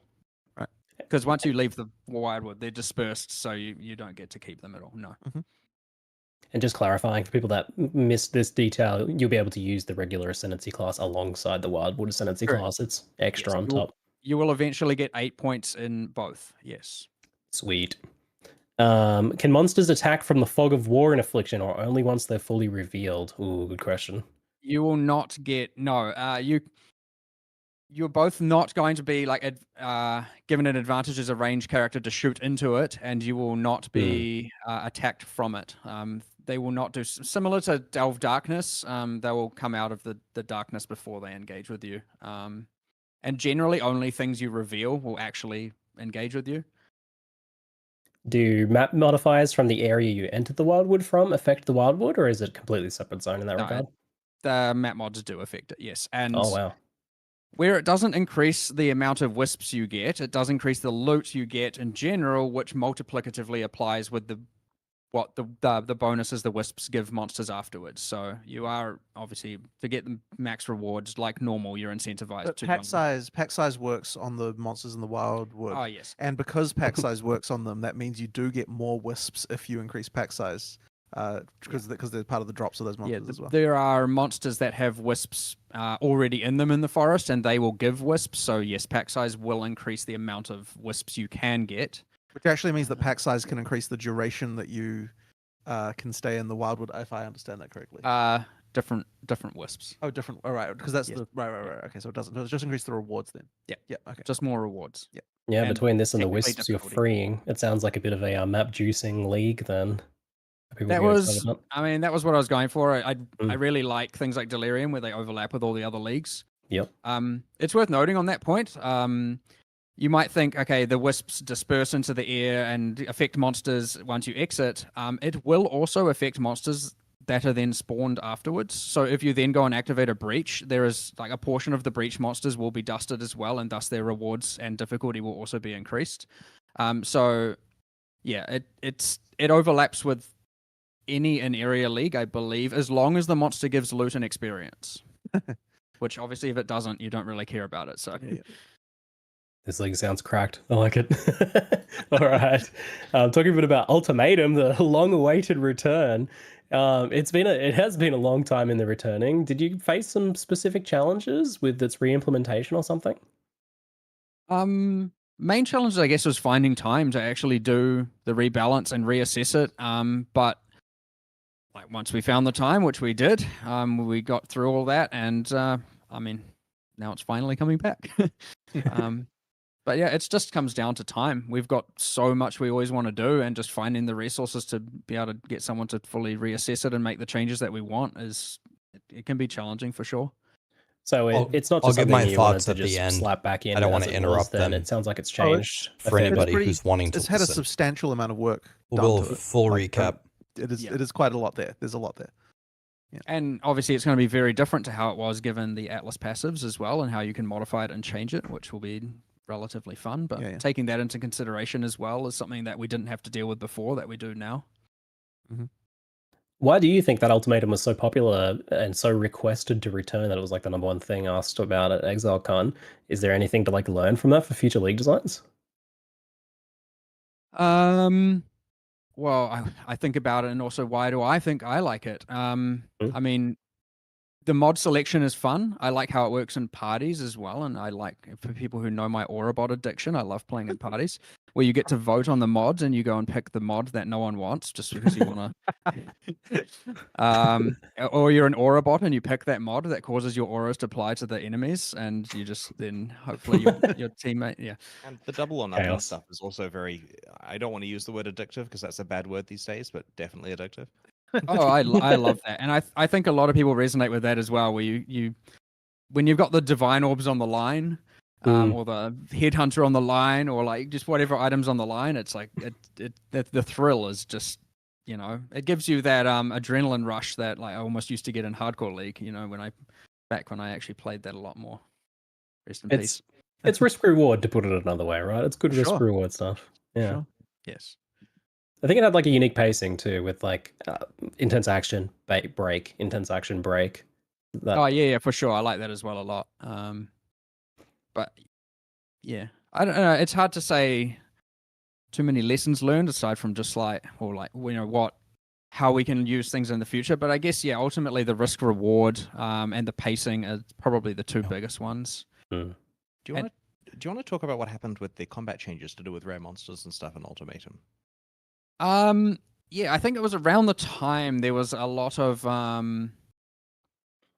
there was a bit of like, how do we make this harder that went on, and it ended up just cranking the rare monsters up. Like there was just points where there were like 9 rare of those blood chieftains on your screen, and the problem with that, especially with like obviously now looking at rare modifiers, like the level of visual pollution that adds. And like you can't even tell what's happening. Like there was a lot of going on in that league where there's just a massive crossfire of projectiles and just like a whole bunch of rare monsters, and like so we've gone with almost a more what we call expedition style balance, which is just like tone that down but make each monster individually more difficult and more meaningful. So it should be that it is less like more comprehensible in the moment as to what you're actually fighting and what you're actually doing, and still difficult, as opposed to just like spam everything, like crank up the rare monster number to infinity. But that's mostly, I think, of what's going on. It's just, which is honestly been working pretty well with respect to our monster balance lately. Right. So Metamorph is getting removed as a part of this coming back of Ultimatum, with its unique rewards going to Ultimatum. Can you tell me a little bit about that decision, like to remove Metamorph? There's a few things going on there, but the first is just the visual clarity of it again, going back to that. Like, you put these monsters together and then it just does this kind of like morphing thing. I mean, look, I've played this a lot, and it transforms into something and then I'm dead. I'm like, I don't even know what just happened. Like, what killed me here? I actually don't know. And it is meant to be the case that obviously I know what monsters I'm putting in, and I'm putting in this monster, this monster, this monster, and I know these do this skills, and because this one's in the brain slot, it does this big AoE. But the reality is, like, that's way too much to try and know and remember, and like there's hundreds of monsters with hundreds of skills going on there, This and is it's like, exactly you can't really tell. right. And so This is the when you problem do with put it Path of together, it's like, Exile. I like these rewards, and you put those in, and that's ultimately what you do as a player for that. And so you put in a monster, it spawns, and you maybe just insta die or you maybe not. And getting that right is just pretty impossible, I would say. Like, I love the mechanic in a nutshell of you get to put monsters together to create a new boss fight, but it just wasn't working. It was never my favorite league visually either. I just don't think it really looks that great. Oh no, we dropped. I'm sure we'll get things back in just a second here, folks. They had a technical Until then, enjoy difficulties the screen sliver of the queued side up. while we get things repaired. Oh We'll my be back in god. just a moment. Okay. So while we have a break here, people were asking for my overall thoughts. First of all, I want to go back to something that I saw a lot of people saying. I don't like how everything is like this war between Path of Exile and Diablo 4, right? And Blizzard, or GGG and Blizzard. I just want every game to be good. So when I'm watching this presentation and I pause it and I say, this is something that I'd like to see from Blizzard. I think this is something that GGG is doing better than Blizzard. I don't like it when it turns into a Blizzard has no passion. Blizzard, their developers suck compared to GGG's developers. They're shit. That's not it at all. There's tons of people that work at Blizzard that are super passionate, that are great developers, Just talking about one thing at a time. Presentation. I don't know why everyone turns everything into this huge war. You don't gain anything by subscribing to this tribalism that POE is I can only play POE and Blizzard sucks, or I only play D4 and POE sucks. I don't understand it at all. Like, makes people feel good, I guess, to be a part of a tribe that loves their thing and hates everything else. But I think that's very, very, a very incorrect way to, I don't know, just go about life. What's my overall opinion of this announcement? In my opinion, like, if I could separate them, I think the POE2 thing, as they give us little nibbles, piece by piece by piece, I think it's looking very, very good. I'm genuinely impressed by the little pieces of information that we get. The level of the update to Path of Exile 1 seems very, very strong. It seems larger in scope than practically every Diablo season I could ever think of. The only one that rivals this particular release is the Altar. The Altar was pretty godly. It's like the same level as the Altar that for Diablo 3 that really actually changed the entire way that you played the game. All these new skills, the new ascendancy, the extra map juicing is good. I was glad to hear that one of the best things you can ever hear from GGG or Blizzard is to hear from their own mouth what the problem is that the whole public thinks. Because it's one thing for the public to complain about it, but it's another thing to hear it directly from them. And I think his name is Mark on the right. I don't know. I know Chris Wilson, and I know Jonathan's the guy, the POE2 guy, right? I don't know Mark. But what Mark just said was, a lot of our mechanics are just too complicated. You build this guy, you get one-shotted, you don't know what the attacks do, you can't memorize 100 different monster things. I'm not an expert in PoE, but this is what I've been hearing from PoE players for all of eternity. Everything is too complicated. Everything is too hard to get into, too hard to master. So the simplifications that they're introducing, I think, are some of the most important things that I'm hearing about. Sure. Considered decision. Yeah, I mean, for sure. But it's like, yeah, there was certainly a lot of factors there. One other thing about it, I guess the meta endgame thing where you put together 5 boss parts and do it in his lab, like there was that sad thing where because that area was a standalone area, it never got map mods. Like it felt like often the rewards and the difficulty were just underwhelming relative to doing them in the area. I mean, you're less likely to just get insta-killed in there at least. So in some ways it did it better in that it was more controlled and telegraphed, but in the other sense it was just too easy. Like the thing spawned and then just died within 3 seconds often. The life wasn't high enough. There's no map mod damage. Like, yeah. So it was just due for its removal, honestly.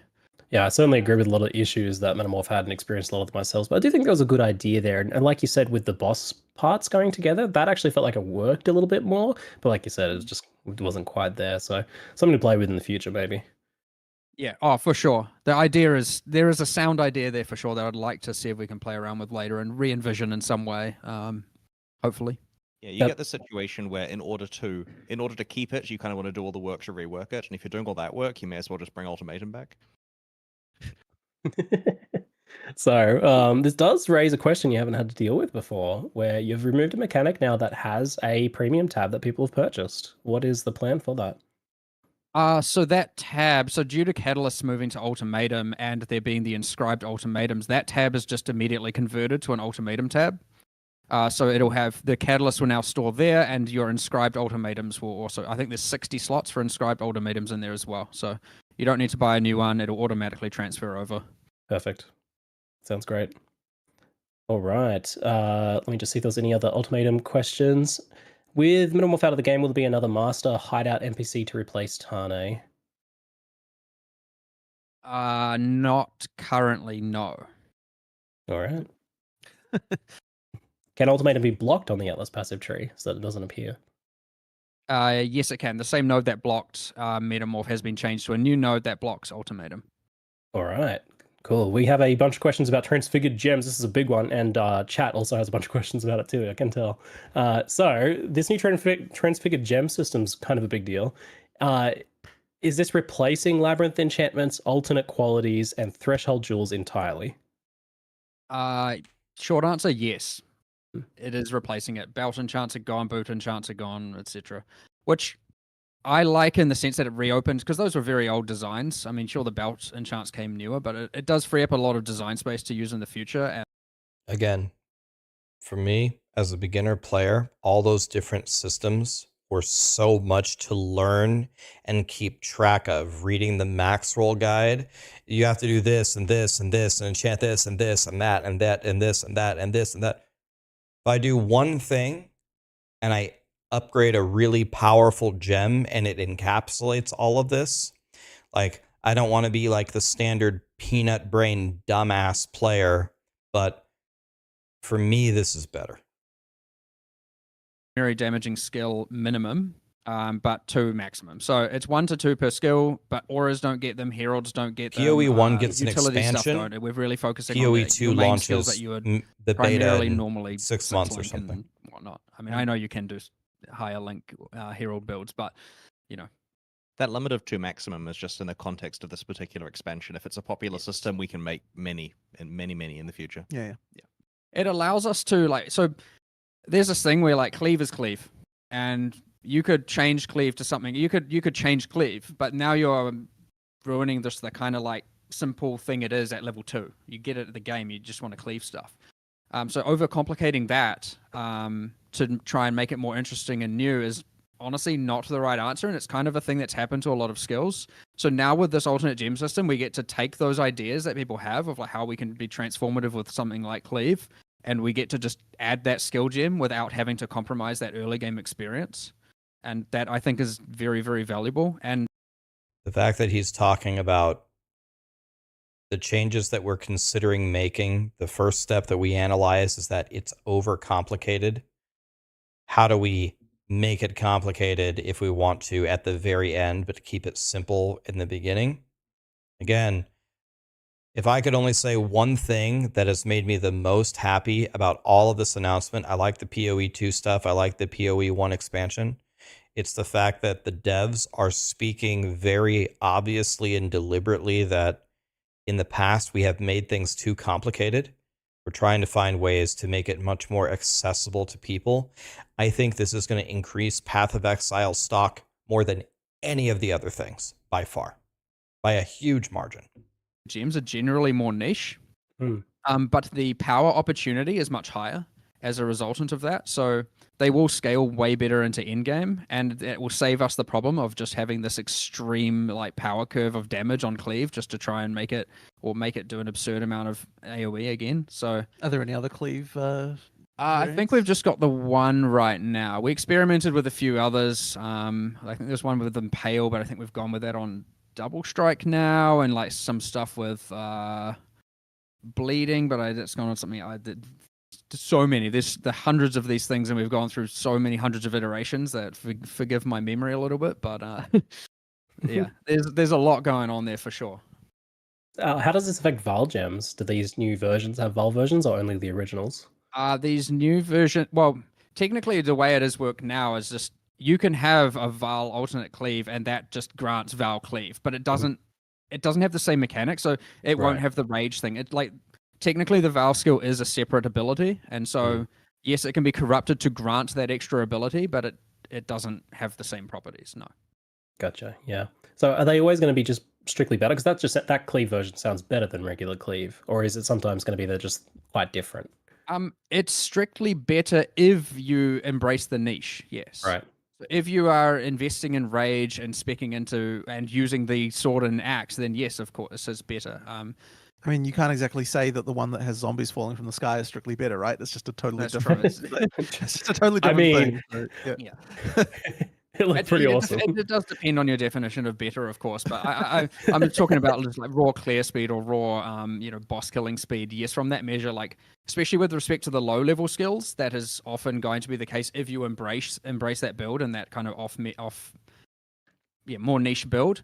But yes, again, there are plenty that are like hard to compare. Like the Frostbomb is a good example. Like different. It's now a clearing skill as opposed to a more utility focused skill, not having the cooldown, for example. So a lot of them fill different roles, and so they can't really be compared one to one. But yeah, I mean, it's definitely going to shift the meta a lot. Like just because there's going to be there's a lot of new stuff to try there. So it's shifting it enough that if people were to ask me what I'm going to play, I actually genuinely have no idea. I honestly am. I don't know. I'll find out in the last day probably, but. Is this something you might explore with utility skills or support gems, things like that as well in the future? It's a big maybe. Yep. Support gems.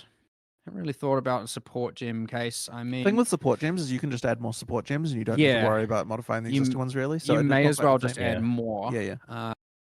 Alternate heralds. It can be done in some cases. Yes, it can be. But we'll see whether or not it finds need for it. It's just in those cases, it's like it goes from giving buff A to buff B. Like doing it with an aura, like you'd have to do something very wildly different to make it really transformative. Otherwise, you're going from just giving a certain stat to giving another stat, and that's not really what it's about. Yeah. What does this mean for Heist in terms of it losing one of its big rewards, but also like specific heists that were gem type heists and whatnot? So the way, how that works now is that every single tile set so the rewards are no longer bound to I should say the rewards from the display cases at the end. Yeah. At the end of the blueprints are no longer bound to the tile set or the base item type of the blueprint. So you can get kind of any of the rewards. You can get replicas from any of them. You can get alternate base types from any of them, or experimented base types, and you can get now currency. One thing we did do is buff the currency. Like we did certainly obviously acknowledge losing the gems removes some of the value from running Heist, quite a lot of it. So we buffed the currency just to make it better. So when you do get to the end, you have less like miss cases where you just get like 2 chance orbs. It's like that from completing a blueprint, that's just like completely insufficient. We have added new trying to make chase ones, but as it's pretty hard to reliably make chase uniques because the meta and the players kind of ultimately control what that is. But we've tried to add more powerful ones. We have rebalanced a number of replica uniques. And we've rebalanced a lot of experimented base types, including trying to emphasize that the jewelry, the amulets and the rings have some very, very powerful alternatives. Honestly, they're probably the best amulet you can get now is an experimented base type amulet. But obviously they're pretty hard to find. And you'd have to craft it, of course. It's 5 new replica uniques, I believe. Yes, I believe there's 5 new replica uniques. Yeah, and 10 other uniques in this expansion, so 15 new uniques total. Yep. I don't think we mentioned that in the. Yeah. Nice. So safe to say, Heist will be something you'll be keeping a close eye on then to make sure that the rewards are up to par now after this removal. I hope so for sure. I mean, me personally, I'm Okay. just excited about those experimented base type amulets and rings. Like think before, we we've had the done -1 prefix, +1 suffix, and now you've got like -3 prefix, +3 suffix, and -3 suffix, +3. You know, the invert of that. And So we're going back to back to back to back here. So now the Esports awards are live. So now we go to that. And it is... Okay, let me find this.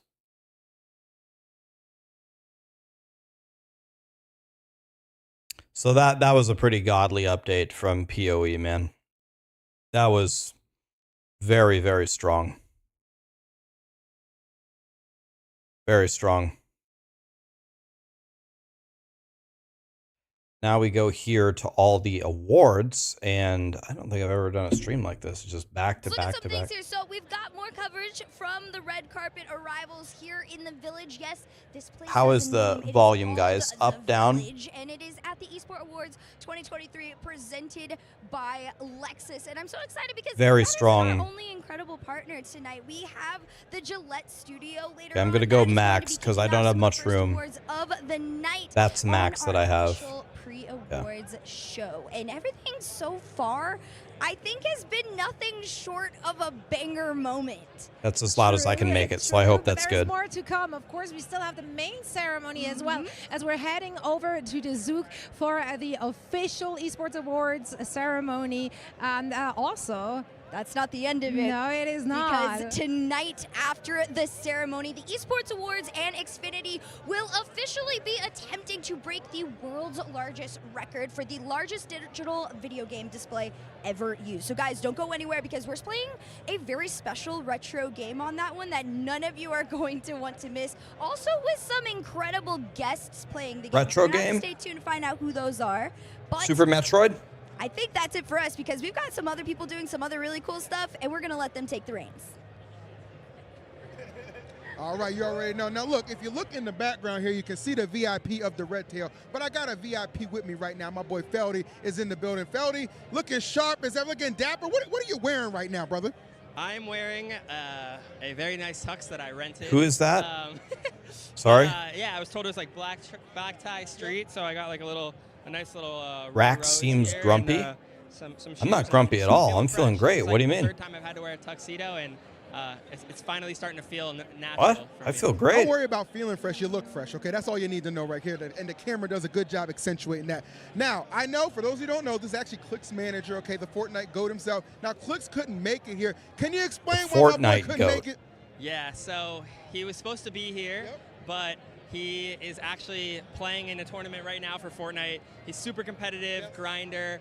So he's like, dude, like I have to compete. I need to win. I have to be the best. He's, on track to go 12 for 12 in stream hours watched for Fortnite. So he had to stay and stream for the last 2 days of the month in order to beat Mongrel and Ninja. So he's there right now live. I'm gonna look up Feldy here. Who is I think he's Feldy? gonna do it. I think he secured the 11 out of 11 and then 12 for 12 next year. No one's ever done it. I don't think we could have an Esports Awards without celebrating somebody being that competitive. So I think that's actually wonderful. I really wanted him to present live, but we couldn't make it happen. But I was like, imagine how esports that would be if they like cut to him and he's like, yo, I'm in the middle of a tournament right now, but like here's the nominees for.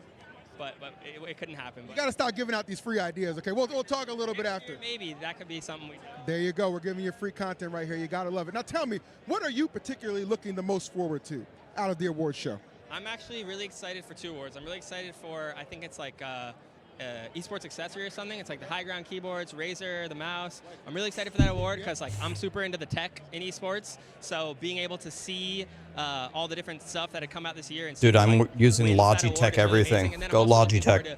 Esports personality of the year. Logitech, sponsor me. Really exciting. And this year there's talent as well as organizations. So that's going to be really cool to see who wins that, whether it's a whole organization or an individual person. I'm looking forward to it. I like what that is because it's like you can either like single it up like Batman, or you got the whole Avengers taking it together. You know what I'm saying? It's a Tuned whole in. team What effort. is this You- trash now, later? Honestly, people might not know this. You got a lot of Later. personality yourself. They need to have you This is the nominated Esports next year, bro. Awards. I'm vouching for Feldy right now. To be doing your job, that sounds like a lot of fun. We always watch these shows. It is a lot of fun. It's a lot of responsibility. Like having to do simple and smooth transitions, like sending it back to our awesome desk. Herc and So, take it away.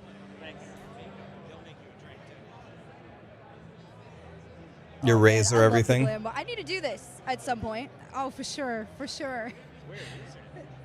There's a glam bot somewhere. I think it's to surprise you at the end of everything. Is it the end you of the gotta carpet? work your way through it all. So Ruckus, you have no Push through all the allegiances. interviews, get your sweat on, and then you gotta look real glam at the end of it all. So glam. I'm ready for that. Are we live right now? Yeah, I think so.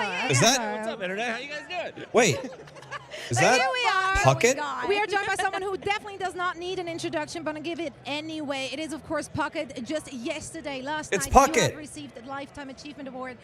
How was that for you? It's awesome. I have my wife, my dad, my brother, sister-in-law all out here to celebrate. I didn't see this one coming, so it was a really special award to receive. I'm 37. I didn't. No shot, I didn't man. re- You are I didn't the realize best in this he's industry. 9 Like, feet if everyone tall. is familiar with esports, doesn't even matter which title, they will know your name, Puckett. This is true. Can confirm, as somebody from Rocket League, I did already know.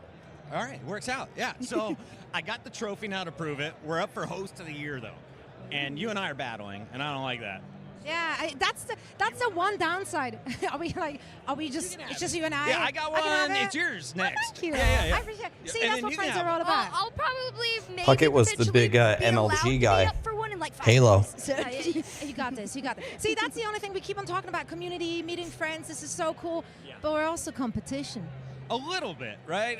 I mean, on paper here, we're supposed to compete, but I think we're all celebrating each other's dubs. By the I way, am a little bit everybody, jealous, thank though. you so much for all 5 the subs. nominations, I really appreciate it, 0 everybody. trophies, and everyone else is putting them in their background. Finally, I got some hardware for my stream. See, I'm on 4 and still nothing to take home with. Yeah, but I've practiced my I'm so happy for you face.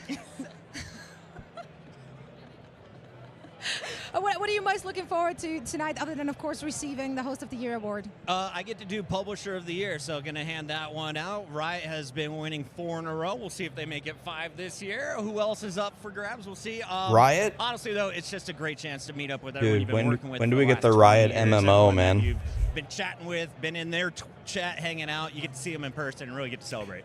By the way, I should probably switch my. Want to play blackjack? Let's get this going. Dude. Let's all play blackjack. What's the category? Let's all Special cash out. events? I'm apparently a craps person. I found out 2 days Oh, ago. yeah, everybody's- $5 in the plus. We're What's goated good? at my little $1 bet. So Yeah, we're doing poor man's bet.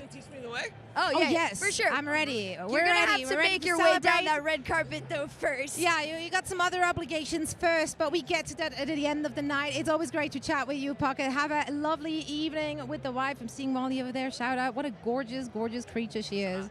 She's hot. What Mary for sure. Well, we're going to send it further out to the carpet, and now as we're wrapping up our stage.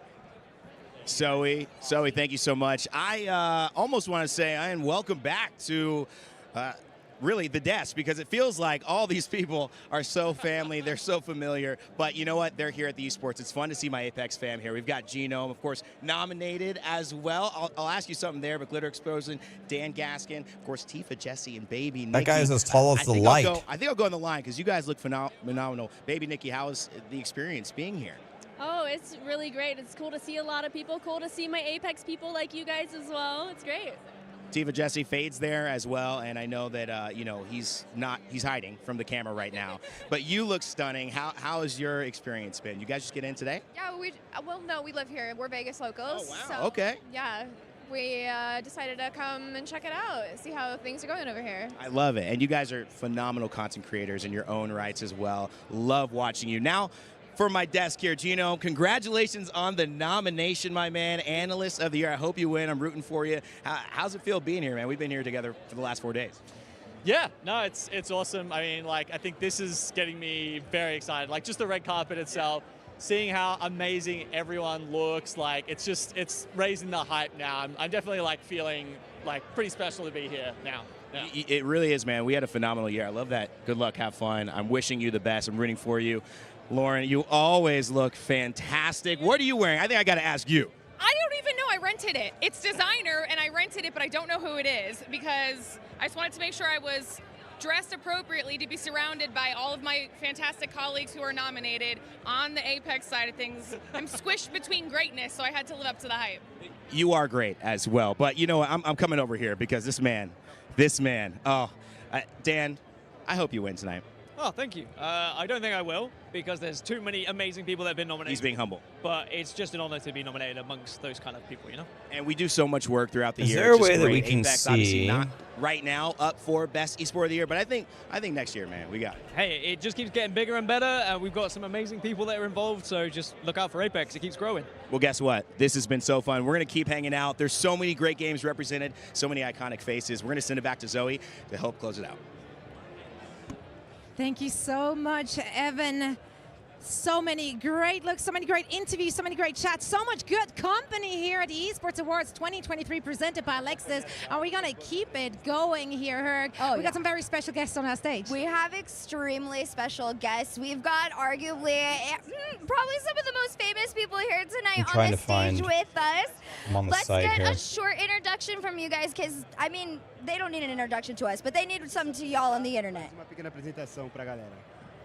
É isso, só agradecer aí a apresentação, vocês já estão ligados, querendo ou não, tem eu como personalidade do ano, tem o Paulinho aí também que está representando, e é isso, Brasil sempre no topo e fala aí.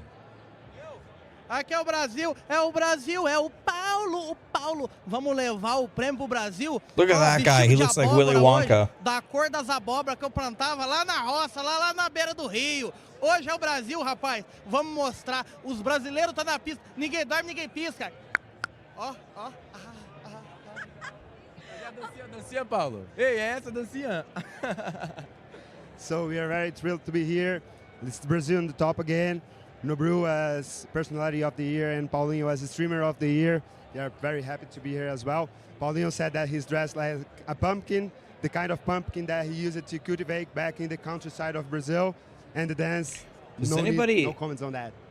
No need to comment on Does it. anybody It was amazing. see- Now, I know you guys are returning here. You were here last year. We've met before.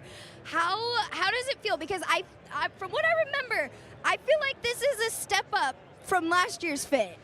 Levantou, você teve novo traje, né? Como foi?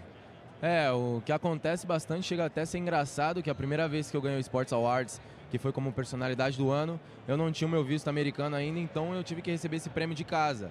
E aí ano passado eu vim, acabei não ganhando, não sei se é a zica, se eu tenho que vir no evento ou não, mas sempre é bom estar prestigiando e estar ao Streamer lado of the dessas Year pessoas maravilhosas nesse evento. is either QT The first time Cinderella, that he was nominated at the Esports Award, he actually Scump. won, but he didn't have the U.S. visa back then, so he couldn't come to receive the award. Yeah, but Does anybody last know who year, this he is? was here, and he thinks that the way that to win and to be bigger and to XQC. be here with you guys.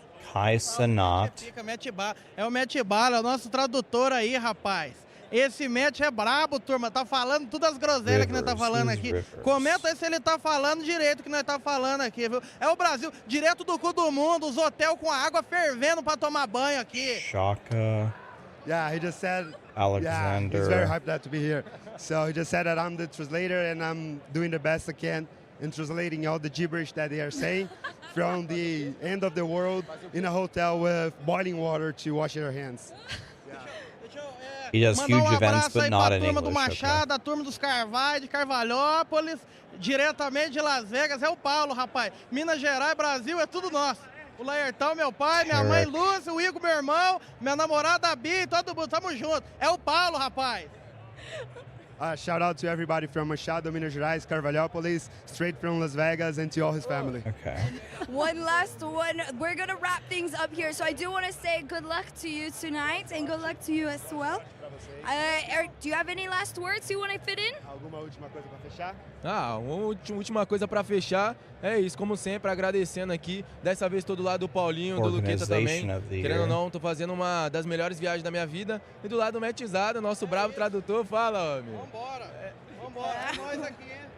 I appreciate again being here this time together with Paulinho, Luqueta, another guy of ours, and with me as well this time.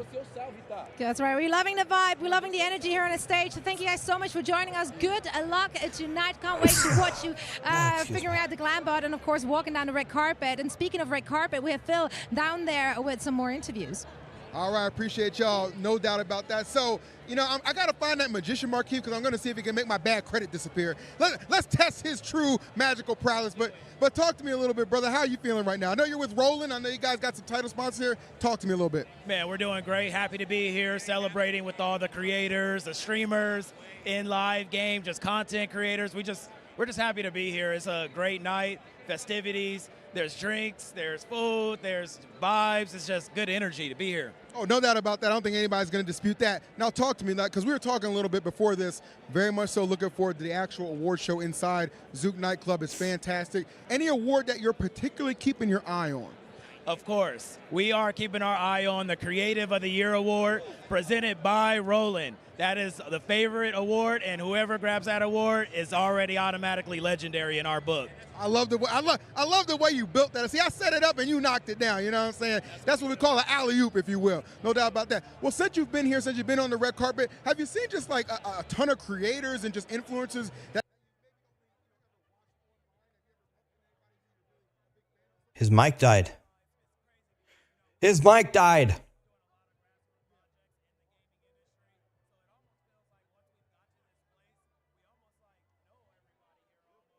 What if I refresh?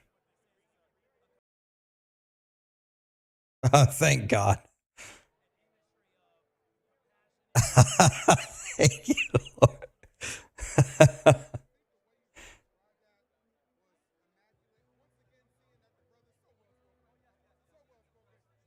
Hit the mic, buddy. Hit the mic. The awards are done. Once we're back. everything has been kind of set in stone, what are you getting into after it's all said and done? Because we are in Vegas after all, brother. I have to ask the question. Well, first of all, what happens in Vegas stays in Vegas. But I don't know if I can guarantee that, because tonight we have the after party at Zouk Nightclub. And if you're not there, I feel real bad for you. I really do. No doubt about that. Well, guys, I hope you have enjoyed that. Again, I appreciate you so much, not just for what Roland is doing for the event, but just you taking the time. By the way, brother, the braids, fantastico. Is that, what color is that? Is that ocean blue? This is called Sapphire. Sapphire. That's it, Sapphire blue. He moving a little bit different. I guess we're going to move on back to the desk, I believe, for more Herc and So. Does he not know what sapphires are? Must not play Diablo. Thank you so much, Phil. People are still arriving here at the red carpet, walking through the village looking good, Herc. So many things to see. Oh my God, there's so much to see. People are still arriving, by the way, and I feel like the fits just keep getting cooler and cooler. I see a great pant fit. I see some of our homegirls over here on the side. I'm just excited, and it's already almost time. I know, and it went by so quickly. That went by so 9 fast. minutes on the red carpet, done like that, but there is so much more to come, of course. We do have so much more action at the Esports Awards. The night is young, Herc. It is very young. Technically, we are still in the middle of the day. I do not know what time of the day it is. It's because Vegas. It's Vegas, exactly. What is Vegas time? Yeah, there is no Vegas time. Exactly. Now we have so many highlights. We've already got to show all of you, so it's been a fantastic evening. Always great to be able to chat, not just with the nominees, but everyone involved in the show, our fellow hosts, of course, as well, who've already done pre-shows and who will be leading you through the night and through the rest of the program. Well, I think it is officially time. After all the amazing interviews, the amazing outfits and segments that we have provided for you guys, it is officially the moment where we start to wrap up our red carpet show for this year. There is still plenty more to come, though, on tonight's programming, so we are going to go over to our Gillette studio to kick off the first awards of the night on our official pre-show. Hell yes. Then, the moment everybody has been waiting for is going to be Be right back. happening I'm later grabbing my tonight over Chipotle at bowl I just Zouk ordered. for the Esports Awards 2023 main ceremony. Xfinity and Esports Awards, though, have joined forces in an attempt to break the world record for the largest digital video game display ever used, and we will be playing a very special retro game on that none of you are going to want to miss. So be sure to stay here and don't go anywhere, because all of that is in store and so much more tonight. I cannot wait, honestly. It has been such an honor to be up here with you, Zoe. Likewise. I finally get to work with you after stalking you excessively ever since you started. So yeah, thank you so much for joining me here on the stage. And of course, all our other incredible co-hosts down on the floor, Phil and Evan. You guys got us all the insight we needed and then some. What a beautiful venue this is. So once again, thanks for Lexus for providing this beautiful backdrop for us. So on behalf of Hercules, Phil, Renee, and myself, I want to thank you all for tuning in. And we are now wrapping things up. And you know what? You don't want to go anywhere, though, because we have assembled the analyst desk of a lifetime. This is literally, this is everything. This is what esport dreams are made of. Yeah, this is the Avengers of desks, and that's what we're gonna go head on over to now. Digon and crew are standing by for the Gillette Labs Reset Studio, so take it away. Thank you very much, Zoe. That was a big talk up here from all of you back on there at the red carpet. Thank you, Zoe, and the rest of the team, and one and all, and welcome very much to the stunning IU Day Club, which plays home to the Gillette Labs Reset Studios for the 2023 Esports Awards. This is the official Esports Awards 2023 presented by Lexus. Thanks to all of our wonderful hosts over at Zook and Resorts World Las Vegas for having us. Herc and Zoe and the gang had an opportunity to showcase the best in fashion in gaming over at the red carpet. But now it is my job to present our first 6 awards of the evening as the room starts to fill and we get ever closer to the ceremony, which will be coming up in less than 30 minutes. And as you can see, I'm not alone here on the set in IU. I'm also joined by some ravishing folks, starting first with someone who elevates every event they touch. It's everyone's MVP. It's LVP, Lottie Van Prague. Lottie, welcome. That is some premium gas if I've ever heard it. I can smell the petrol, the gasoline from here. But I've got to say, thank you so much. It's an absolute honor. And I will say, Zoe was bigging us up, but I am amongst absolute legends here in these directors' chairs. I'm just waiting for that Las Vegas sun to go down, and then hopefully I'll be able to deliver a little bit of a better show for you guys. But it's going to hit a little bit of all of us. It here. is. It's going to move. We'll all have our time over. in the sun. We certainly will have our time. Hey, look, we got hosts up here, but Digon, I'm honestly honored to be here. Yeah, well, one of the other legendary hosts, along with yourself and Caleb, is the reigning esports host of the year and the only man in esports that could pull off the line, esports hosts, assemble!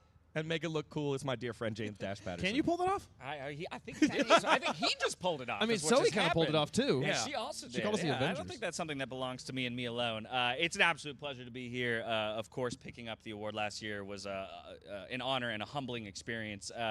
But I will say I'm very much looking forward to losing it to somebody much more deserving this time around, 2 of which sit right next to me. So, and you as well. You're nominated again. Yeah, but that's what I'm saying. I'm going to lose it to somebody who's much more deserving than me this time around. Humility all across the board, and someone who knows a little thing about humility is there at the end, who has persuaded us that a game that pits flying cars against each other is absolutely a tier 1 esport and made us all fall in love along the way. It is one of the tallest men in esports. It's Caleb Waypoint. Why did you need any convincing? I don't understand what is not obviously sold about Rocket League already on its own. It's the greatest thing in the world. I love it very much, and I'm very happy to be here. Yeah, it was a backhanded compliment, wasn't it? Wave. It was a backhanded compliment. Yes. Yeah. Come on. These 2 elitist League of Legends bros on the end. With their big opening ceremonies Don't let me every in with year. him anymore.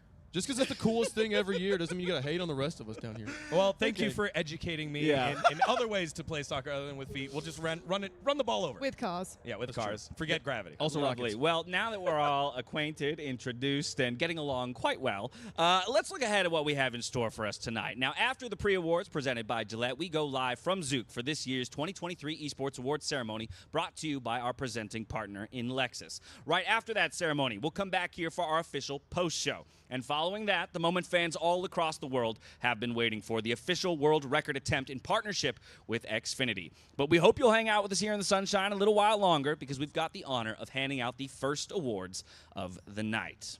We certainly do indeed. And first up, we have the Esports Play of the Year, one of the most authentic award categories. This award is actually very special for many reasons. It firstly has the opportunity to cover each and every esport. It is voted on every single month by you guys, the gaming community. And then, just before the awards, each month's winner faces off to decide the undeniable Play of the Year. So wait, funny enough, I have a little fun fact for you. Okay. Actually, this is the only award where third, second, and first are declared live on this very night. It's true. It's also the only award where we get to watch the thing that the person did to earn the award in the moment. As host of the year, you don't get to go back and watch a montage of me hosting if I were to win. But here we get to see it with the play. So I'm really excited for this. It's a very fun award. Here are your nominees.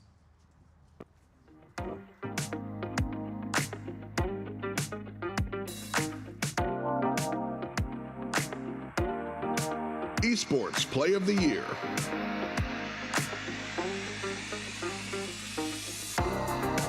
T-Ray, Vatira, Abed, Ahmad, Chosen,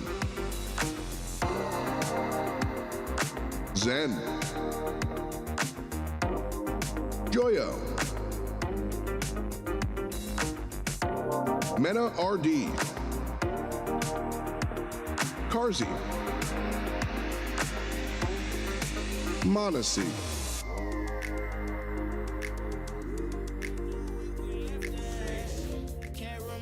And there you have it.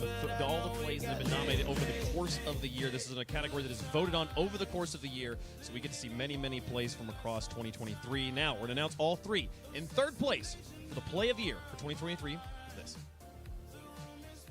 Gee, they look a bit rattled. They're almost playing too fast in offense for their own good, and it's leading to opportunities like this. Ahmad off the ceiling.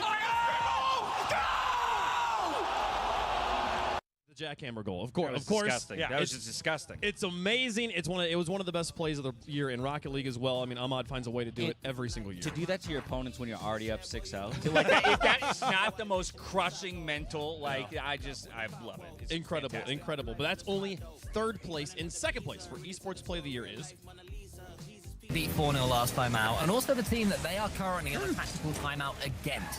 And we know regular viewers will realise those things are magic.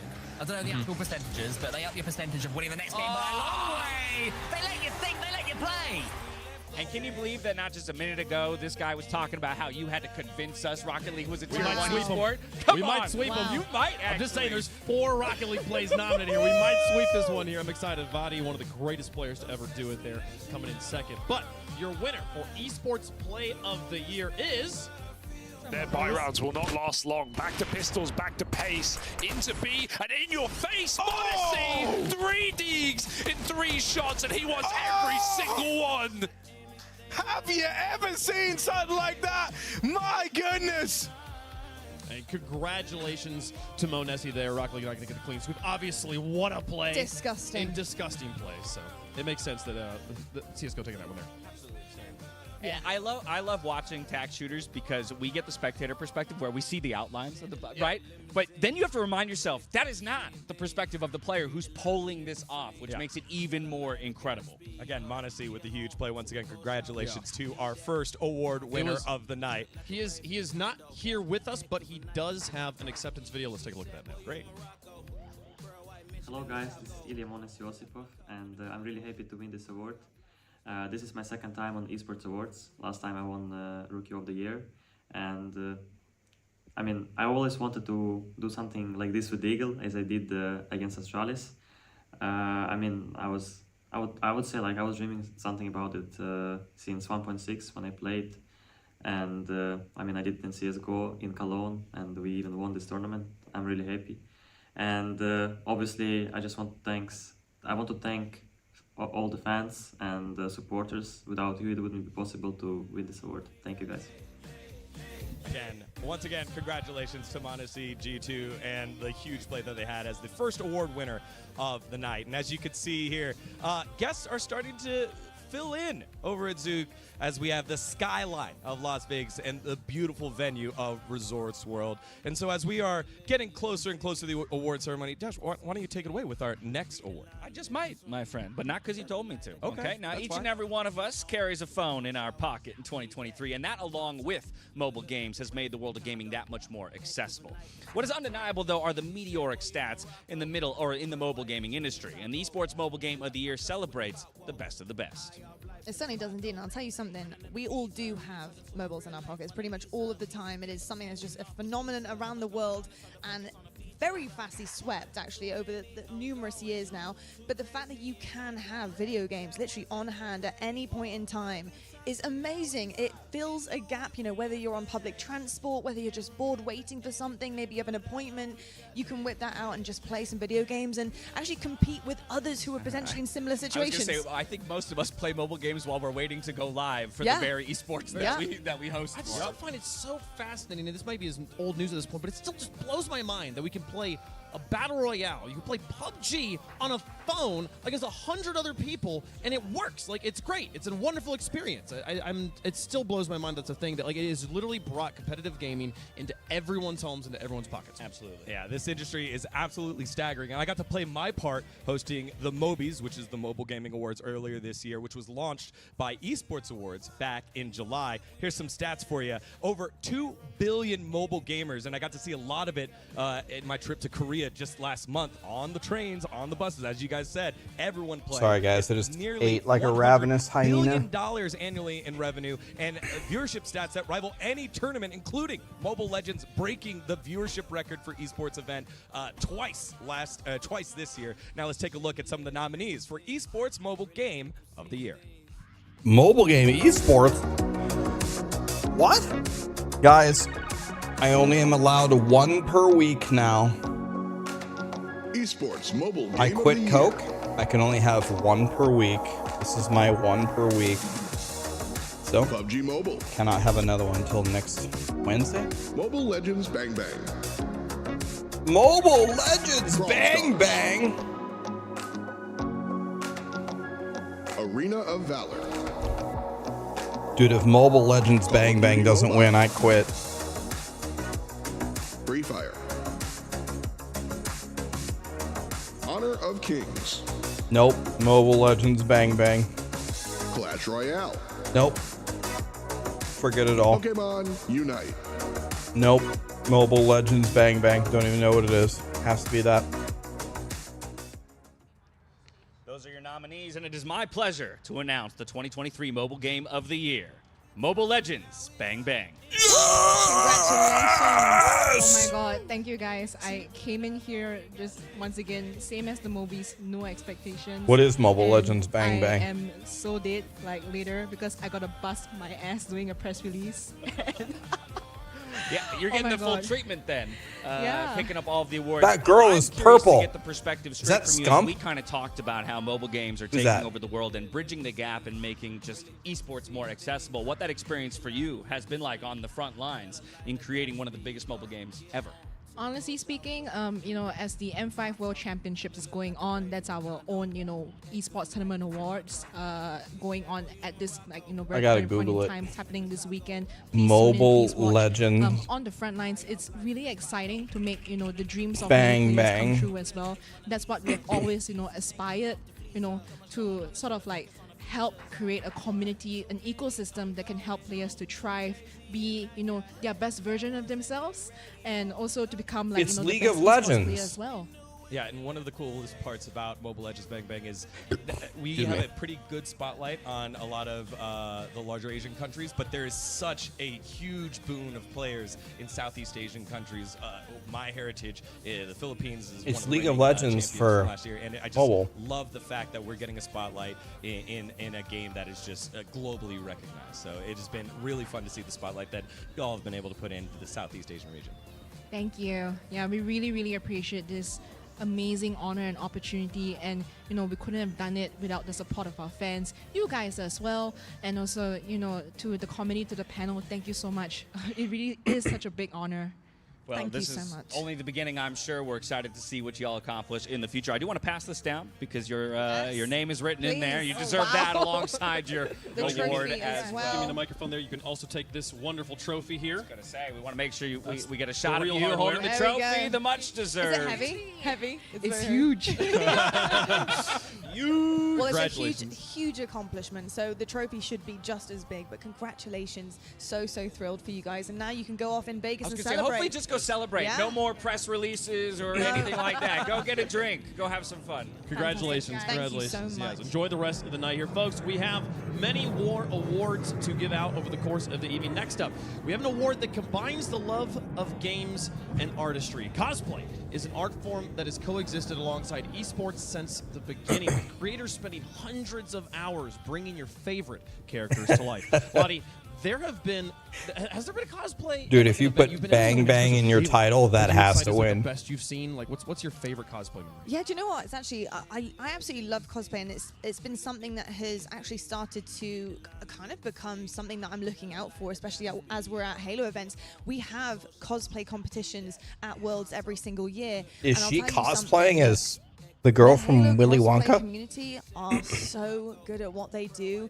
It is genuinely like they have stepped out of the video game itself, and it has been absolutely amazing. The other thing that I love so much is the fact that with Halo Infinite, we now have really exciting armor, and finally we have really good skins that we can kind of get all a bit creative with. They come in their favorite skins, the skins that they have in game, and I think that is absolutely amazing. So yeah, it's been really cool to see that for Halo and kind of pushing forward with the Spartans. Yeah, I mean, we've got the same thing going on in League, right? We've got a State Farm cosplay contest that happens every year at the LCS. Winner gets to go to Worlds, and I think the coolest thing about cosplay for me is that it is an incredible depth of passion Yeah. in all of these individuals, but you combine that with an endless well of creativity. Creativity, honestly, that I am envious of, right? And when you watch those two things combine and result in some of the most incredible pieces of art that I've ever witnessed up close and personal, I mean, that is what makes it so special to me, is you're taking two incredible areas, pieces of passion, and combining them and turning it into something brilliant. 100%. I think, on top of it, not just creativity, but the artistry that goes into it. And then there's also a whole different level with engineering. Some of these costumes God. Oh my move. goodness. They light up.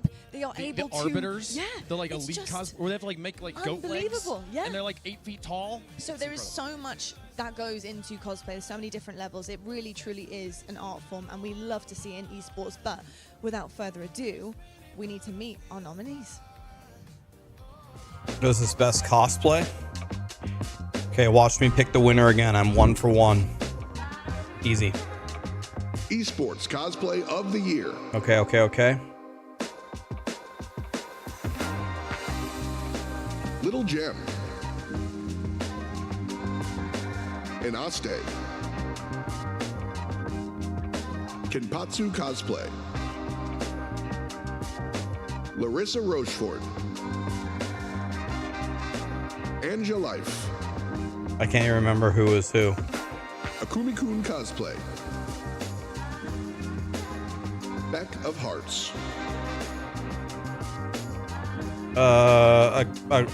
Akumi-ku.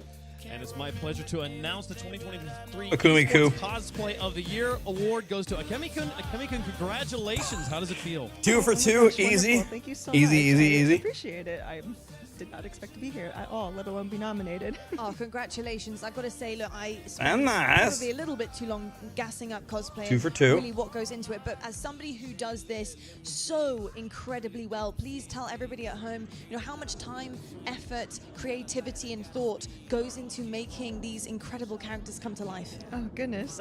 Loaded question.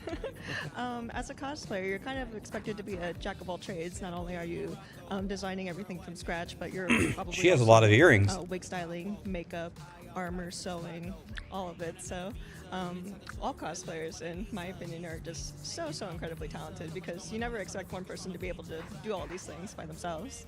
I love it. You really do make that imagination come to life for a lot of people, and it's incredible to see that, especially at their favorite events, whether it's TwitchCon. The extraordinary ability to bring people's favorite video game players alive is incredible. Is there a gaming community over the years that has been the most accepting, that has kind of like endeared themselves to you through accepting you and your art as you've entered their scene and they've entered their community? Oh yeah, for sure. I would say the League of Legends community, definitely. I've been in the League community for 10 years, and the cosplay community has only grown, so it's been absolutely incredible. That's fantastic. Well, I mean, this is your award. Is there anyone you want to thank? Any shout-outs you want to make here? People that have helped you along the way? Oh, for sure. I would like to thank my little sister, Mika. She's always had my back. She's actually my professional photographer now, who does all my cosplay photos, so that's really special. And also my parents for supporting my creative career. That's always been really, really important. She's a very good speaker. Fantastic. Okay, again, congratulations on winning the award. Here's the trophy. If you want to, do the pass off there. It's a bit heavier than everyone expects it to be. Oh, no kidding. Oh, cool. Thank you so much. Oh, my goodness. Congratulations. Congratulations there, folks. And yeah, we'll enjoy the rest of the night. I hope you enjoy the rest of the Esports Awards. Now, our friends over at Gillette have recently introduced a brand new limited edition product to their line. Everyone ready for this? It's the collab of 2023, the Gillette Labs Razor.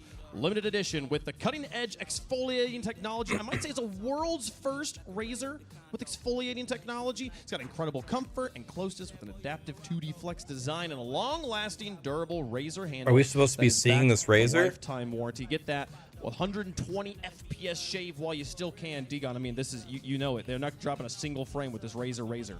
No, they're definitely not. And Where, again, I where love is the it? fact All that I'm seeing is the city. makes sense, right? The Yeah. Gillette Labs razor is just It's the razor. Show us the razor. There, I right? say it was too easy, almost. I will just say You as know? well, as the only female on this squad, I have had one of these in my bedroom as a gift from the Esports Awards, and if you could see these pits, they are smoother than ever. They really are. Just If saying. you could, you just What we all you want. awakened something in some of our viewers in that moment right then. All right, well, Wave, beautiful. that was the smoothest read of all time, and it's fair to say that your hosting tonight has been razor sharp. Stop. I'm done with you. Okay. I loved I'm not it. okay I with loved this. it. I'll do it. I'll stop. All right. Jokes aside, that leads us into the award for Commercial Partner of the Year. Truly, none of this would be possible without the partnership and support brought by brands who believe in and are committed to this space. Okay, here we go. They Watch give us this the one. tools that perfect our craft. They keep us going with curated products throughout the year. And most importantly, they are all a very key reason esports continues to reach new heights here, Dash. So, without further ado, the nominees for Esports Commercial Partner of the Year are...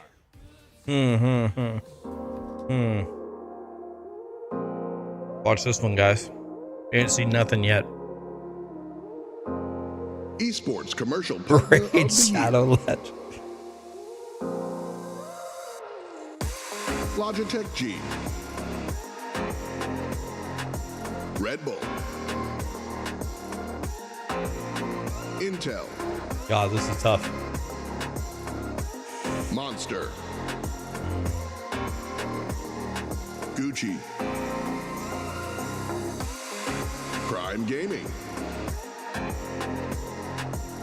Gillette. Chipotle. Oh! Chipotle! Chipotle, Chipotle, Chipotle, Chipotle, State Chipotle. Farm. Chipotle, Chipotle, please win. This is the one I care about the most. Chipotle, Chipotle, Chipotle.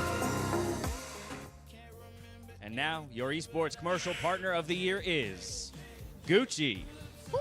And I'm incredibly excited about this one. Congratulations, first of all. We could pass this down as well because your name's on it. I want to immediately come to you on the way that we've seen esports and high fashion brands kind of come together in more recent years and kind of get the take from Gucci's side and entering the space that I think maybe a decade ago a lot of people would have never imagined could have been a collaboration. Yeah, absolutely. So I'm from ESL Faceit Group, so we collaborated, Faceit specifically, my colleagues there, collaborated on this groundbreaking partnership with Gucci. I think it just speaks to the luxury brands that are really entering the space and see this as a viable platform to reach their target demographic. I think we're going to see more of that, and I'm just super proud of what the team has put together with the Gucci Gaming Academy overall. What do you think it is about companies like Gucci that, I mean, I feel like every industry in the world would love to work with a brand like Gucci, and yet they look not just to gaming in general, but to esports specifically to come and work with us. What is it about esports that is attracting brands like Gucci here?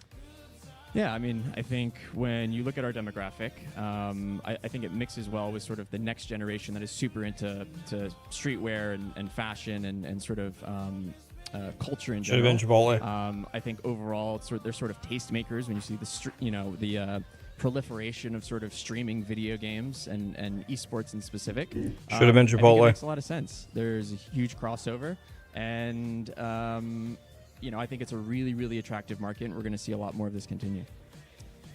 We love that. Well, Man, awesome. Once again, congratulations on the award. We'll fly it in here real quick so that you can hold it up on camera. We got to get that nice little shot of it. It's big. I know, right? It's literally, everyone's Everyone had says the that, same yeah, yeah. reaction. I love it so much. Awesome. Well, thank you guys. Congratulations. Go have a drink. Share with Should have your been friends, get back Chipotle. into the warmth. We And keep we'll handing see these what- people. It should have been Chipotle, and I should have accepted the award.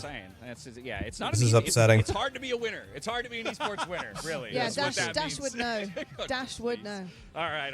Awesome. Well, once again, Congratulations, sir. congratulations. Thanks, guys. Enjoy the rest of your night. Yep. Thank you. Thank you, Oh, thank look at that. Look at it. It's starting to fill up. It is, which means we're almost there to the main story, but we're not quite finished here at the pre-awards. I want to say thank you once again to our partners over at Lexus, Xfinity, Gillette, Logitech, Roland, 5 I've never GRB, seen Gucci in gaming XX either. Vodka, Logitech G, Live Golf, El Chato Tequila, and of course, we cannot forget our friends at Zouk and Resorts World Las Vegas. Either your partnership makes incredible nights like these possible. And speaking of incredible partnerships, a few months ago, we announced our record-breaking partnership with our friends over at Xfinity. And tonight is the night. We will be officially breaking the world record for the largest digital video game display used to play a video game.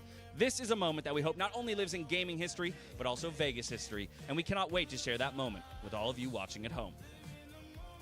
That's right. It's truly a spectacle as the last of our guests make it on into the venue. It's time to move on to our last 2 awards of the pre-show presented by Should have been Gillette. Chipotle. Well, I tell you what, it is absolutely gorgeous. But sorry, folks, breaking news. Breaking news. Yeah, that's right. It's breaking. Up next, we do have the scoop on Esports Journalist of the Year. These individuals go above and beyond to build a picture to ensure fair access to information, helping to put a spotlight on our industry, but also hold it to account. Absolutely. Despite challenges, journalism continues to persevere in esports. Here are your nominees for Esports Journalist of the Year.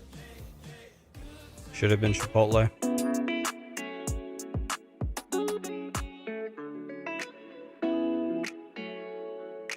Esports Journalist of the Year.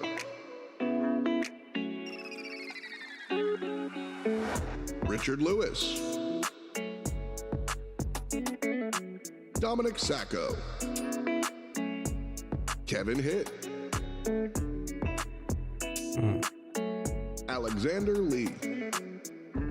Let's go with Alexander. James Fudge. I'm locking in Alexander. Mikhail Klementov. Antonio Yuste. Cecilia Di Anastasio. Alejandro Gomez. Jacob Hale.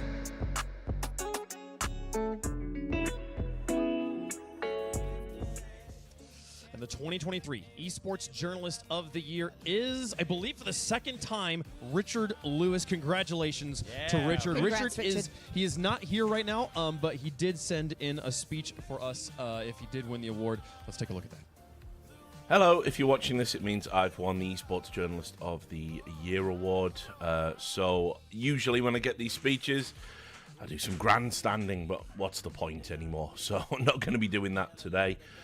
Just want to say thanks to the panel that voted for me, winning the award 3 times, as well as having the Lifetime Achievement 3 Award, times. pretty much career-defining for me.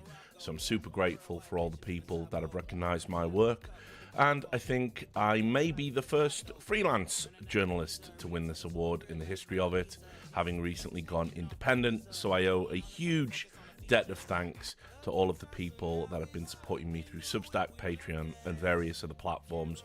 Truly couldn't have won this award without you. So thanks so much for your continued support, and I hope that I continue to earn it in 2024.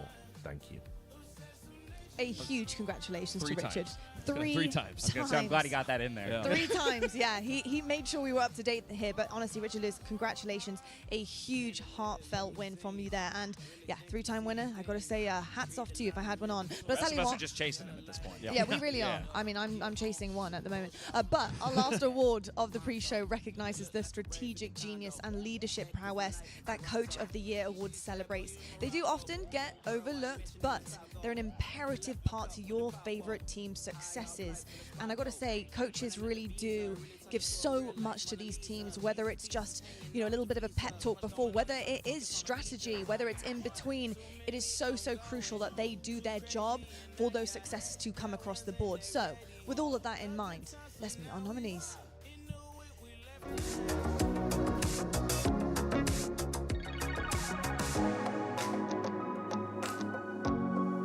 Esports Coach of the Year.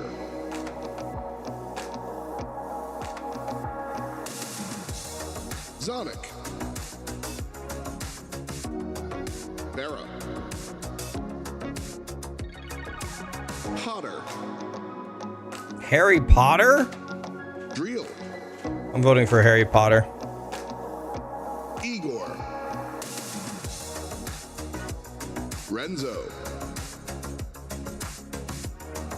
Swanee. Harry Potter. Sai. Home.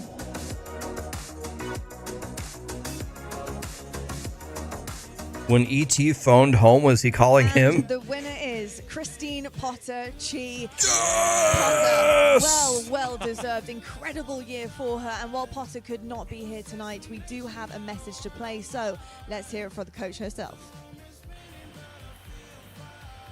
Hello guys, I'm in Sao Paulo right now for Game Changers Championships at the moment, so I'm unable to be there in person to accept this award, but it's absolutely been a dream year for me this year, and to be able to top it off and end the year with an award like this, it's definitely a nice ego stroke. So I have to thank my family, all my friends, and of course all the fans out there who supported me from day one. Thank you guys so much, and of course thank you to EG who believed in me in this project all the way back in 2021, and of course thank you to Riot Games for continuing to put on events that are better and better as they go. So thank you guys so much. This means the world to me. Happy holidays and Happy New Year. Potter, I love you. Congratulations. So well deserved. So deserved. But gosh, we did get through that, Degon. I'm so ready for this main ceremony. I know, but before we get to the main ceremony, I've got to ask, what awards are you most excited about? Should we say it on three? On three? All Okay. right. One, two, three. Esports Host of the Year. Yeah. Oh, yeah, that's were right. you not going to? I mean, I guess all three of you are Esports Host of the Year nominees. That makes sense. Okay. Yeah, I was thinking... maybe Content Creator of the Year. I'm just excited to watch one of these two win it this time around. There we have it, everyone. We've got everyone dressed to the occasion. They've walked the red carpet, and that brings us to the end of the pre-show, presented by Gillette. It is my distinct honor to invite you inside Zook as we kick off the most exciting night of the year, the 2023 Esports Awards, presented by Lexus. Welcome. Nah, that's not really working. Welcome to the Esports Is that Golden Boy or whatever? Oh. Welcome to the Esports Awards. I just can't seem to nail it. Can't seem to nail it. I gotta get back into the zone. You have to find Overwatch League Season 1, Golden Boy. Nothing else matters. Actually, 5 o'clock shadow. You can go for a shave. Treat yourself. I think I can go for a good shave. Are they opening up with a Gillette ad? Wow.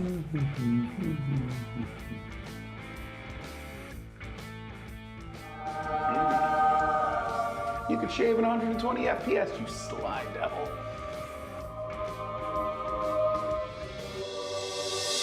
Welcome to the Esports Awards 2023. All right. Perfect. He shaved like a hair. Oh, be right there. Not bad. Pretty good. Let's do one final inspection. Look at you, you handsome dog. Feel sharp. Play sharp. Let's do this thing.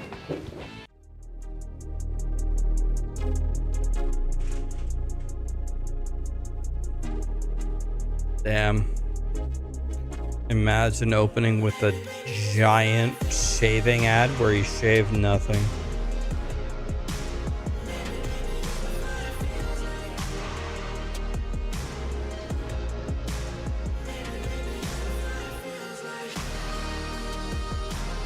People usually watch all these shows if they have to do it with like gaming.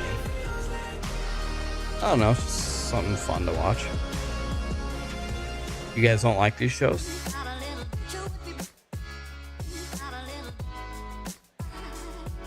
Distinguished guests, please welcome your host, Esports Awards winning host, Alex. That's Golden Boy Mendez. Hungry Box. What's good, Esports Awards? How you doing? All right. Oh, hey, let me get some fist bumps. Fist bump. That's right. We had it in rehearsal, you know me, so I really wanted to try it in the actual show. Fist bump my wife over here because it's not a broadcast if GB doesn't talk about his wife. In any case, so guys, welcome once again. How you feeling today? That's what's up. That's what's up. Absolute pleasure to be here with each and every one of y'all here today for the 8th annual Esports Awards. Can you believe it? Someone thought it was a good idea to give a bunch of gamers trophies. Who would have thunk it, right? Incredible stuff here that we have tonight, and we've been doing this for so long at this point, and we honestly couldn't do it without our awesome title sponsors. So if you guys don't mind helping me giving a warm thank you to Lexus for making this event happen. And Lexus even managed to get through traffic in Vegas and show up at the Village today in style. By the way, it's also the 5-year anniversary of them supporting us here for the Esports Awards. And it's safe to say that we've had our fair share of amazing experiences in that time. And the show certainly is not about me, but I'm very proud to be here for a 5th year doing this for you guys. I love this industry, and you all mean a lot to me, so thank you so much for coming out. It honestly has been a pleasure to be able to see so many awesome people walk onto the stage and collect their awards, have their fun, be able to share their experiences with people that they love. And it is a privilege and something that I cherish, that I get to do every single year. And I want to be very upfront right out of the gate. You're probably thinking, damn, that guy's sweating. Well, trust me, it's going to be a hot night tonight, okay? Because I'm wearing a velvet jacket. And your boy's sweating.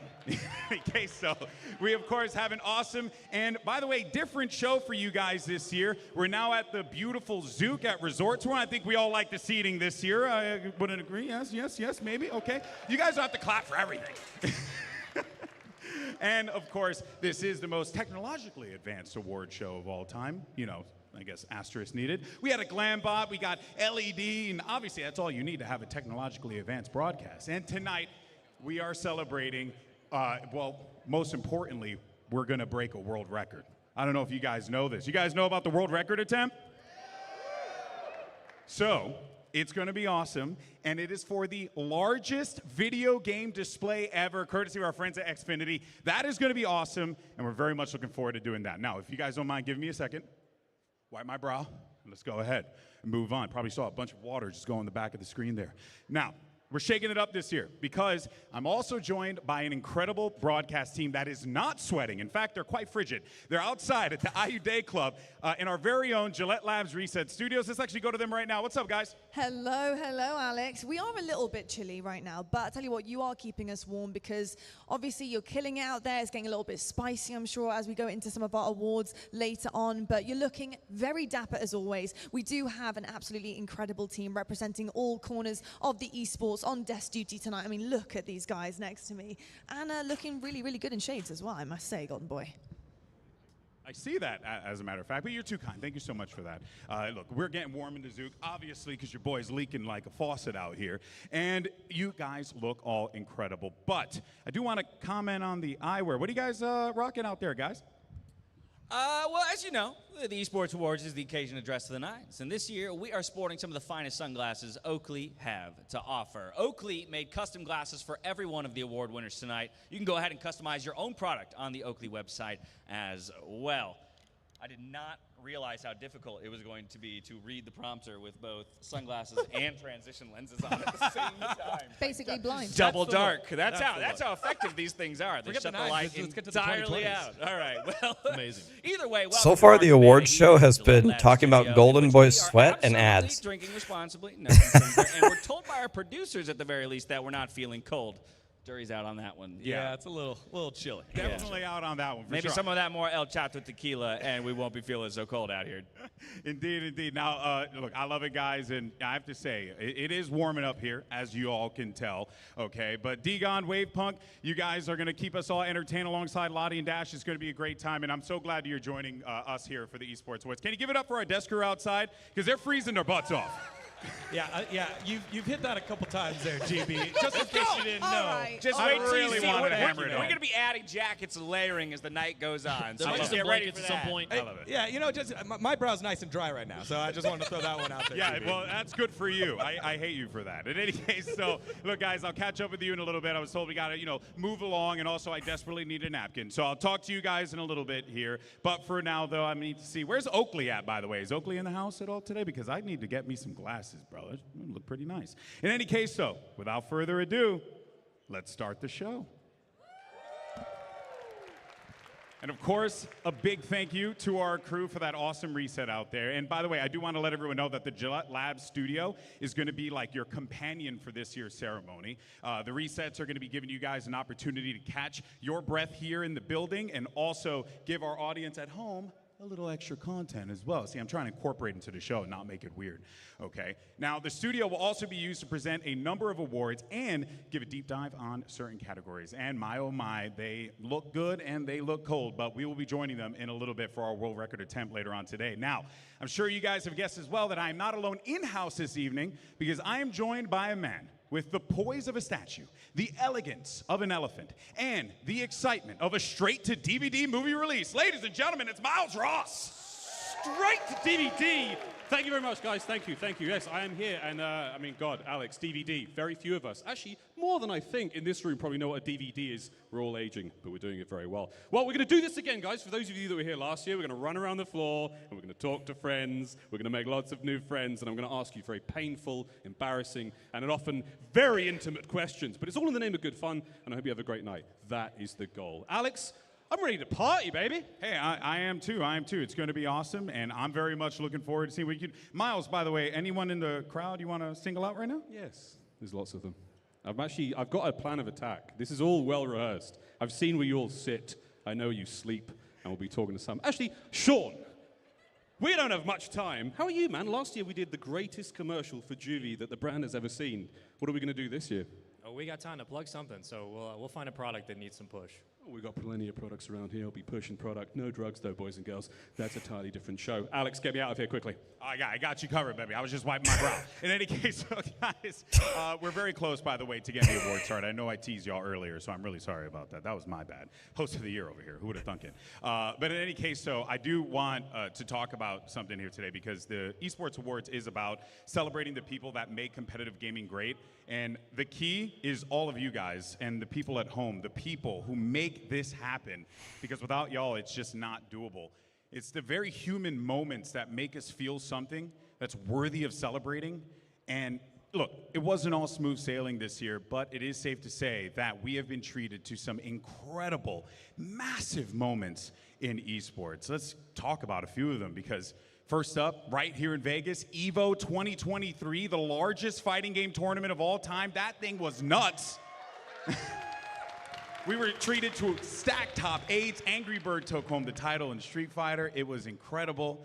How about, we saw the coach earlier, how about the anti-heroes who had their moment when a team of underdogs went from just another face in a crowd to Valorant World Champions. Incredible. What a record that EG managed to put together. And the Big Apple finally managed to get a damn title thanks to the freaking New York Subliners who brought home the CDL championship to the NYC. Because look, guys, we all know it ain't going to happen for the Giants and the Jets this year. It's quite depressing, quite depressing. New York sports fans, it's a sad thing.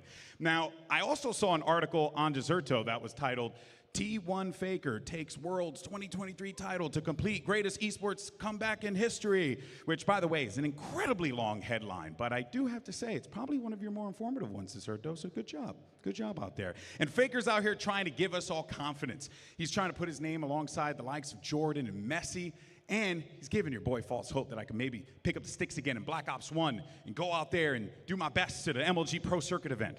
Boy can dream, of course. But the point here is that there's been a lot to celebrate this year in esports, despite the world going through some challenging times, and we are not ignorant to that whatsoever. The struggles in the tech and entertainment space have definitely been mounting, whether it's, layoffs or, corporate gouging or whatever the case may possibly be. All sorts of challenges across the board.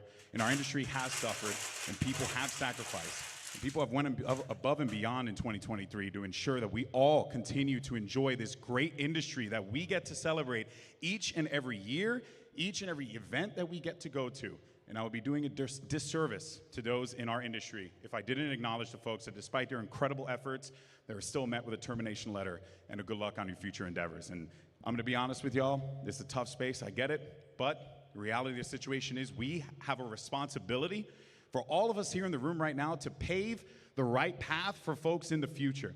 The next generation of esports talent, they're all here today. Some of them nominated here tonight. You guys are the reason why this happens, but we need to do this in an equitable and responsible way. And I hope that that is something that, resonates with a lot of people and something I wanted to share with everyone tonight.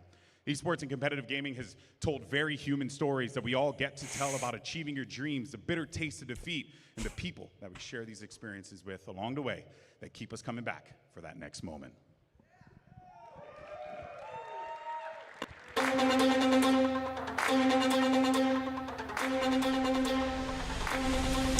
Okay. It's happening! Looks like we're... Why is nobody answering? Oh my God. It's our time to strike you! So we're going to be in 4 titles. I'm looking to enter a 5th title. Royalty Camille Corp has taken over the LEC sport of Australis. Wait, they got their own arena. But everyone applauding the return of TSM. With his boxing event, over 3 million people were watching Spanish streamer Ebi. What? On Kick. First stream on Kick. You're officially back on the grind, man. We beat the odds, We beat the odds! Moist and Shopify are teaming up in Valorant. The recently announced acquisition of FaZe Clan. League of Legends flavor Coca-Cola Ultimate. Microsoft acquiring Activision Blizzard is approved. Messi Woo! is a Cruz CEO now? Don't say some ridiculous things in the chat. What? Everybody says they want to lift that trophy.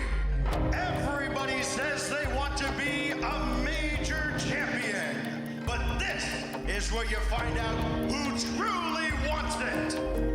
It definitely felt amazing to be back up there on the stage with the trophy and everything. Get Joseph Sprague! Sprague to die! He's the hero in this. Surely not hide. Oh my goodness, amazing! Oh my goodness! Oh my goodness! Done. And this fight, Hillside manages to outmatch. And finally, the Cassante is on! Enjoy O'Sealy, reset one more, put it on there, baby! The pistols back to I pace. came here, Into and B, this and in your face is mine. A single round of the thousands they've played. One more round. They never gave up a single opportunity. The subliners for legacy to become a dynasty for TSM. It is team spirit for unstoppable. They will take it. W7M. Team vitality. They have done it. And FaZe Clan. Echo. EG are your Valorant World Champions. It's Team Vitality! The Florida Mayhem are your champions. Angry Bird Gaming Gladiators will 3-0 G2. FaZe Clan do it. GG, your MSI champion. T1 will be your 2023 world champions.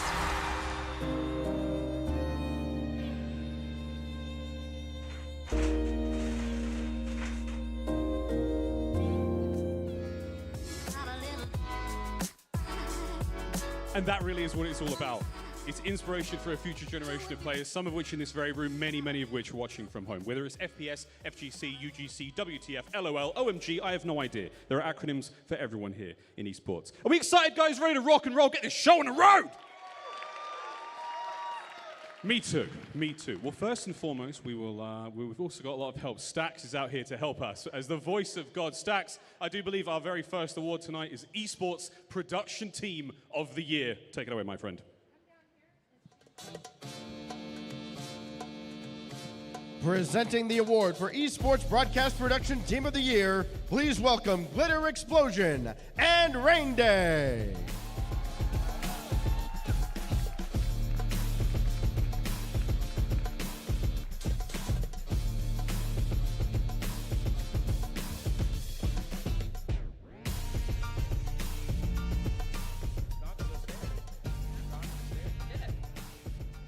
doing, everybody? Feeling good tonight?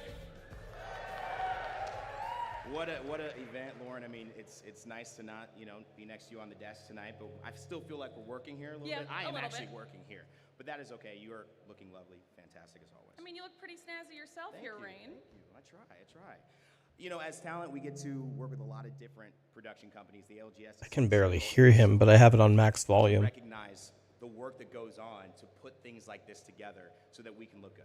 Absolutely. And these teams' dedication, expertise, and unwavering commitment have set new standards in broadcasting excellence. And the nominees are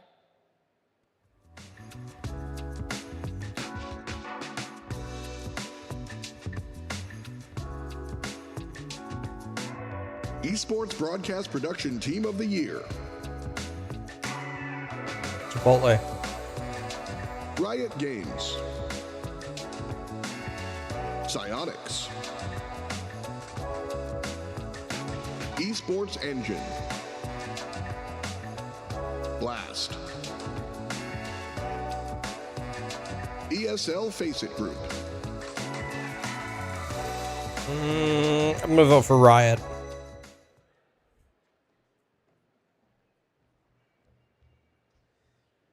And the winner is ESL Faceit Group.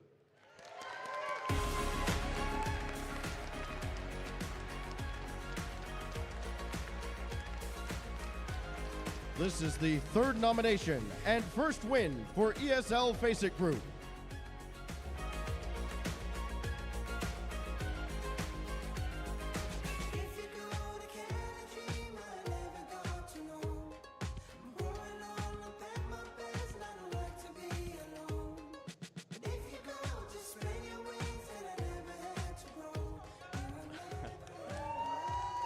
They sent me a list of people to thank. There's no way that I'm going to be able to remember everybody. But first of all, I just want to say I've been in this industry for probably about 20 years now, and it is very, very rare to be singled out and recognized. 20 years. He looks 20 years old. And in such a talented industry. So we definitely don't take this lightly. We very much appreciate the award. I can't take, obviously, credit for this. We have a team of 1,400 people around the world that really bring our experiences to life. So I feel like I would be remiss to accept this on behalf of myself. There's a massive, talented team across multiple continents that really make the magic happen. So just want to thank everybody for the recognition. It's very special, and looking forward to a great 2024 with you all. Thank you.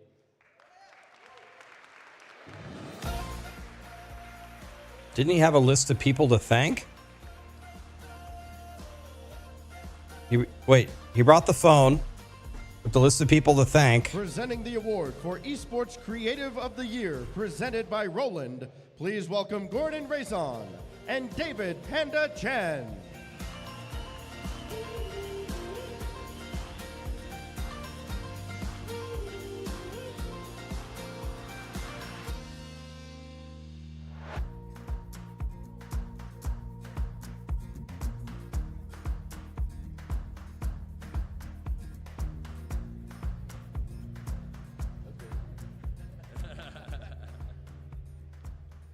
Hi everyone, I'm Gordon Raison, CEO of Roland Corporation Japan, and a committed Call of Duty gamer.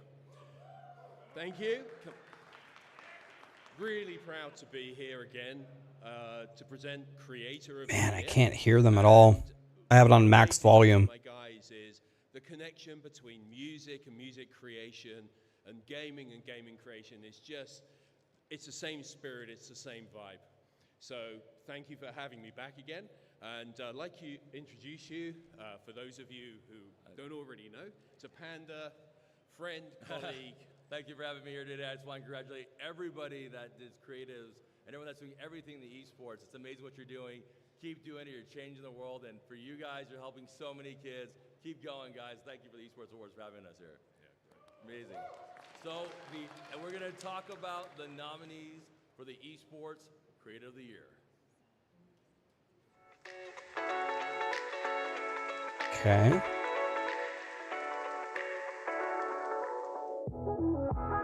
Esports Creative of the Year, presented by Roland. Liquid Enigma, Sesso, Avali May, What are we voting for here exactly? Heaven Design, Thorsten Dank, I mean, it has dank in the name. I'm voting for that. CV Creates, I don't even get it. Should have been Chipotle. I'm gonna vote for dank. And the winner is Sesso.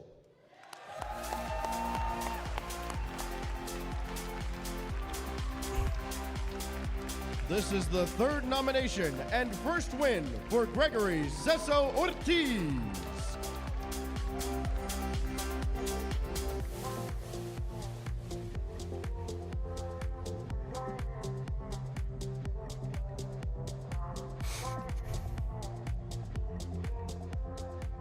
Okay. Got one of these. Let's go. Okay. Why is this thing 7 feet tall, by the way? Dude, I don't do speeches, but I just want to start off by just saying shout out to the Esports Awards for giving us creatives a spotlight and allowing me to share the room with people who share and inspire millions of people. It's just incredible. Of course, want to also congratulate my fellow nominees and finalists, especially the creatives at home, probably designing right now, killing it. Unsung heroes, my DMs are going crazy right now. I want to thank my mom and sister for watching at home. I love you guys. And of course, my beautiful girlfriend who's came with me tonight. I appreciate it. Also, shout out my dog. His name is Adobe. If you ever wanted to figure out, my commitment was there, by the way. But yeah, thank you for everyone who voted.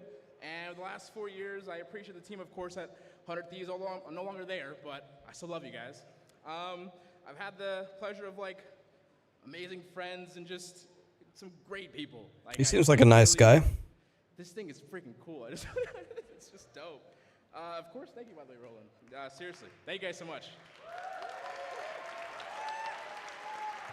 Well, I like that guy. Well, there we go, guys. 2 awards down, 200 to go. Hope you're very, very comfortable indeed. Well, quick, up next, we're going to roll right into this one. Up next, Esports Supporting Service of the Year, Mr. Stacks. For Esports Supporting Service of the Year, please welcome Fatality and Overt Flow. Fatality from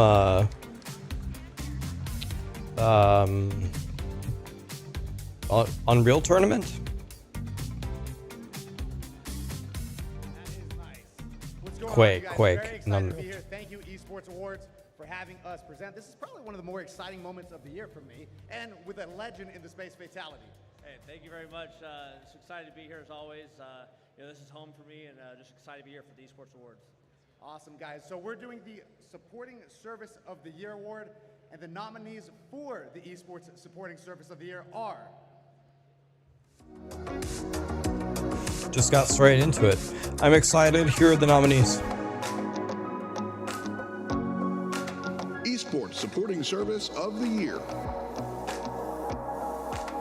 Yeah, I can't hear the mic at all. Esports Engine, ESG Law, Character Select Agency, New Level Recruiting, Paper Crowds, let's go with a New Level Recruiting. Evolved Talent Agency, Grid, OP.GG, New Level Recruiting. Bad Moon Talent, Prodigy Agency,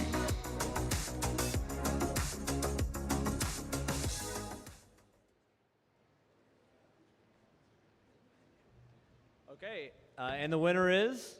Prodigy Agency.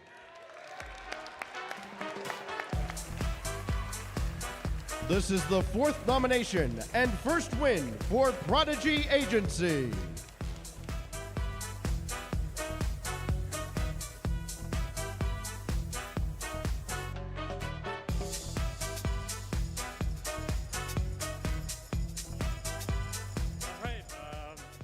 Awesome. I mean, thank you to the Esports Awards. I know we've been nominated a few times. I know that everyone in France, where Prodigy's from, is probably celebrating right now, and they're up very late. Obviously, I'm accepting this award on behalf of the entire agency, who's put in a lot of hard work over the past year to make this happen. It's been a very long year, but a very successful one. But I think more importantly, I'd like to thank the talent who kind of make this all possible for us. Without them, we wouldn't really exist or have anything to do. So we'd like to thank you guys, the talent, for putting your trust in us and putting your faith in us to do the best for you. And players first is kind of our motto, but we really live by it day by day. And I think this is proof that, that is really what we are all about. So thank you guys. Let it rain.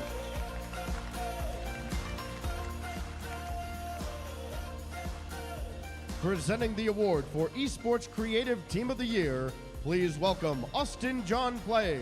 I thought we and just did this. Angelife. We did Esports Creative. Now we're doing Esports Creative Team.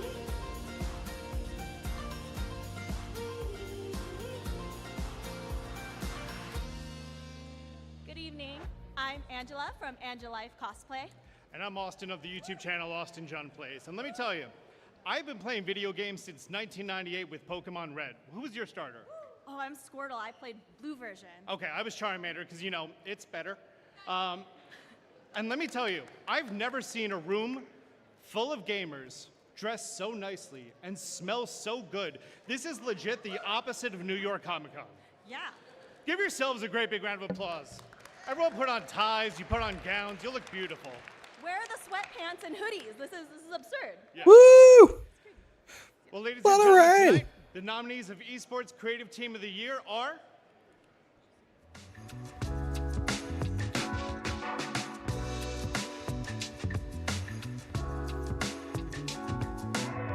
Esports Creative Team of the Year. Loud. Paper Crowds. Team Liquid. FlyQuest. G2 Esports. Team Vitality. Sentinels. Let's go with FlyQuest. North Studio. Numbers Studio.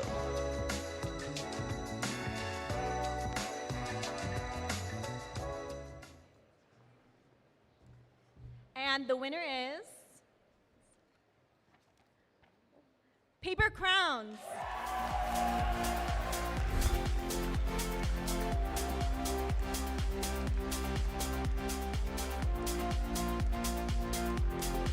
This is the fourth nomination and second win for Paper Crowns.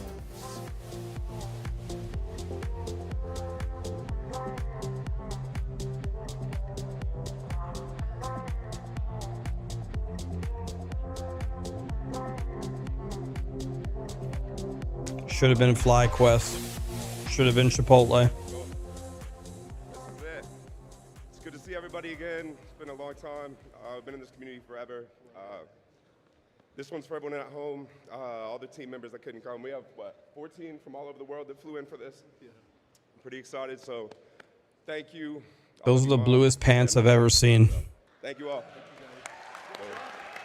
Yeah, he has Cinderella shoes on and the bluest pants. Is that Scump?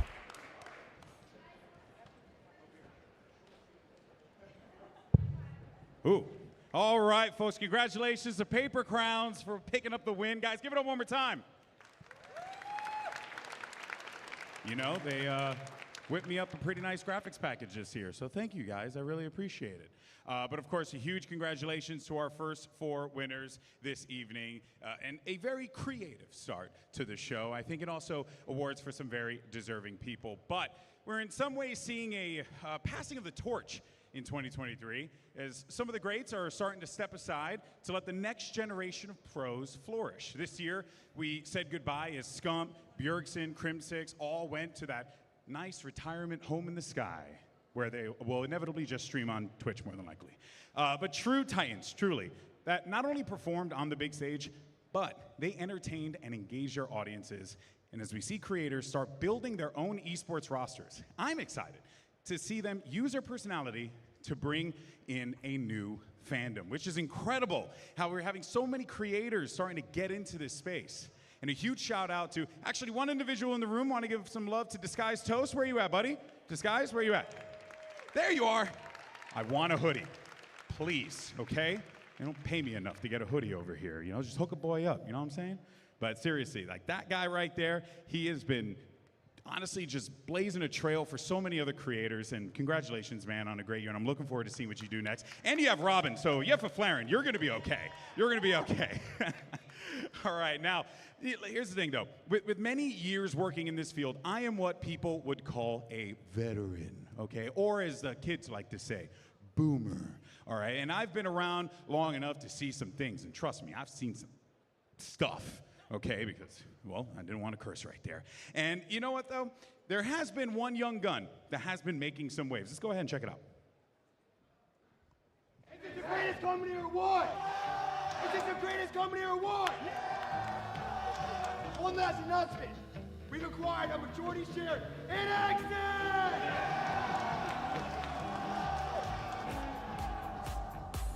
That's right, Clicks is now a co-owner of Xset, so I want to give a massive congratulations to him, and congratulations to Xset and Clicks, since you're entering adulthood, and apparently you're taking notes from convicted financial criminal Jordan Belfort with that video. Let an old man impart some wisdom onto you. Number one, don't openly antagonize investigating authorities. I've done that once, trust me, it's not good.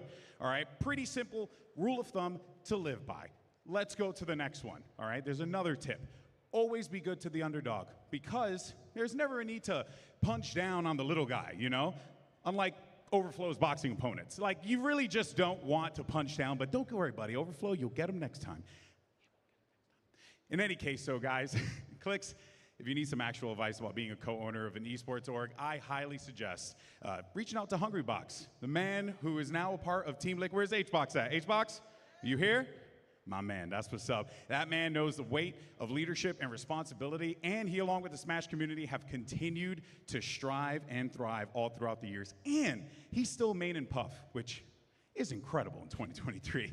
Now, everyone needs a little less me, and let's do some more awards, shall we? Because we're going to head over to our Gillette Labs Reset Studio to catch up with our crew. Guys, what you got? Gillette Labs Reset Studio. What a great start to the show so far in the Esports Awards 2023. It's been absolutely incredible to see all the faces turn up here for the showcase of the best in esports. We've had so many big personalities to show up, and even more to come next year. So it's going to be a lot of fun, and we're not quite done yet. And when we think about this year and this show so far, we had so many people know how to dress up. Dash, what are you rocking? What are you wearing? I'm feeling bad, man. I feel like I'm not living up to, you know, the level that's been set by everybody else at this point. We did run away from our perch up here for a moment to get a peek inside, and I will say, a lot of fabulously dressed people. The venue this year is incredible. I think it is so much more about the community, bringing everyone together in a more like comfortable, casual environment. You set the bar so high in previous years. I'm just glad you came down to the level of us mere hold mortals on for 2023. Now. He still looks absolutely He fantastic. very And kind. I also appreciate the fact your pocket square matches my dress, and I do Eagle eye appreciate right there. that. Let's go. Load up his head a little. A lot of purple going on here. It's a lot of purple. It's a lot of purple. Okay, we're actually killing it out here. Yeah, it's been an absolutely incredible evening so far. I've had so much fun with all of you guys. What a great start to the Esports Awards this year. ESL Face It, nominated 3 times, finally got a win. Let's go. Well done. Well done to them. Yeah, absolutely. Well, speaking of great starts, our friends over at Gillette have a whole host of products that Caleb could tell you about, because you got to hit reset and have a great start to your day, right, Caleb? I certainly can. Scan that QR code on the screen right on over to their website. See the collection of products that are available to you right now, Dion. You can go. You could pull out your phone. You have phones. Yeah, do you have it on you? Yeah. QR code it up, baby. There it is. Yeah, It's right here. See, normally when they put the QR code on, they don't give enough time for you to scan it. So go ahead and look, join me, scan with me. There it is. That one. There we go. All right. All right, while he scans, Wavepunk, should we move on to some more awards? Yeah, let's do that. We got some awards given out. Moving on, every year our industry sees the debut of new competitors, the beginnings of new stories. This award honors the brightest new stars in our sky. let's take a look at the nominees for Esports Breakthrough Player of the Year.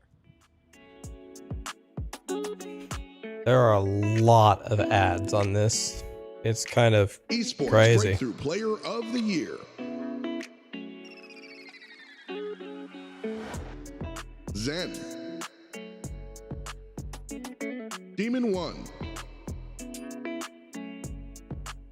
Scrappy. Dong Hack. Dong hack? Dong hack. Haze. Nope, dong hack. Verge Gang. Dong hack. Dong hack. Mike. Dong hack. Dash the honors. And the winner is Demon 1. Demon 1. Congratulations. Should have been dong hack. This is for you. Yeah, we're going to overload you with things to hold on to as we ask you a bunch of questions. I hope you're ready. I mean, Demon 1, I had the privilege of sitting sideline to your career blossoming just this year in the Valorant space, but I want to hear it Sarah directly Dong from you. Hack didn't win. To go from where the team sat in the middle of Upsetting. spring this year, Valorant World Champs, and kickstarting your career in such an incredible way, and now taking home this award. What, I mean, 2023, this must have been just a roller coaster of a year. Yeah, it's been a crazy year. What was Should it have like? been How dong do you hack. feel now? Does it feel like you've made it? Definitely feel like I made it. Been through a lot, long year. Started from nothing, like 6 months from like nothing to this basically. Appreciate everyone voting for me. Definitely an honor to be here, and I want to give a special thank you to one person in my life, my fiance. We got engaged last month, and she's been with me every single day, supporting me and helping me throughout my journey. Big thank you to her. I love you more. Huge congratulations, Demon. I've got to ask you though, coming on board as a part of Dong this hack team didn't and win. being the Upsetting. difference maker, what was that pressure like for you? Having to take this championship and doing almost the impossible for fans there. What did it feel like for that moment? And not only that, but then to win an award as well. The whole year I've been saying I don't feel pressure. Doesn't exist to me. I've just kind of been going with it, playing my game. He's a demon. I love it. He He's is a demon. He's a demon. Well, congratulations on the award. Congratulations on the engagement as well. 2023 only gets better for you, my friend, and we're excited to see what you accomplish in 2024. Thank you. All right, Demon Enjoy your 1, night. everyone, your Esports Breakthrough Player of the Year. And we're going to keep the awards You can turn rolling. on the We got heater if you want. Miles down on the floor. Miles, go ahead, take it away. Degon, thank you very much. Yeah, we're having a good time so far. We are flying through these awards, slowly but surely getting the night done. But the night doesn't happen, ladies and gentlemen, without some very, very special help from our very, very special sponsors. And with that being said, it's now time to throw to a very, very special package. Presenting the award for Esports Game of the Year, please welcome Nobru and Paulinho. Game of the year. Yes, we got Willy Wonka up there.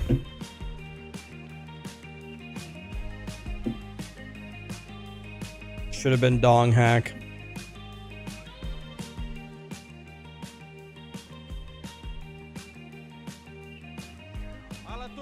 Fala turminha do Brasil Baranation. Muito boa tarde. Hoje estamos aqui com muita felicidade nesse mega evento, representando o Brasil e o mundo todo também. Eu e meu brother Nobru, e hoje vamos apresentar a categoria aí. Fala aí, Nobru. Jogo do ano, né, meu parceiro? Então, boa tarde para todo mundo também. É um privilégio estar junto aqui com o Paulinho para estar apresentando essa categoria. E vambora? Vambora! Game of the Year. E the finalist are... Portuguese, right?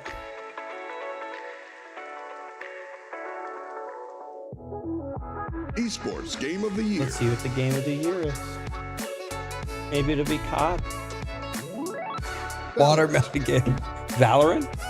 Should it be that? League of Legends. League of Legends? CSGO. Should have been dong hack. Rocket League. Turbo Pulsa. He's my friend. Call of Duty Modern Warfare 2. COD? Mobile Legends Bang Bang. Mobile Legends Bang Bang. Easy. PUBG Mobile. Mobile Legends Bang Bang. It has Bang Bang in the title. Dota 2. Nope. Mobile Legends Bang Bang. Fortnite. Mobile Legends Bang Bang. It has Bang Bang in it. It has to be the winner. Bora lá no Brasileirão? What? Let's go. In the winner is Oh, in the back. Valorant.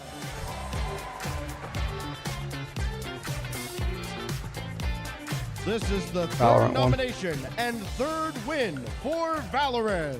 Should have been Mobile Legends Bang Bang. Dong Hack, Chipotle, and Mobile Legends Bang Bang didn't win. Setting. We're doing a little bit of a Brazilian reunion right here, by the way. Folks, it is such an honor to be here on behalf of all of us at Riot Games. Thank you to the Esports Awards panel for this honor. We had Riot an incredible wins year in again. Valorant. We're so humbled and so grateful for being part of this community. We launched 3 brand new international leagues this year. We ran challengers and game changers competitions all over the world. We ran global events, and that's all, of course, thanks to everyone who is part of our community, many of whom are here today, tonight. And I want to thank you. I want to thank, of course, the thousands of riders all around the world who make Valorant a reality. All the pros, the teams, the casters, the observers, the production crew, the tournament organizers. But above all, I want to thank players, the Valorant community, the fans. Everything we do is for you in a world with so many amazing games and so many incredible entertainment choices. We're very honored and grateful that you choose to be part of the Valorant community. So thank you very much and enjoy the evening.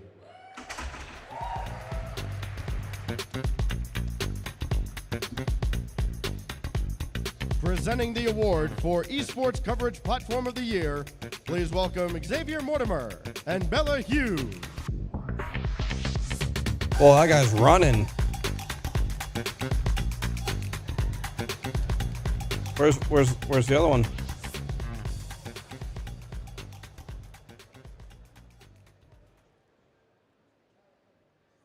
Oh, she's on the screen or what?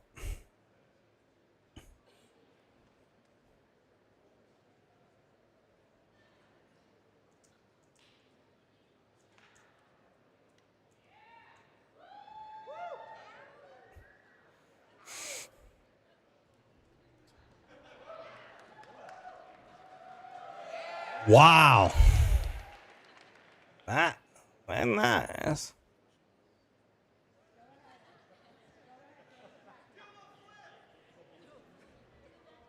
They're like, just present the award. What? What? Hello. The nominees for the Esport Coverage Platform of the Year are Esport Charts.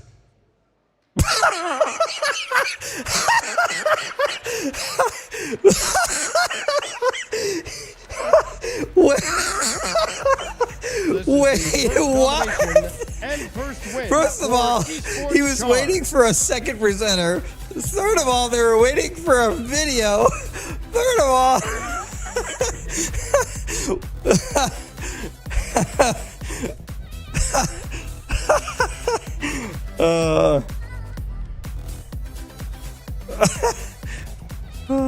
Frankly, this is very unexpected. And being a data company that kind of gathers data for 7 years, predicts a lot of things to happen, this is not one of them. I'm super proud that we're being a Ukrainian company coming from Ukraine straight here to the US. Thanks for all the support, by the way. they skipped the entire thing. They skipped the introduction. They skipped the nominees. What we can from there to the world of esports for 20-something years, I think. And we're pretty well known now, even thanks to the effort that we put in sustainable, data-driven development of the esports that we love. I want to thank the team and the country, my parents, everybody who supports us very much, and I truly am heavily surprised. Thank you very much. The nominees are Esports Charts. Yeah. And let's be great together and keep moving esports forward. Thanks a lot.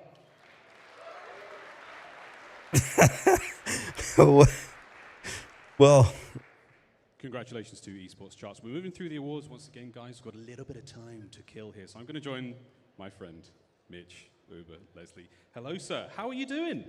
I'm good, buddy. Yeah, flew out here this morning. You know what I mean? Got the kids up, and I was ready to come and hang out with you guys. Great to see you again, buddy. Likewise, mate. I mean, the kids are right there. Are they watching at home by any chance? I think they might be. Yeah, the missus said she's keeping track of things. So, yeah, I don't know if they know what's going on, but if they see Daddy, they'll know it's good news. Daddy's right here. Well, we're very excited to see what happens again. Play-by-play of the year. You know, we're both nominated. It's about time, though. It's my turn. And it's my turn, bro. You had one already. Bollocks.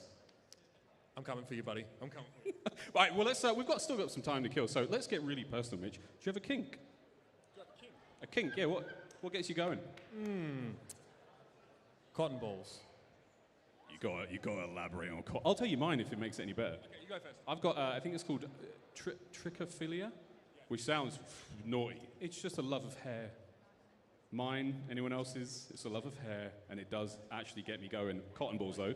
Can it be What? dismembered hair? What are we talking about here? It can be foot, it can be anything. I mean, you don't get to choose what you love, Mitch. Listen, I'm trying to make some more money in the off-season here. It's been a bit rough, so why don't we... Yeah, let's talk after. Footfinder.com would be Mitch. You won't be able to tell who's who. There might be some tattoos that tell us apart. But mate, good luck with tonight, and I hope you're having a fantastic night. Either way, you look delightful. Anyone else have a weird kink they'd like to share on the internet? Oh, that was loud. I'll be coming over to you later, madam. In the meantime, though, we do have a very, very special announcement from our good friends. The Commissioner of the City is on the stage with something to tell us.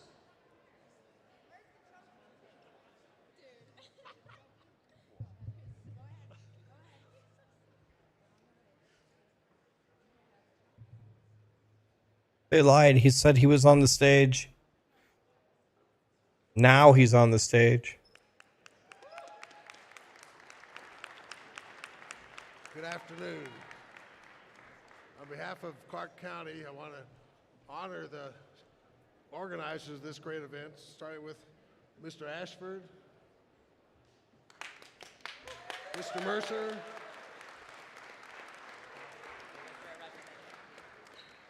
Solene, Lee, nope, and Nia.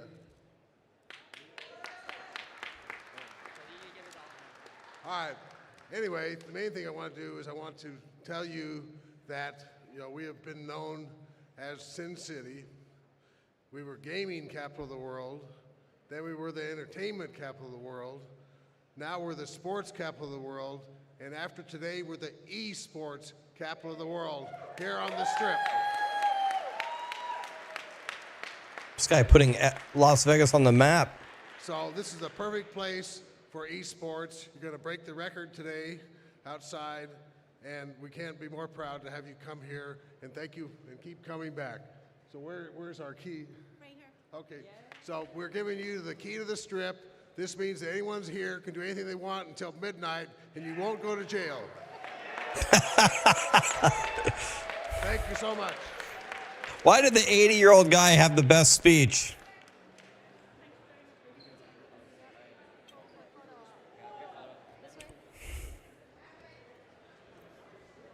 Be putting that one to the test tonight. Anything before midnight, eh? Woo, let's get creative, Vegas, shall we? Again, none of this can happen. None of this fantastic shenanigans, the legacies being built tonight, all the good times, the food, the drink, everything, fees, you name it, can't happen without the tremendous help of our incredible plethora of sponsors. Roll the package. And thank you to our partners at Lexus. After this, can we see more about the partners and the sponsors? 5GRV, Logitech G, Roland, Gillette, Oakley,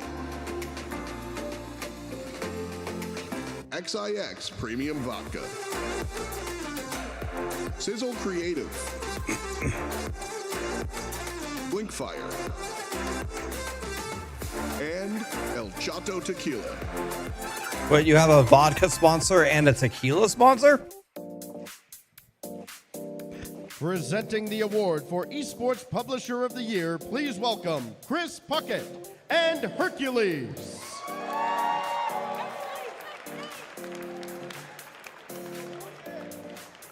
Chris Puckett, Halo guy. I like this guy.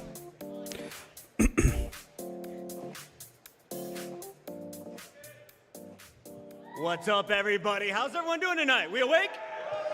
Yes, we're in Vegas, so let's make this a party.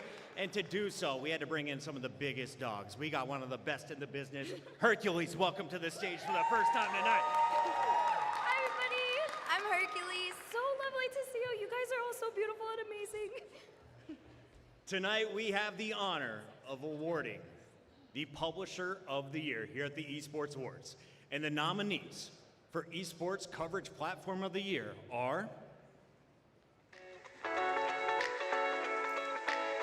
Dong Hack. Esports Publisher of the Year.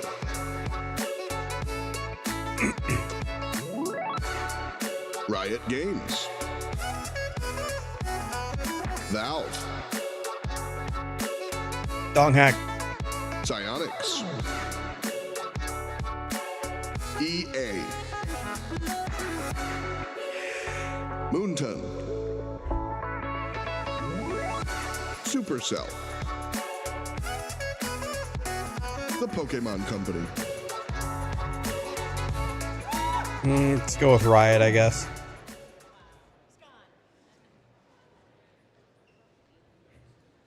I, Ron Burgundy. I read the teleprompter. I think it's your turn. Oh.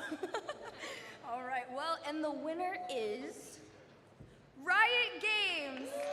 Again, give it up for Riot!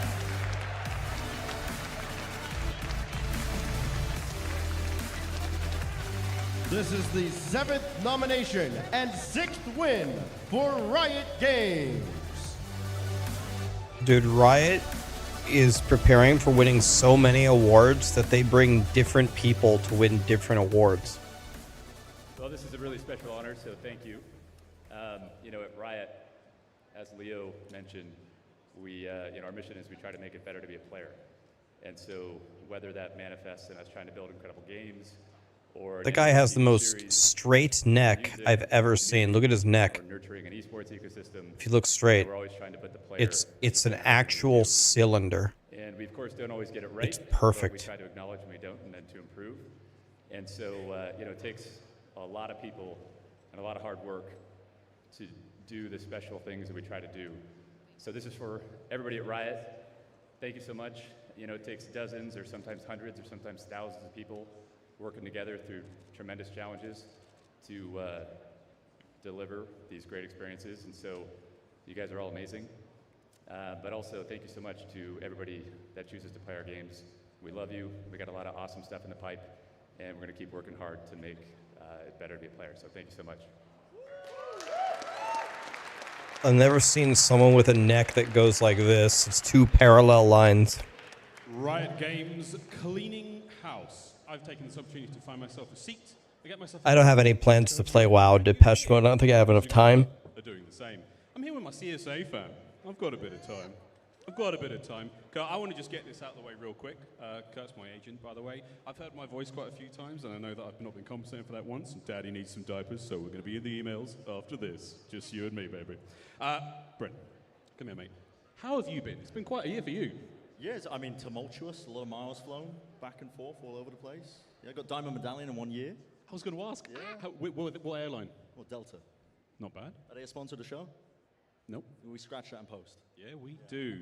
So you as well, another sort of crazy year, and as far as the CSA side of things goes. Yeah. How has this year been for you? Obviously very viral and very emotional. I hope that they share the sponsors of the show. Keeping the good vibes up here. We're all about good vibes here at the Esports Awards, ladies and gentlemen.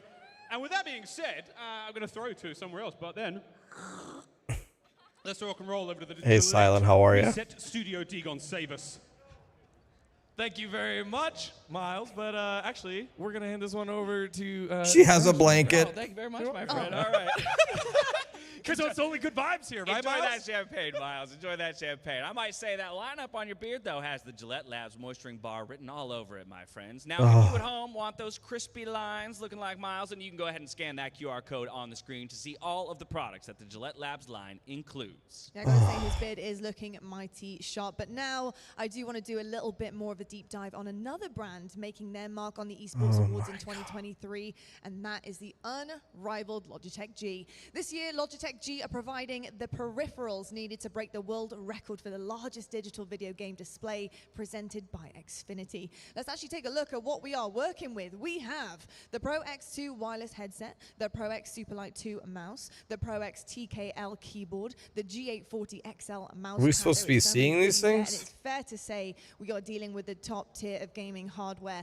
Logitech G would define it That's as terrible, pro Silent. grade tech Need to get folk, that and I buddy to the would define hospital. it as going into my suitcase later on. We, though, will be using their award-winning design, Lightspeed technology, and super light factor to ensure we capture the world record, and that is going to be absolutely amazing. And of course, Degon, right behind us as well. Yeah, I know. Again, on the big screen, you don't want to miss it. Now, one of the areas that the esports industry is getting the spotlight it deserves is the collegiate space. With campuses around the world providing scholastic opportunities, it's only right to acknowledge some of the best programs and universities leading the way in 2023, Caleb. I mean, collegiate esports and this collegiate competition is near and dear to my heart. I'm wearing a TCU belt buckle right now, folks, so it's my pleasure to announce this. The nominees for the Esports Collegiate Program of the Year are Collegiate Program of the Year.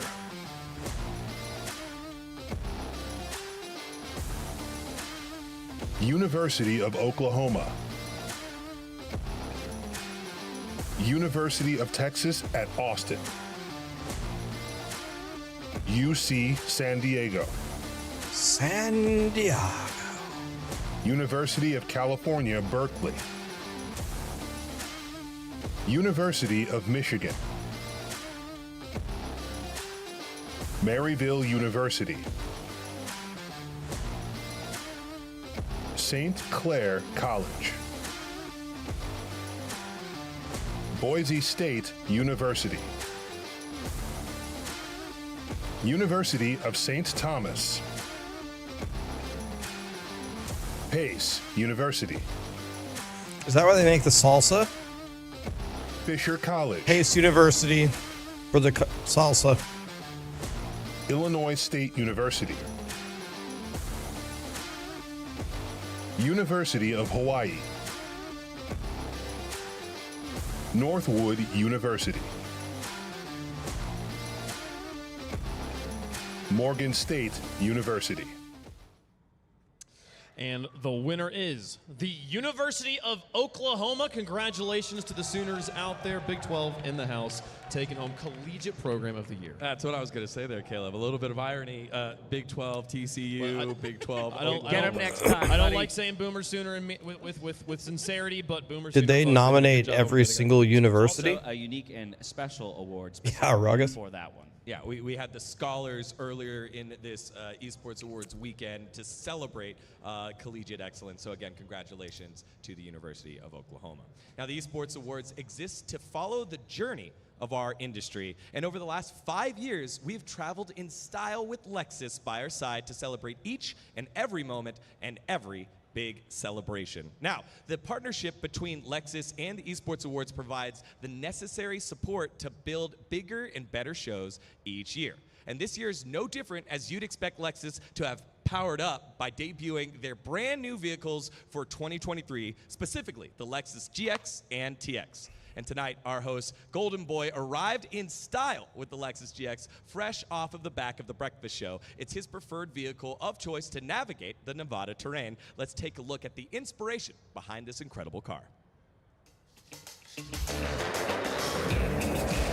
After we look at this incredible car, can we look at some more sponsors? In a new 4-episode series, From the Ground Up. Unveiling the meticulous process that brought you the all-new Lexus GX 550. With a team of visionaries, creators, designers, and engineers that made it a reality.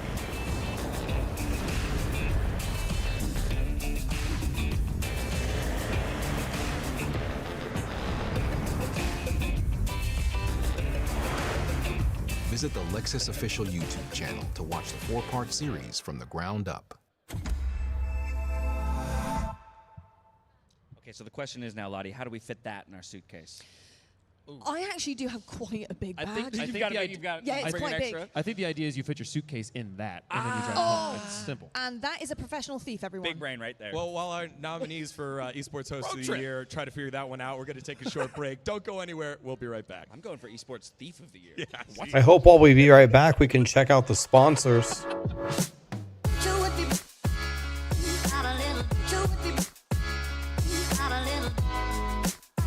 There's Roland.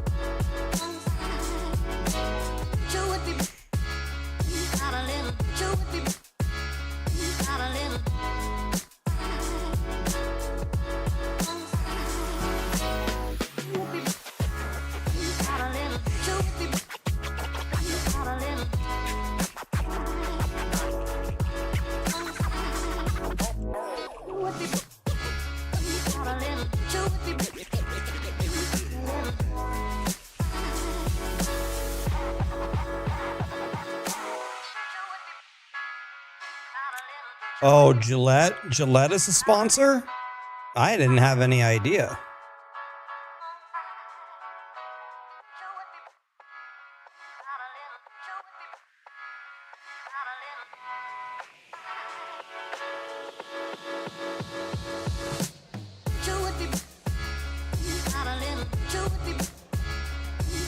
There's Gillette again. All Gillette, right, Roland, Thank you all Lexus. so much to the incredible brands that make this event happen.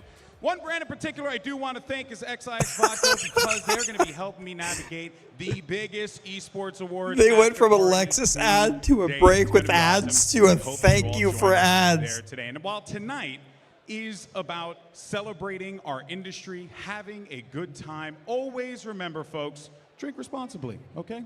But it's Vegas, so enjoy yourself as well. Now, if you need a designated driver, all you got to do is just call Vitality Zone Zen because you know he's got your back. Lord knows the boy's been carrying all year long, and I don't even know if he's got himself a driver's license, but I don't either, so who am I to judge? And we want everyone to stay safe tonight and have a great time, most importantly. And you guys look incredible out there, so give yourselves a big round of applause for being awesome and being with us here today. I know your hands must be hurting at this point in time because we asked you to clap like 1,500 times. But I also want to acknowledge some incredible on-air talent that's in the room, and she's going to be so mad that I'm doing this, but I want to give love to the homie, Rachel Seltzer, right over to the right side there, an absolute legend in our industry, and we got to give her her flowers one day. So guys, give it up for Seltzer out here, a literal legend in our business. I love you too. I love you too. We also got Gaskin in the crowd today from Apex Legends, coming in hot. You know, doing it big. I love you, buddy. Avery's in the house too. Listen, I love the mole, personally speaking. So well done on that one, okay? We got a lot of great people in the house today, but next up, we have a featured award presented by the incredible team over at Xfinity, and this one I am particularly excited for. It is the Esports Content Creator of the Year. Presented by Xfinity, Presenting the presented by award Lexus. For Esports Content Creator of the Year, presented by Xfinity, please welcome the man, Becky Lynch, and the EST of the ESA, Bianca Belair.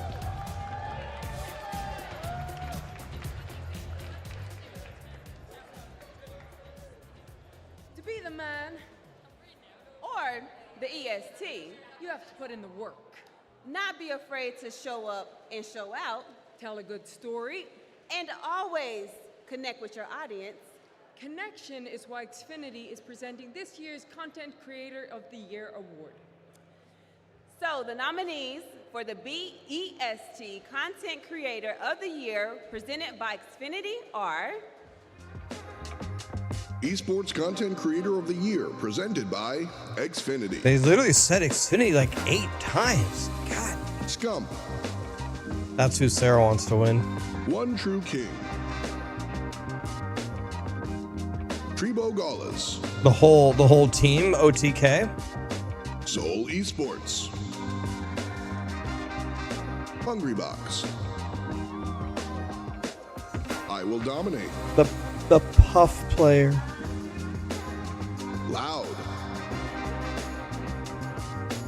The Score Esports. Judo Sloth. Last Free Nation. It's Timmy. It's Timmy? Zuma.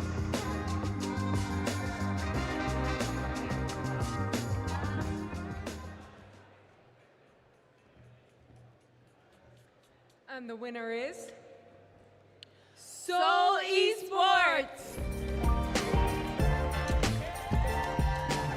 This is the second nomination Who? and first win for Soul Esports.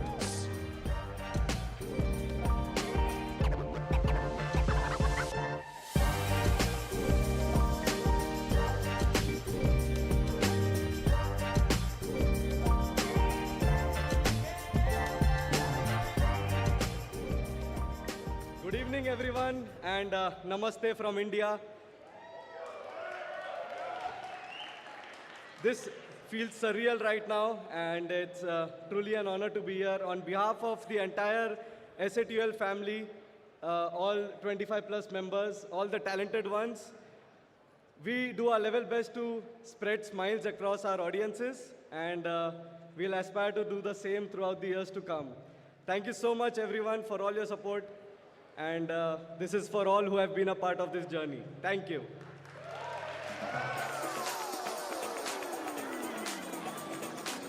Who?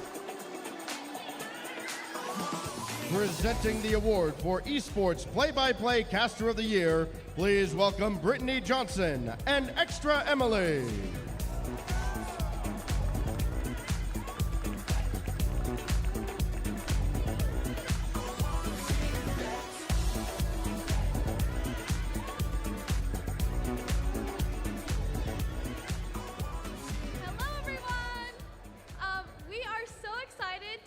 Announce this year's Play-by-Play Caster Award, especially because as a streamer, I really appreciate when someone commentates over my really bad gameplay. Or whenever you're watching a tournament, it's really what provides, the best entertainment for people who don't really know what they're watching. So you guys give the heart and soul to what a production is. Yeah, thank you, casters. So for this year, the nominees for Esports Play-by-Play Caster of the Year are...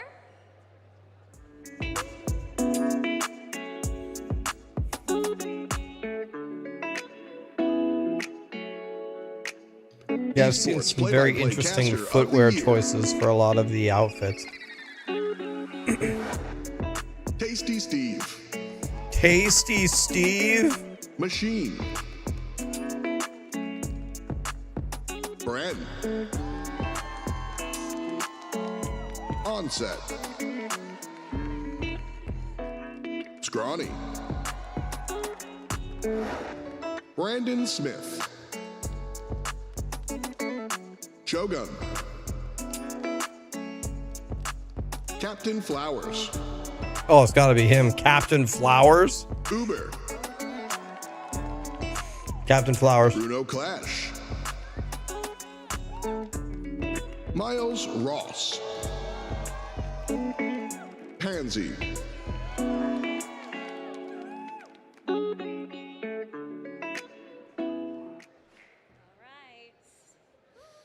And the winner is Uber!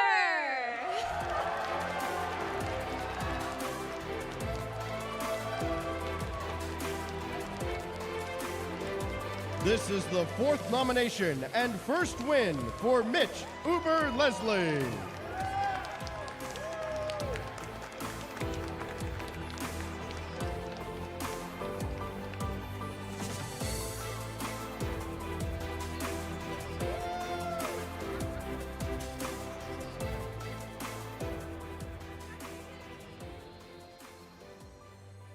You bloody made me wait a while for this one, I'm not gonna lie, guys.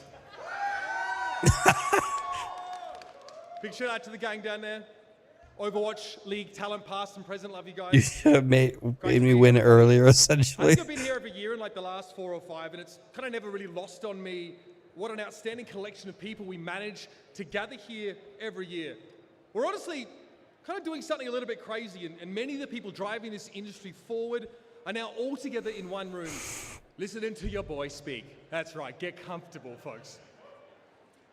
Look, it's been a great honor to be nominated for this award in the past. My goodness, I think this has got to be one of the most stacked categories at the Esports Awards. So much incredible talent. I want to thank the esteemed panel of judges that put me forward for an award like this, and also the crew out the Overwatch League and Brawl Stars fans that voted for me in the public. You guys couldn't have done this without you. Thank you so much for putting your confidence in me. Firstly, I want to thank my wife. I'll be honest, guys, Esports is not built for families. I've lived in 3 different continents just to sort of do this job, to sort of chase the magic and the dream. Without her, I wouldn't have been able to make any of it happen.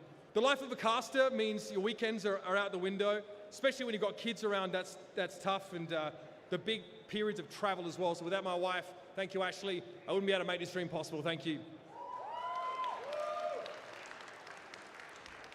Now I can come home. I'll be allowed in the house. Excellent.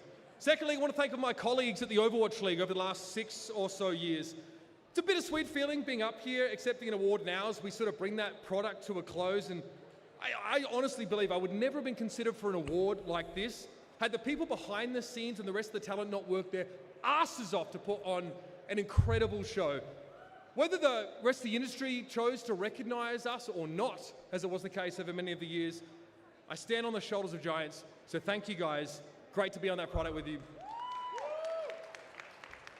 I want to thank the casting crew from ESL and Cologne back in like the mid-20 teens. It felt like the Charles Xavier Academy of talented esports broadcasters. And thanks for the learning environment there. We were really able to create something very special. And I want to encourage anybody who feels like they've got some wisdom to share with the next wave of talent to trust in them as they start to carry the torch in esports. We're going to walk. We're walking here. Some of us will have some problems doing that after this, but we will walk so they can run. So here's to the next generation. Finally, to the other esports talent out there, there's a few of us in this room as well. I know it's hard right now. We're experiencing a pretty stiff market correction, I think that's safe to say, and those of us, especially with families, are probably starting to feel the pinch a little bit. As budget cuts as far as esports products goes, yeah, the crosshairs are on us right now. The talent budget, that's where they're looking to make their cuts. Despite this, I want to encourage the rest of you more than ever that this is the time to remember why we started to do this in the first place. The raw passion that pushed us into this volatile but magical industry. Don't be afraid to lean on each other. Casters, talent out there.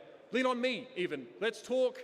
Let's get alongside each other because truly a rising tide raises all ships. Thank you very much. Thank you. It's about fucking time, isn't it? Let's face it, ladies and gentlemen. Mitch, Uber, Leslie, once more for Uber. He touched upon past, present, and future generations of esports talent, of esports players, everything, the production. And that's one thing that we did last night, the 2023 Lifetime Achievement class. We've got a legend over here, 2020, Fatality, in the center right here, an absolute champion of the industry. But we are joined by so many, the future generations, which is crazy to say, because let's face it, esports is quite young still when you think about it. Either way, though, it's over to Stacks now to welcome that class to the stage. Distinguished guests, please give a round of applause and raise your glasses for Shane Rafa Hendrickson, Chris Puckett, Mark Merrill, and also to those unable to attend, Victor Nazgul Gosens. Wait, before we give out another award, can we check in with our sponsors? Trevi Shenkaisen and Lee Flash Young Ho.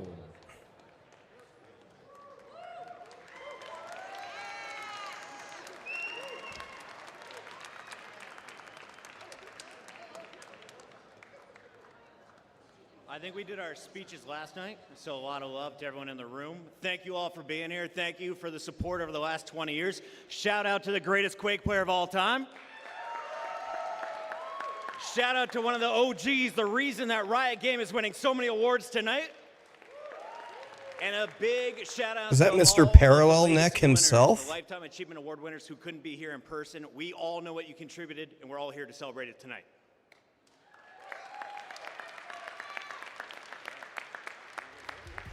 Presenting the award for Esports Color Caster of the Year, presented by El Chato Tequila. Please welcome Chino Lee and Color Hector caster? Lopez. What does that even mean?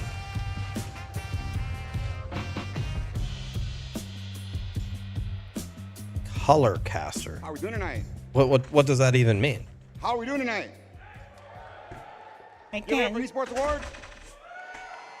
No El Chato, licking. No. Hector Lopez. Presenting my boy, El Chino and El Chato. Esports Awards. I'm introducing you, my boy. How's everybody doing tonight? I genuinely don't even know what that means. What does color Just real quick, I know a lot of us caster that have been to the golf tournament, mean? and I know that some of you guys outside for the open bar had a taste of our tequila. If you haven't, at the after party, make sure you guys get a taste of it. Probably one of the best tequilas you guys will ever taste.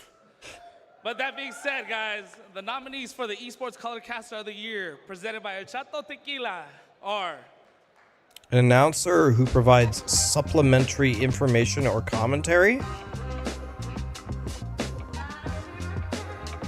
Esports Colorcaster of the Year, presented by El Chato Tequila. Cadril. Gaskin. Puckett won a Lifetime Achievement Award. Sideshow.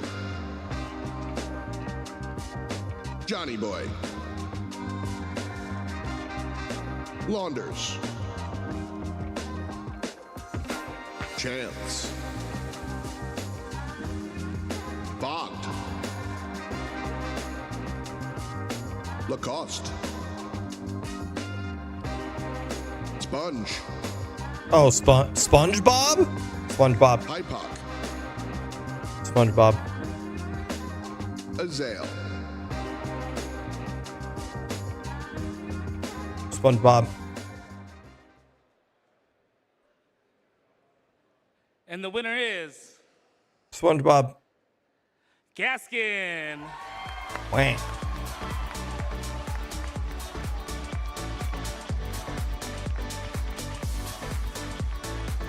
This is the first nomination and first win for Dan Gaskin.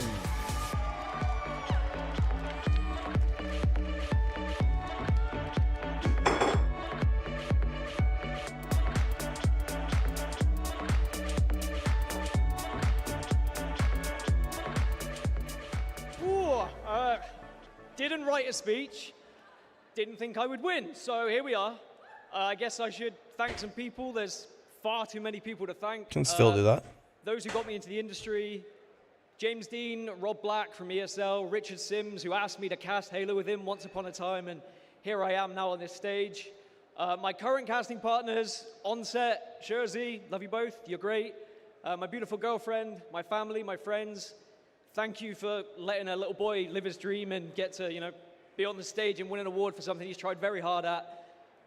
And this one's for my brother who passed away, and I always wanted to do something to make him proud, and now I feel like I have, so thank you.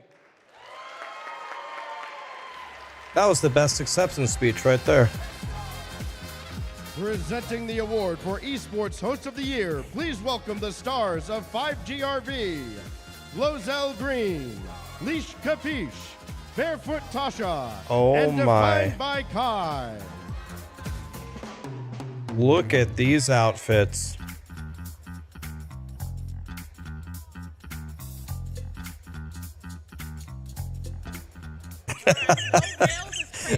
Oh, Lord, they coming. It's not heel friendly, y'all. Yeah.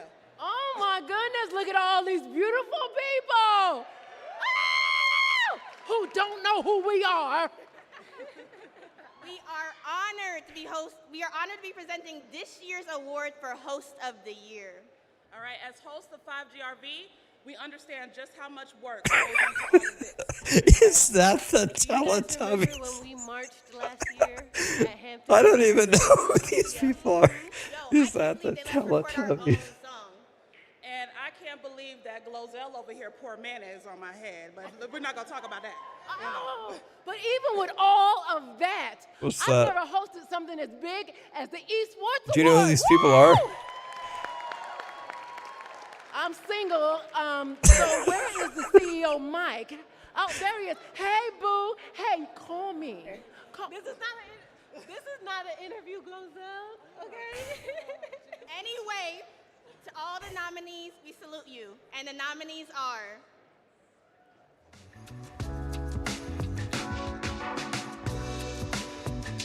What is the award even? I don't even know what the hell we're giving a. All I heard was mayonnaise hair. GRV. Golden Boy.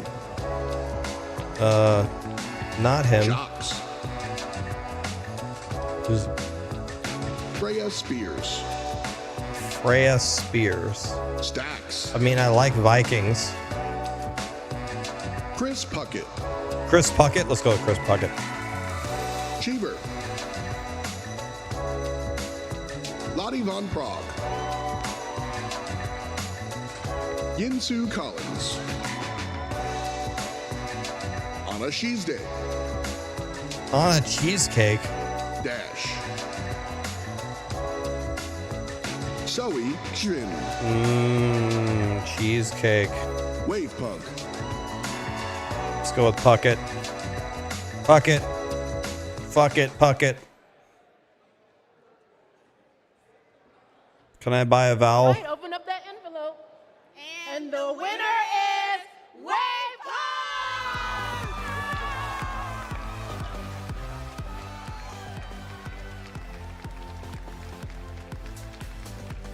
Tall guy won.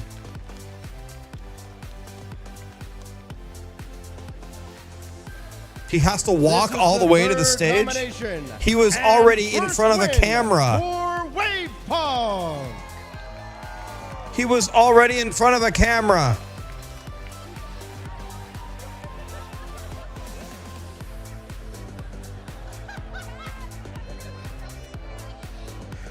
Hey, why aren't we playing ads?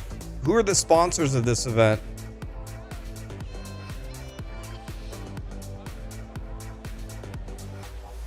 You were already in front of a camera.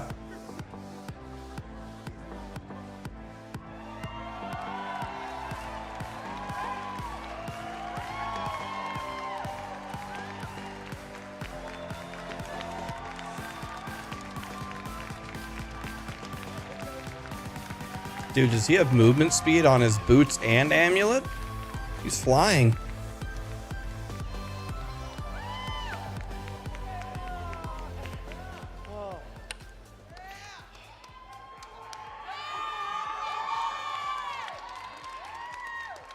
They make you run, and then they ask you to talk, and you're all out of breath. There's so many people to thank about getting to this point. The first one, this goes out to the entire Rocket League community. What We've did you been say here there? You said there was putting on the something? best esports What was in that? the world for years.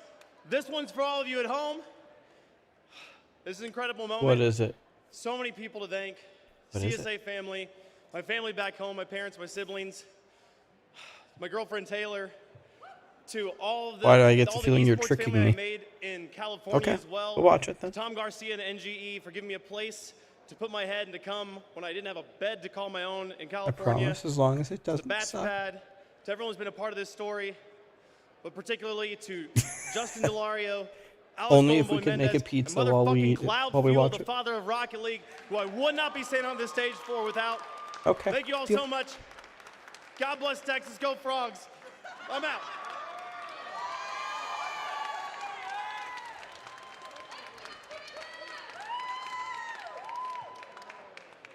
He was already on camera. The speeches are only getting better. Is that because everyone's getting drunker? Maybe. Who knows? Well, congratulations to all of our winners so far. It's been absolutely incredible stuff. The team of 5GRV. Ladies, looking outrageous. Outrageous. Dressed up. Thank you so much for sponsoring Host of the Year. And congratulations once again to Wavepunk. Guys, quick reminder, if you didn't know already, we are trying to break a Guinness World Record tonight. That's taking place a little bit later on after the show. We are truly making history with Xfinity, and we cannot wait to see how that all goes down. That's going to be much later on in the show. But until then, here's a thing, that's a little taste, a little suckle of the teat of what's to come in about 45 minutes.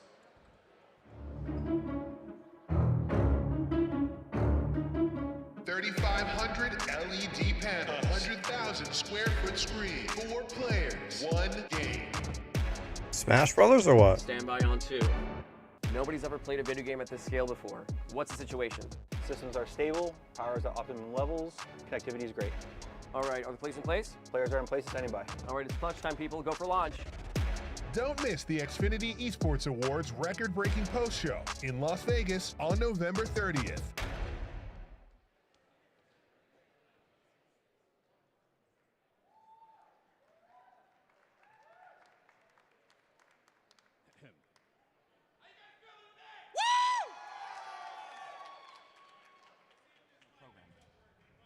Hello, everyone. Welcome back to the Gillette Labs Reset Studio. As you can see, we're down one host, but for the best of reasons, because he just picked up his first Esports Award. 100%. And can I just say, the fact that he could run a near mile, get on that stage, and then give such a mile. Wave, we love you so much. It was down one flight of stairs and in one door. Well deserved. Yeah, we're all so freaking proud of you. And again, I love the fact that he ends it with God bless Texas. God bless Texas. Go Frogs. Whatever it was. That's the greatest thing ever. I'm so happy for him. So far, this night has delivered on every single level. And while we've had the opportunity to talk about it as it's all broken down, the four of us, there's one person we actually haven't gotten to speak to too much tonight, and that's Golden Boy. I want to get his opinion tonight so far on how things have gone. GB, can you hear me, my friend? Are you around?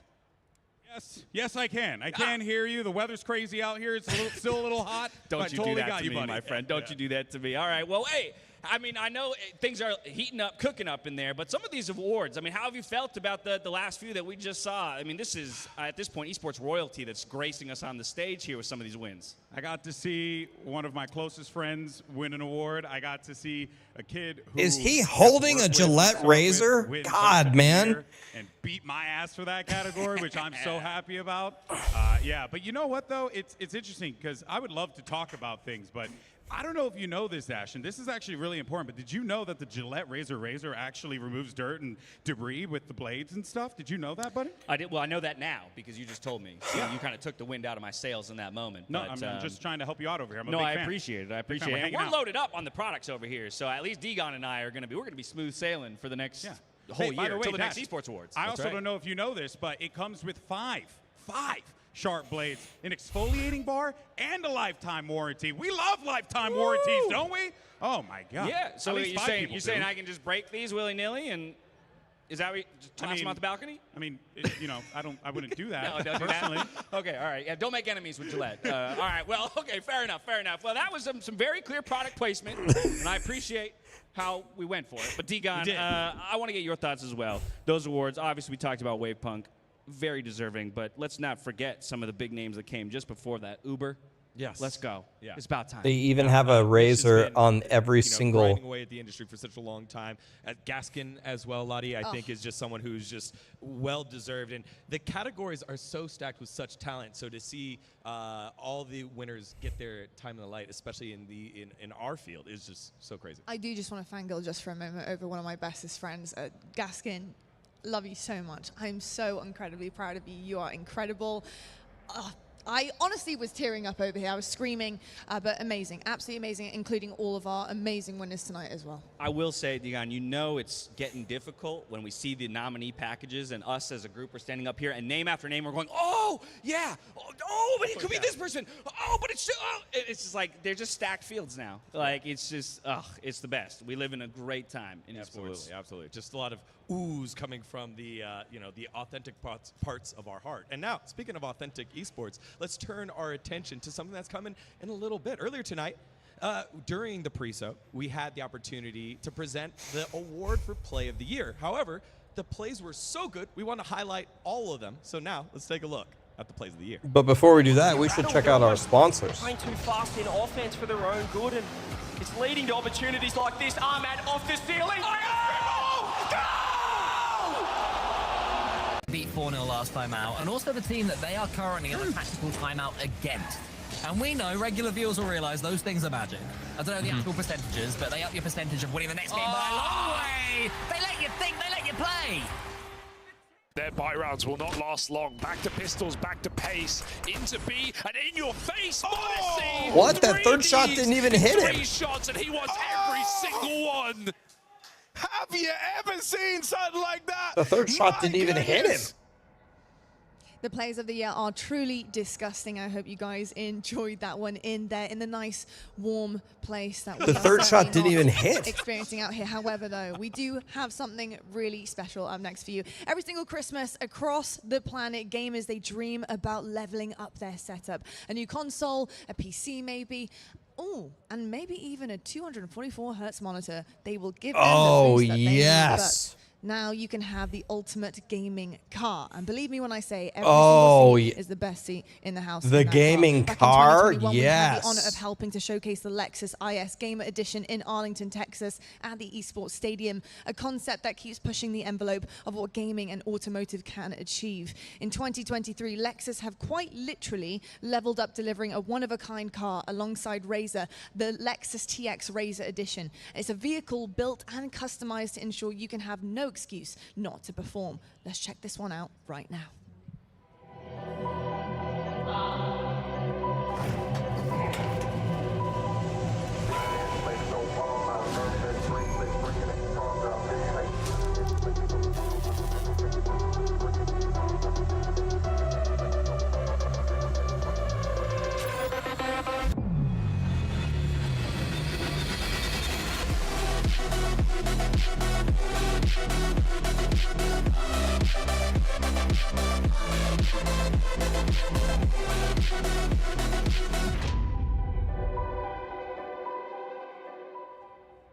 Just impressive stuff there from our friends over at Lexus. Now we wanted to spotlight this award simply for the fact that players, creators, and everyone in between are enabled to do what they do best. And that next award, of course, is Hardware Piece of the Year. To recap, those nominees were CPU AMD Ryzen 9 7950X, the Logitech G Pro X2 Lightspeed, the Asus ROG Ally, Stream Deck MK2, the High Ground keyboard, Razer Viper Mini Signature Edition, Samsung Odyssey OLED G8, and the Corsair Xenon Flex. And your winner is the Stream Deck MK2. Congratulations to the Stream Deck over Elgato, again, leading the way there. Massive, Very massive well deserved. The number of bedroom broadcasts that are run purely off of a Stream Deck, I mean, it is a piece of hardware to be reveled in, to be honest. It is indeed. By the way, fantastic reading on all of those, because I don't know if I could have done that. That's not easy. A lot of acronyms, but hey, you know, when you're a PC builder, you're just so used to it. Miles, have you built a PC before? Just wondering. Diego, to be honest, mate, I actually didn't hear what you said, but you look fantastic, and I enjoyed it. You should laugh. It's quite funny. Anyway, I'm here with... Get a grip, people! I'm here with some of my friends from the Call of Duty world who were the New York Subliners, and my co-worker, Ali Kat. Ali, you're nominated for Analyst of the Year, Forbes 30 Under 30. It's been a year for you, mate. Thank you. You don't need to gas me like that. It makes me nervous. Well, okay, I'll ask you a very weird personal question then. See? Careful what you ask for. Ali, really, though, it's been a cool year for you. You're still very green in the industry. You've only been a full-time on-air talent for a few years. Yes. How's it gone? It's going great. Again, it's a position, you know, little me never would have thought would have happened. I was just a girl that wanted to play video games competitively, and now I get to work alongside you every day. She has the most gold bracelets I've ever seen of anybody. You're my caster of the year in my heart. That's what I'm talking about! No, really, though, great year, Ali. Can't wait to get the next season started. And we're actually ready for another award, guys. It's very close to my heart, literally. Oh, what the... This is so embarrassing. Hang on, let me ask you a question. Wait. What about it works for you? Oh, I don't know. Okay, we're off the rails now. We are going to be giving away an award now that is literally very close to my heart and quite close to most of these players' hearts. That's right, ladies and gentlemen, it is now time for the Esports Controller Player of the Year. Esports Controller Player of the Year? Please welcome. Did they just make up these categories to make up these categories to just extend the show?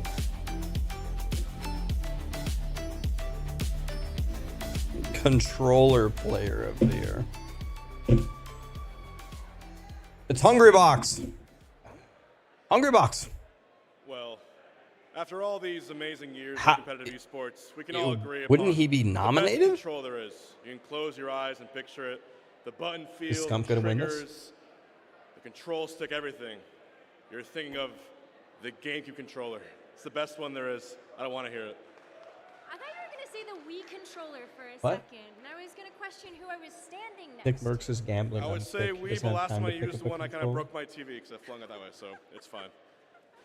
Well, I am not known for using a controller. I am a keyboard and mouse player, but I have such an appreciation for all of the incredible You might. competitors that do perform so well on a controller, much like yourself. Thank you. So, without further ado, Okay, the let's see. nominees for Esports Controller Player of the Year are... Okay, let's see. Controller Player of the Year.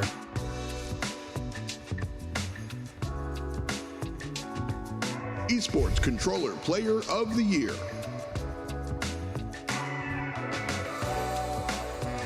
Zen. Zane. Zane? Zane. Zane, 100%. Hydra. Zane. Nope. Zane. Kismet. Zane. Akola. Zane. Angry Bird. Angry Bird did win Evo. Rise. Apparently Jack. It's either going to be Zane or... Arslan Ash. Imperial Hal. It's either going to be Angry Bird or Zane.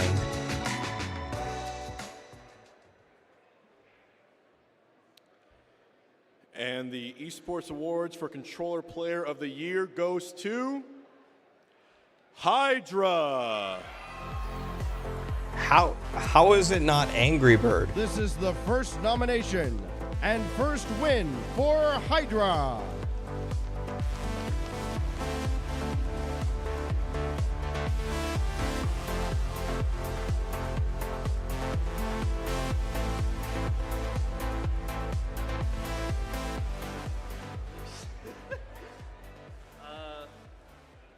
Oh my god. I'm really bad at doing speeches, and I'm not even speaking English, so it's gonna be really hard. I want to thank my mom first because she's been supporting me for 5 years since I started competing and all that stuff. So I want to thank all my team, my coaches, What- everybody who supported what me, accent fans is and that? stuff. Yeah, thank you everybody.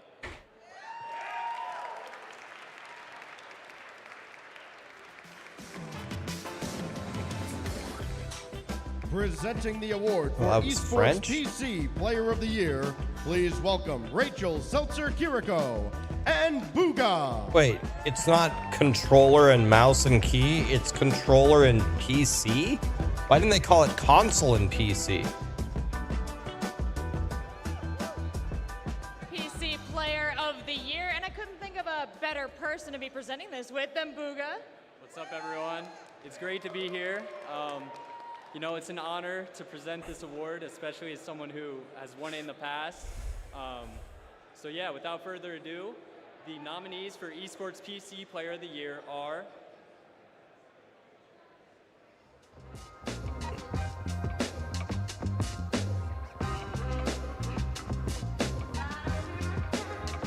Esports PC Player of the Year.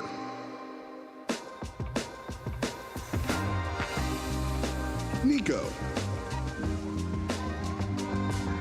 Maru. Zaiwu. Quinn. Hunter. Knight. Alpha Ya. Where's Faker? Demon 1. Demon 1 already won something. Chovy. How is Faker not here? Baker. Oh, yeah. It's going to be Faker.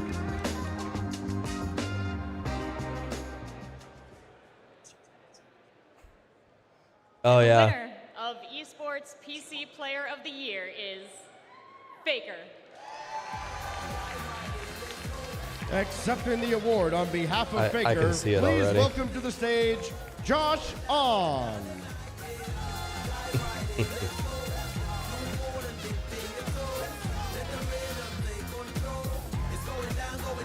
He's walking away with the award. Oh. host took the award. Thank you. I think there's a video from Faker, so here goes. 안녕하세요. 페이커 이상혁입니다. 이번에 e스포츠 PC 플레이어 오브 더 이어 상을 받게 되었는데 많은 분들의 관심과 응원 덕분에 이렇게 상을 받을 수 있게 된 거예요. Where is he? In like Home Depot? 직접 가지 못해서 상은 직접 못 받지만 이번 월즈에서도 많은 분들이 또 관심 가져주시고 시청해 주셔서 감사드리고 앞으로 더 열심히 하겠습니다. 땡큐. Awesome stuff, awesome stuff. Congratulations to the legend Faker doing it yet again. Now, this is our second year hosting the Esports Awards in Las Vegas. And last year, and here's a little tidbit about me, I love magic. Is anyone like a fan of illusions, magic in the house? I personally, big fan. And I was bummed that last year, your boy didn't get to go see a show in Vegas. So, good news, everyone. We got him. That's right. You might have actually seen him on America's Got Talent, or you could have seen him on Penn and Teller's Fool Us. Give a warm welcome, and you saw him earlier today, to illusionist extraordinaire, Xavier Mortimer. Give it up, everybody. Woo!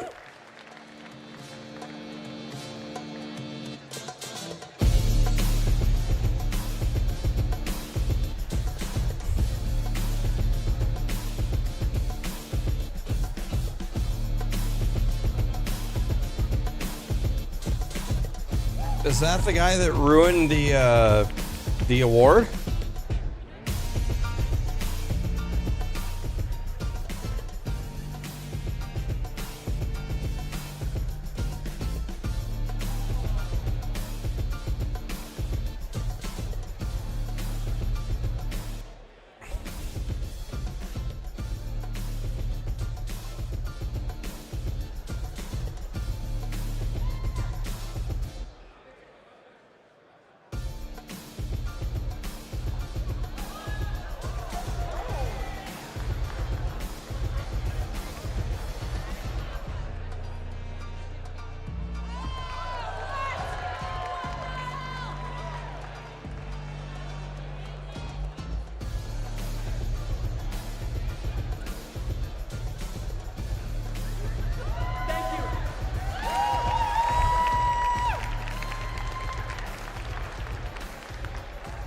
And now, a word from our sponsor. Top 10 coolest moments of my life. That was awesome. In any case, though, that was really cool. Guys, give it up one more time for Xavier Mortimer. I'm going to enjoy myself some champagne for a minute here. And it's refreshing as well. Now, to everyone here in the audience and watching around the globe, once again, it is my sincere honor and pleasure. Thank you all for joining us here for the 2023 Esports Awards presented by Lexus. I know I have a glass, but seriously, a toast to all of y'all for being an incredible just crowd and also incredible supporters of our industry. And tonight, we have even more, because we have our world record attempt presented by Xfinity. I'm excited about it because I'm going to be participating in it. I'm really nervous. And our next award is going to be presented by another one of our incredible partners, our hardware partner, Logitech G. And Logitech make prosumer level equipment fit to grace any pro and used by many teams. And hold on, pinkies up. Nailed it, wasn't in the script. Now, let's go ahead and find out who your esports team of the year is. Presenting the award for Esports Team of the Year, presented by Logitech G, please welcome Carrie Lambert and Brent Berry.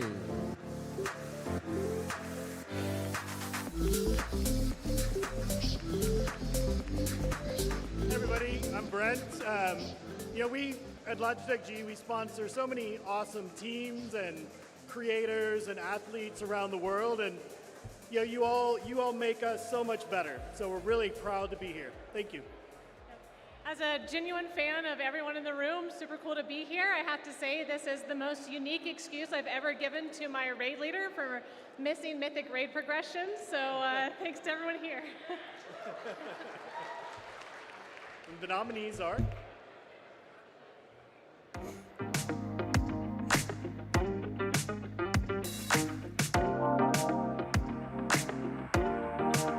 Esports Team of the Year, presented by Logitech G.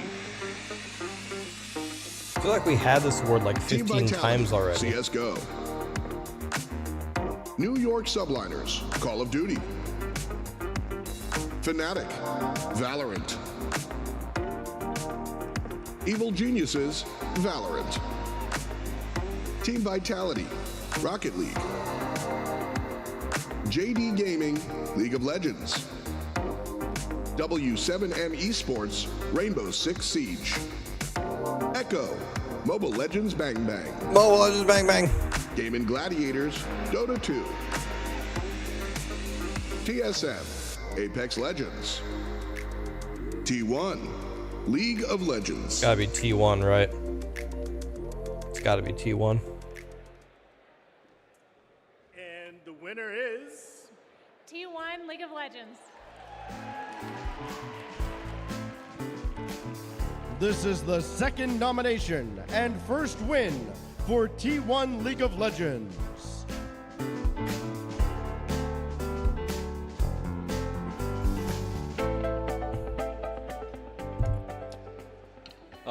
Thank you so much. It's an honor to receive this honor on behalf of T1. I want to keep mine short and sweet. Shout out to our fans in Korea, in the US, and all over the world. I want to give a shout out to Titans, that's T1 staff. They work so hard. And I want to thank mom and dad. Mom is Comcast in the US. I want to give shout outs to Tucker Roberts, Brian Roberts, Joe Marsh, and from SK, JP, Peter, and Jason Lee. That's all of my list. And lastly, props to the late John Kim. He was the previous COO before me. And Joe and I have thought about and dreamed about this moment. John, this is for you. Thank you. Please welcome to the stage Ovali May and Phil Visu to present the award for Esports Personality of the Year, presented by Logitech. I think before we do this, guys, we've got to hit our sponsors. There we go. Talk to me. All right, listen, I'm just saying, look how far we've come in. We did NFL together. Yeah. We did Crown together. Yeah. We did a little bit of podcasting together. Yeah. And now we're doing Esports Award presenting together. I feel like we're the next best host pairing. I've been telling people I feel like at this point we're like the new age Rush Hour, like the woke version. You know what I mean? Woke Rush Hour, Yeah. that's our name. Yeah. Expand on that. How are we woke Rush Hour? All I'm gonna say is we hit all the check marks, but you know what? Before we get into that, let's check out the nominees for Esports Personality of the Year.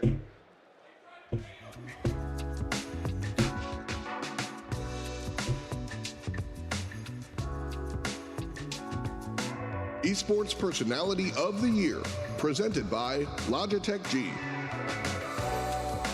Scump. X. Rollins. I know Scump. Who are these other people? Moist Critical. I know him. Nobrew. Ludwig. No Ludwig. Disguised Toast. No Disguised Toast. Coringa. Who the hell is that? Bayano. Who the hell is that? Tomato. Who the hell is that?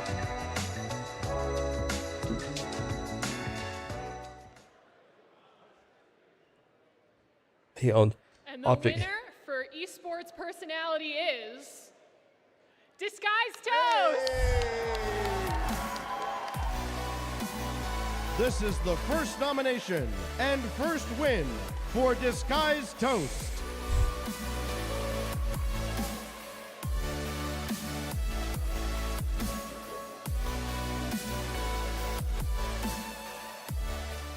Wow. This does take the sting off losing $1 million in esports a little bit. And apologies for showing up in a hoodie. My head of marketing said I need to promote the merch if we're going to make it to next year. But yeah, big thank you to everyone who supported us, all the staff and players at DSG, Rob and Julia, my manager and agent. Just honestly, everyone in the esports industry. I've been here for less than a year, and it's super stressful. So I don't know how you guys keep doing it. I go to bed, awake, not really knowing what I'm doing, and figuring out how to make all this esports stuff work. And the fact that you guys been doing this for years and years, it's just very inspiring. Like, we're just trying to figure out. We just love gaming so much. We're willing to put ourselves through all this up and down, and honestly, the industry would not be where it is if it wasn't for all of you people. So, thank you so much.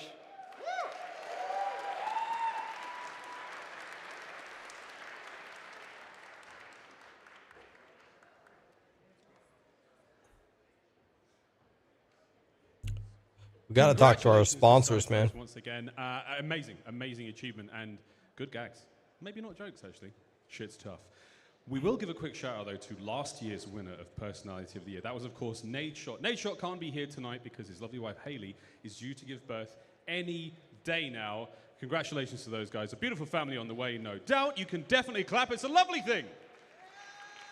God bless you all. Where did everybody go? Show, though. Half the seats are empty. Valorant ain't all that, but your boys hitting shots in real life. You know what I'm talking about? It's a sex joke. You know when a man loves a woman and he puts his member... What? Where are we going with this one? You tell me, Dan. Congratulations, by the way. Thank you so much. I appreciate it. Thank you. The sex joke didn't land, so Wavepunk, you lot at the Gillette Reset better save us. Well, thank you so much, Miles, and welcome back to the Gillette Labs Reset Studio, broadcasting live from the Esports Awards presented by Alexis. And man, what an evening we're having so far. It definitely hasn't gone straight to my head. Can I just say, by the way, hello, host of the year. Hello! For real? Let's go, baby! Yeah! It feels very good. It's genuinely did not expect it. Pretty crazy stuff. So well deserved, dude. So well deserved. It was an okay year. I'm kidding. I love you, man. Also, I guess on this side too, like, there's a winner, there's one that had to move on. Dash, how does it feel now, seeing that Caleb is now holding the mantle that you held? I stick to what I said at the beginning of the show today. And he can probably speak to this now. It's an incredible honor and a very humbling experience to get that nod from your peers and from the industry. It is. But I have been making my case for this man here for a number of years, and I am so happy to see you take home this award. It is so deserved. I will say this again. I said this to Dash when he won last year. He can confirm I did come up to him and say this, that it would have been a disservice if I had won this award before you won this award, given how much I looked up to you as a role model. So it does feel like a passing on of the torch, and it's wonderful. So. Well, I'm sure there is, Miles, a sex joke in here somewhere with this love fest we're goodness. having. No! Stop it! But anyway, we got business to attend to. We do, but we had Love Fest, but I got to bring some bad news for you, Caleb. Just your face is looking a little dry. Oh my God, no! Yeah, the desert air, the desert sand. Yeah. Actually, guys, it's winter in the desert. We've got some Gillette Labs skincare. Oh my God, dude! Caleb, go ahead, take a look at that one and put some of that on. Yeah. I think it's a winners only moisturizer is how it works. It's so good. This one might be winners only, give it a but whiff. you all at home have the opportunity to get that with the QR code on your screen right now. That's Did he right. put it on his Go ahead, hand? take a look at that. The QR code should be coming up very soon as Caleb moisturizes up in this Las Vegas air. Yeah, there it is. Did you expect that? Did you know that they were going to hand you the award and then ask you to do that, to moisturize live on air? I don't have enough. Yeah, you Not are enough now all these lines. a true award winner That's how in you this know. chair. You're holding 3 different things. We're doing great. Well, I love it. Now that Caleb is properly moisturized for the remainder of the evening. Lastly, from all of us here at the Gillette Labs Reset Studio, we have one more award to give out. And this one is very near and dear to our hearts as hosts. It's Esports Desk Analyst of the Year. These are the people, Lottie, that we work most closely with on any of the broadcast teams in any of our spaces. And we rely on in so many ways. We certainly do indeed. We're an absolute team up there on the desk, and they are such a crucial part of that. Incredible. The knowledge, the experience, the education that they bring to the viewers is just unparalleled. So we absolutely love them. They're family to us up there, and we're a big squad. So I'm excited for this one. They bring the brilliance to our pretty faces. Now, the nominees for Esports Desk Analyst of the Year are...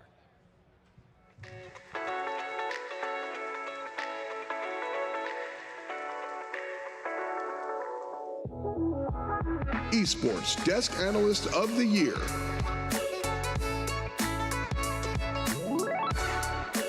Evil Cat. Teammates. Shouldn't it be an evil cat? Raz. Alley Cat. Nameless. Effie.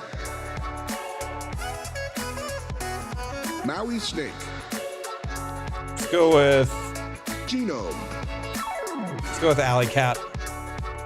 Maniac. We're going with Alley Cat. Log it in. I just realized I don't have the envelope. We do not have the Where's the envelope. Do we have the envelope? Oh dear, we're making everyone wait here. Do we have the envelope? This is we're all Excuse us. waiting. Yeah, we kind of got lost in tension celebrating them all is in the growing. moment. Oh. And the winner is Mimi. Oh my Evil Cat. goodness. Let's go. Of course. We are also being told Evil Cat did not send in an acceptance video, and she is not here, which is completely on brand. I was going to say, that is so par for the course for Mimi. But to that end, then, I will just say something about her, having worked with her throughout the year.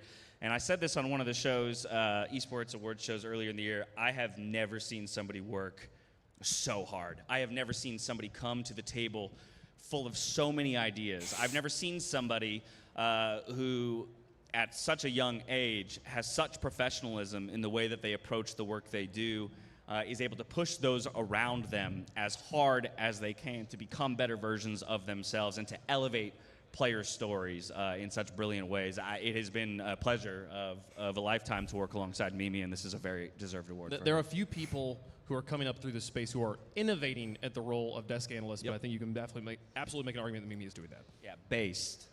Incredible. Sorry, she would have just found a way to say it 7 times All in her right, now speech, that's so I just had to say it for her. That's officially it. For your Based, Gillette Labs no reset, cap. we have You ended it. All of that for run you, out Mimi. of our quota of terrible jokes here. We want to thank you all of our friends over at Gillette for making this coverage here possible this year. But now it's time for our final coveted awards of the night. Dash, Dion, Lottie, and I will be back for the official post-show and world record attempt presented by Xfinity. Golden Boy, take it away. Thank you so much, fellas. Yes, it is going to be awesome. We have a few more awards to give out here, but let's just go ahead and move this along, shall we? Because this is your Streamer of the Year presented by Xfinity. Let's go ahead, check it out. Here are your nominees. For Streamer of the Year presented by Lexus, please welcome Creekcraft and JHB. Who? The winner is Rax. It's not going to be me. I'm never going to win that. Everybody! What's up? It's an incredible honor for both of us to be here at the 2023 Esports Awards to present the Streamer of the Year Award. And the nominees are... They just go straight for it.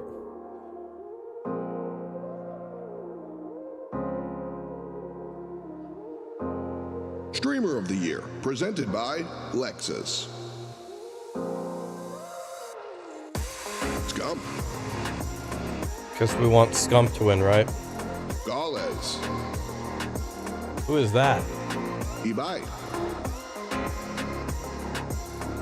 Tarek. Cutie Cinderella. XQC. Kai Sanat. Palinho Oloco. Rivers. FPS Shaka.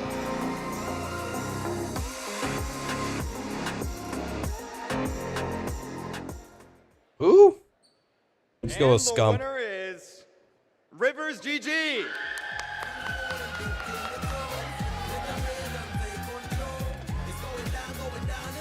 This is the first nomination and first win for Rivers GG.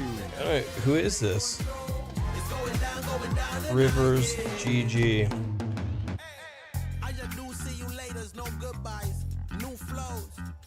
5.6 million followers. Jesus. Bueno. Oh, Spanish streamer? Hola, hola. First, I just want to thank the awards for having me, for nominating me. It's been such a beautiful experience, and to be nominated alongside the big names I'm nominated with, it's crazy. I admire you guys so much. I'm a big fan of you, and just congratulations on all the work you do. Y ahora sí, mi gente latino en casa. Muchas gracias por estar al pendiente, muchas gracias por votar. Ha sido un año loquísimo. Hemos hecho muchas cosas y el hecho de que me apoyen en todo es algo que, no sé, es muy especial y se los agradezco muchísimo. Estoy aquí por ustedes, llegaron para cambiarme la vida, siempre lo digo. Y les agradezco muchísimo por todo su apoyo y todo su cariño. Y voy a seguir mejorando para ustedes, para darle el contenido que se merecen. Y si no me equivoco, somos la primera persona en Latinoamérica que se lleva este premio. Gracias y espero que el siguiente año y los demás pueda ser igual. Los quiero muchísimo. Gracias por tanto apoyo, gracias por tanto cariño y gracias por dejarme vivir mi sueño. Muchísimas gracias. Thank you.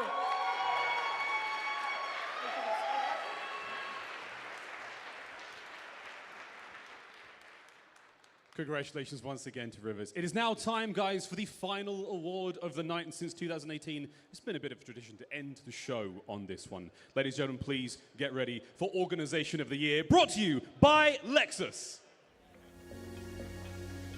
Presenting the award for Esports Organization of the Year, presented by Lexus, please welcome Tobias Panda Naslong. Who?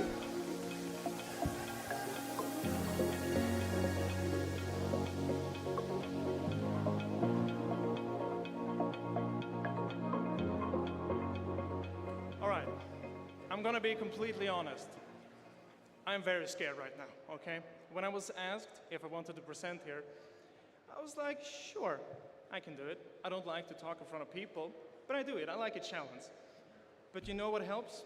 This beautiful audience. This beautiful audience. I can, with confidence, say it's the most beautiful audience I have ever presented in front of. Don't get too hyped, though. It's the second one I'm doing, so, you know, don't get too hyped. But I'm not here to talk about me and my fears. I'm here to talk about the Esports Organization of the Year. And the nominees are...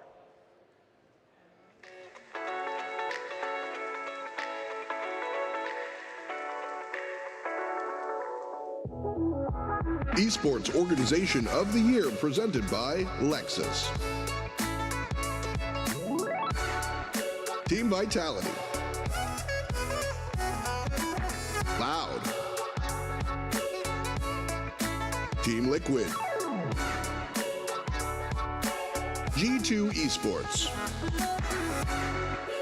Gen G Esports. Carmine Core. Moist Esports. Moist? 100 Thieves. Optic Gaming. Navi. I mean, we have to vote for Moist, right? NRG.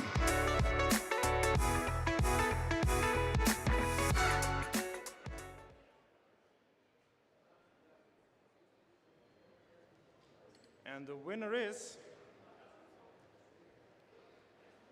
Team Vitality. This is the first nomination and first win for Team Vitality.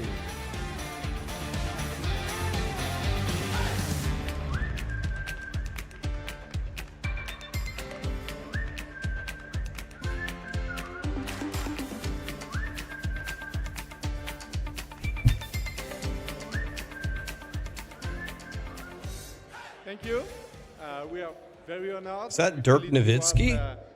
10 years of hard work from everyone, our players, coaches, staff, and thanks to all of them, I feel 2023 has been our most successful year.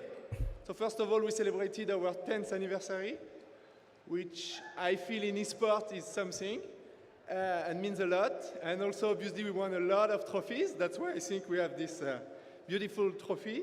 I want to specifically talk about two of our teams. Rocket League, first of all, the Invincibles, they came in and they won everything. every single tournament, including the World Championship. And obviously Counter-Strike, lifting the Major Trophy in Paris in front of everyone we love has been the best moment in the history of the org. So that's been a great year, and we're also here thanks to the fans. They mean a lot to us. They followed all those years, all those struggles, and yeah, this award is also for them. You want it? Yeah, I really want to add something. Before anything, I really want to thank my beautiful wife that I love so much, and my amazing son. They've been a permanent support in my career, and despite the fact that we have an amazing year, I think at some points we hit rock bottom. This year we lost one of our players, our Valorant players, Twisten. He was an amazing human being, a pure soul, and to be honest, the greatest shaman. So I would like to see you all stand up and give a round of applause in his memory, because these awards belong to you, belong to him. Thank you, Tristan.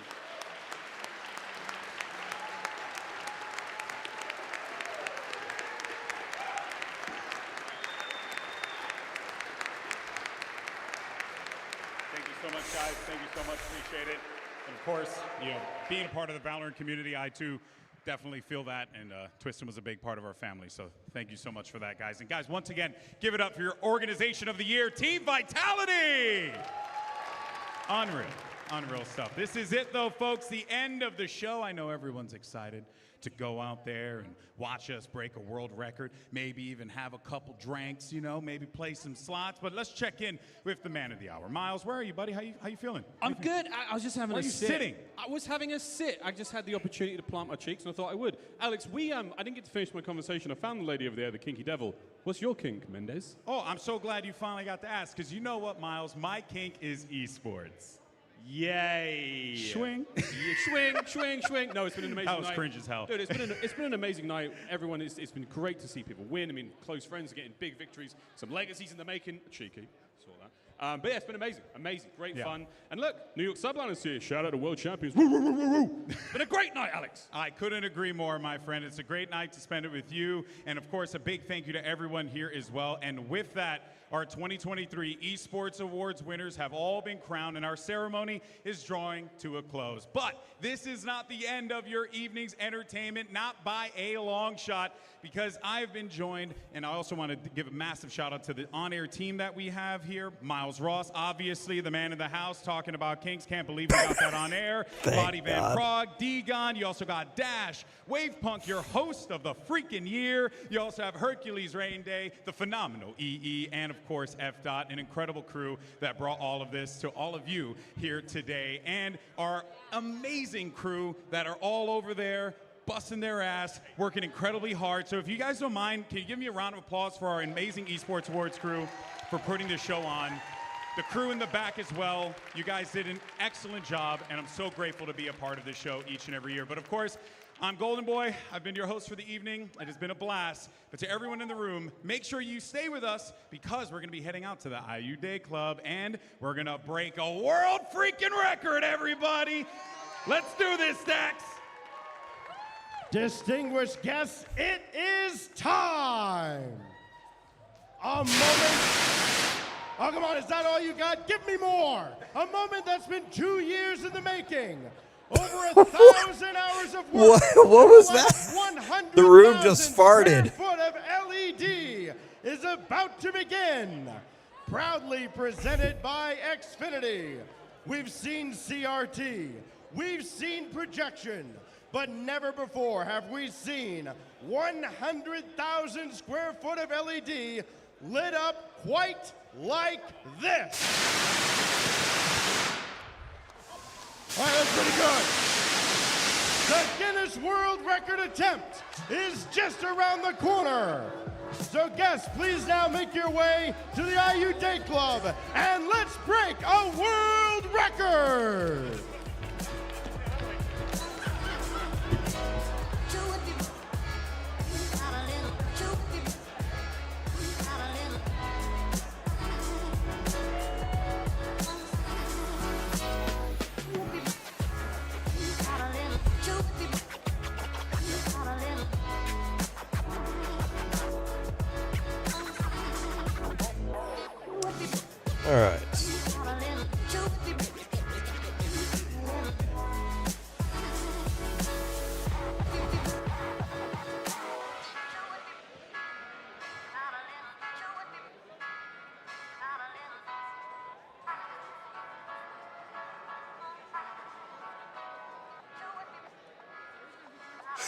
Well,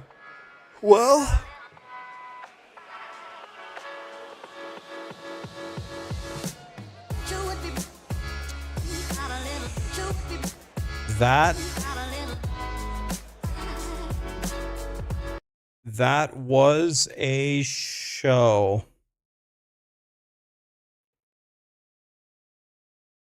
Out of all the award shows that have ever happened, that was certainly one of them. That was certainly one of them.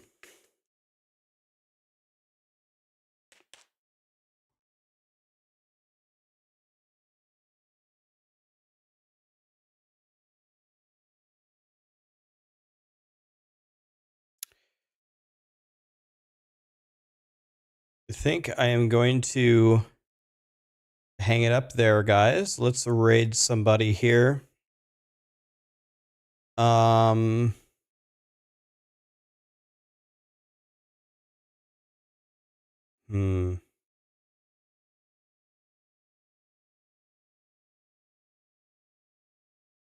Let's throw a raid over to Rob. And before we go, I would like to remind you that this stream was sponsored by Lexus and Gillette and Xfinity and moisturizer and that kind of stuff. Thanks for being here, guys. We'll get back to Diablo tomorrow. Interesting show there. Interesting show. Thanks for being here, guys. Really appreciate you. Have a fantastic night, and we'll get back to Diablo tomorrow. All right. Thank you for all the subs and the primes and everything on YouTube and Twitch. Appreciate you guys. We'll get back to it tomorrow. It should be good. Have a good one, guys.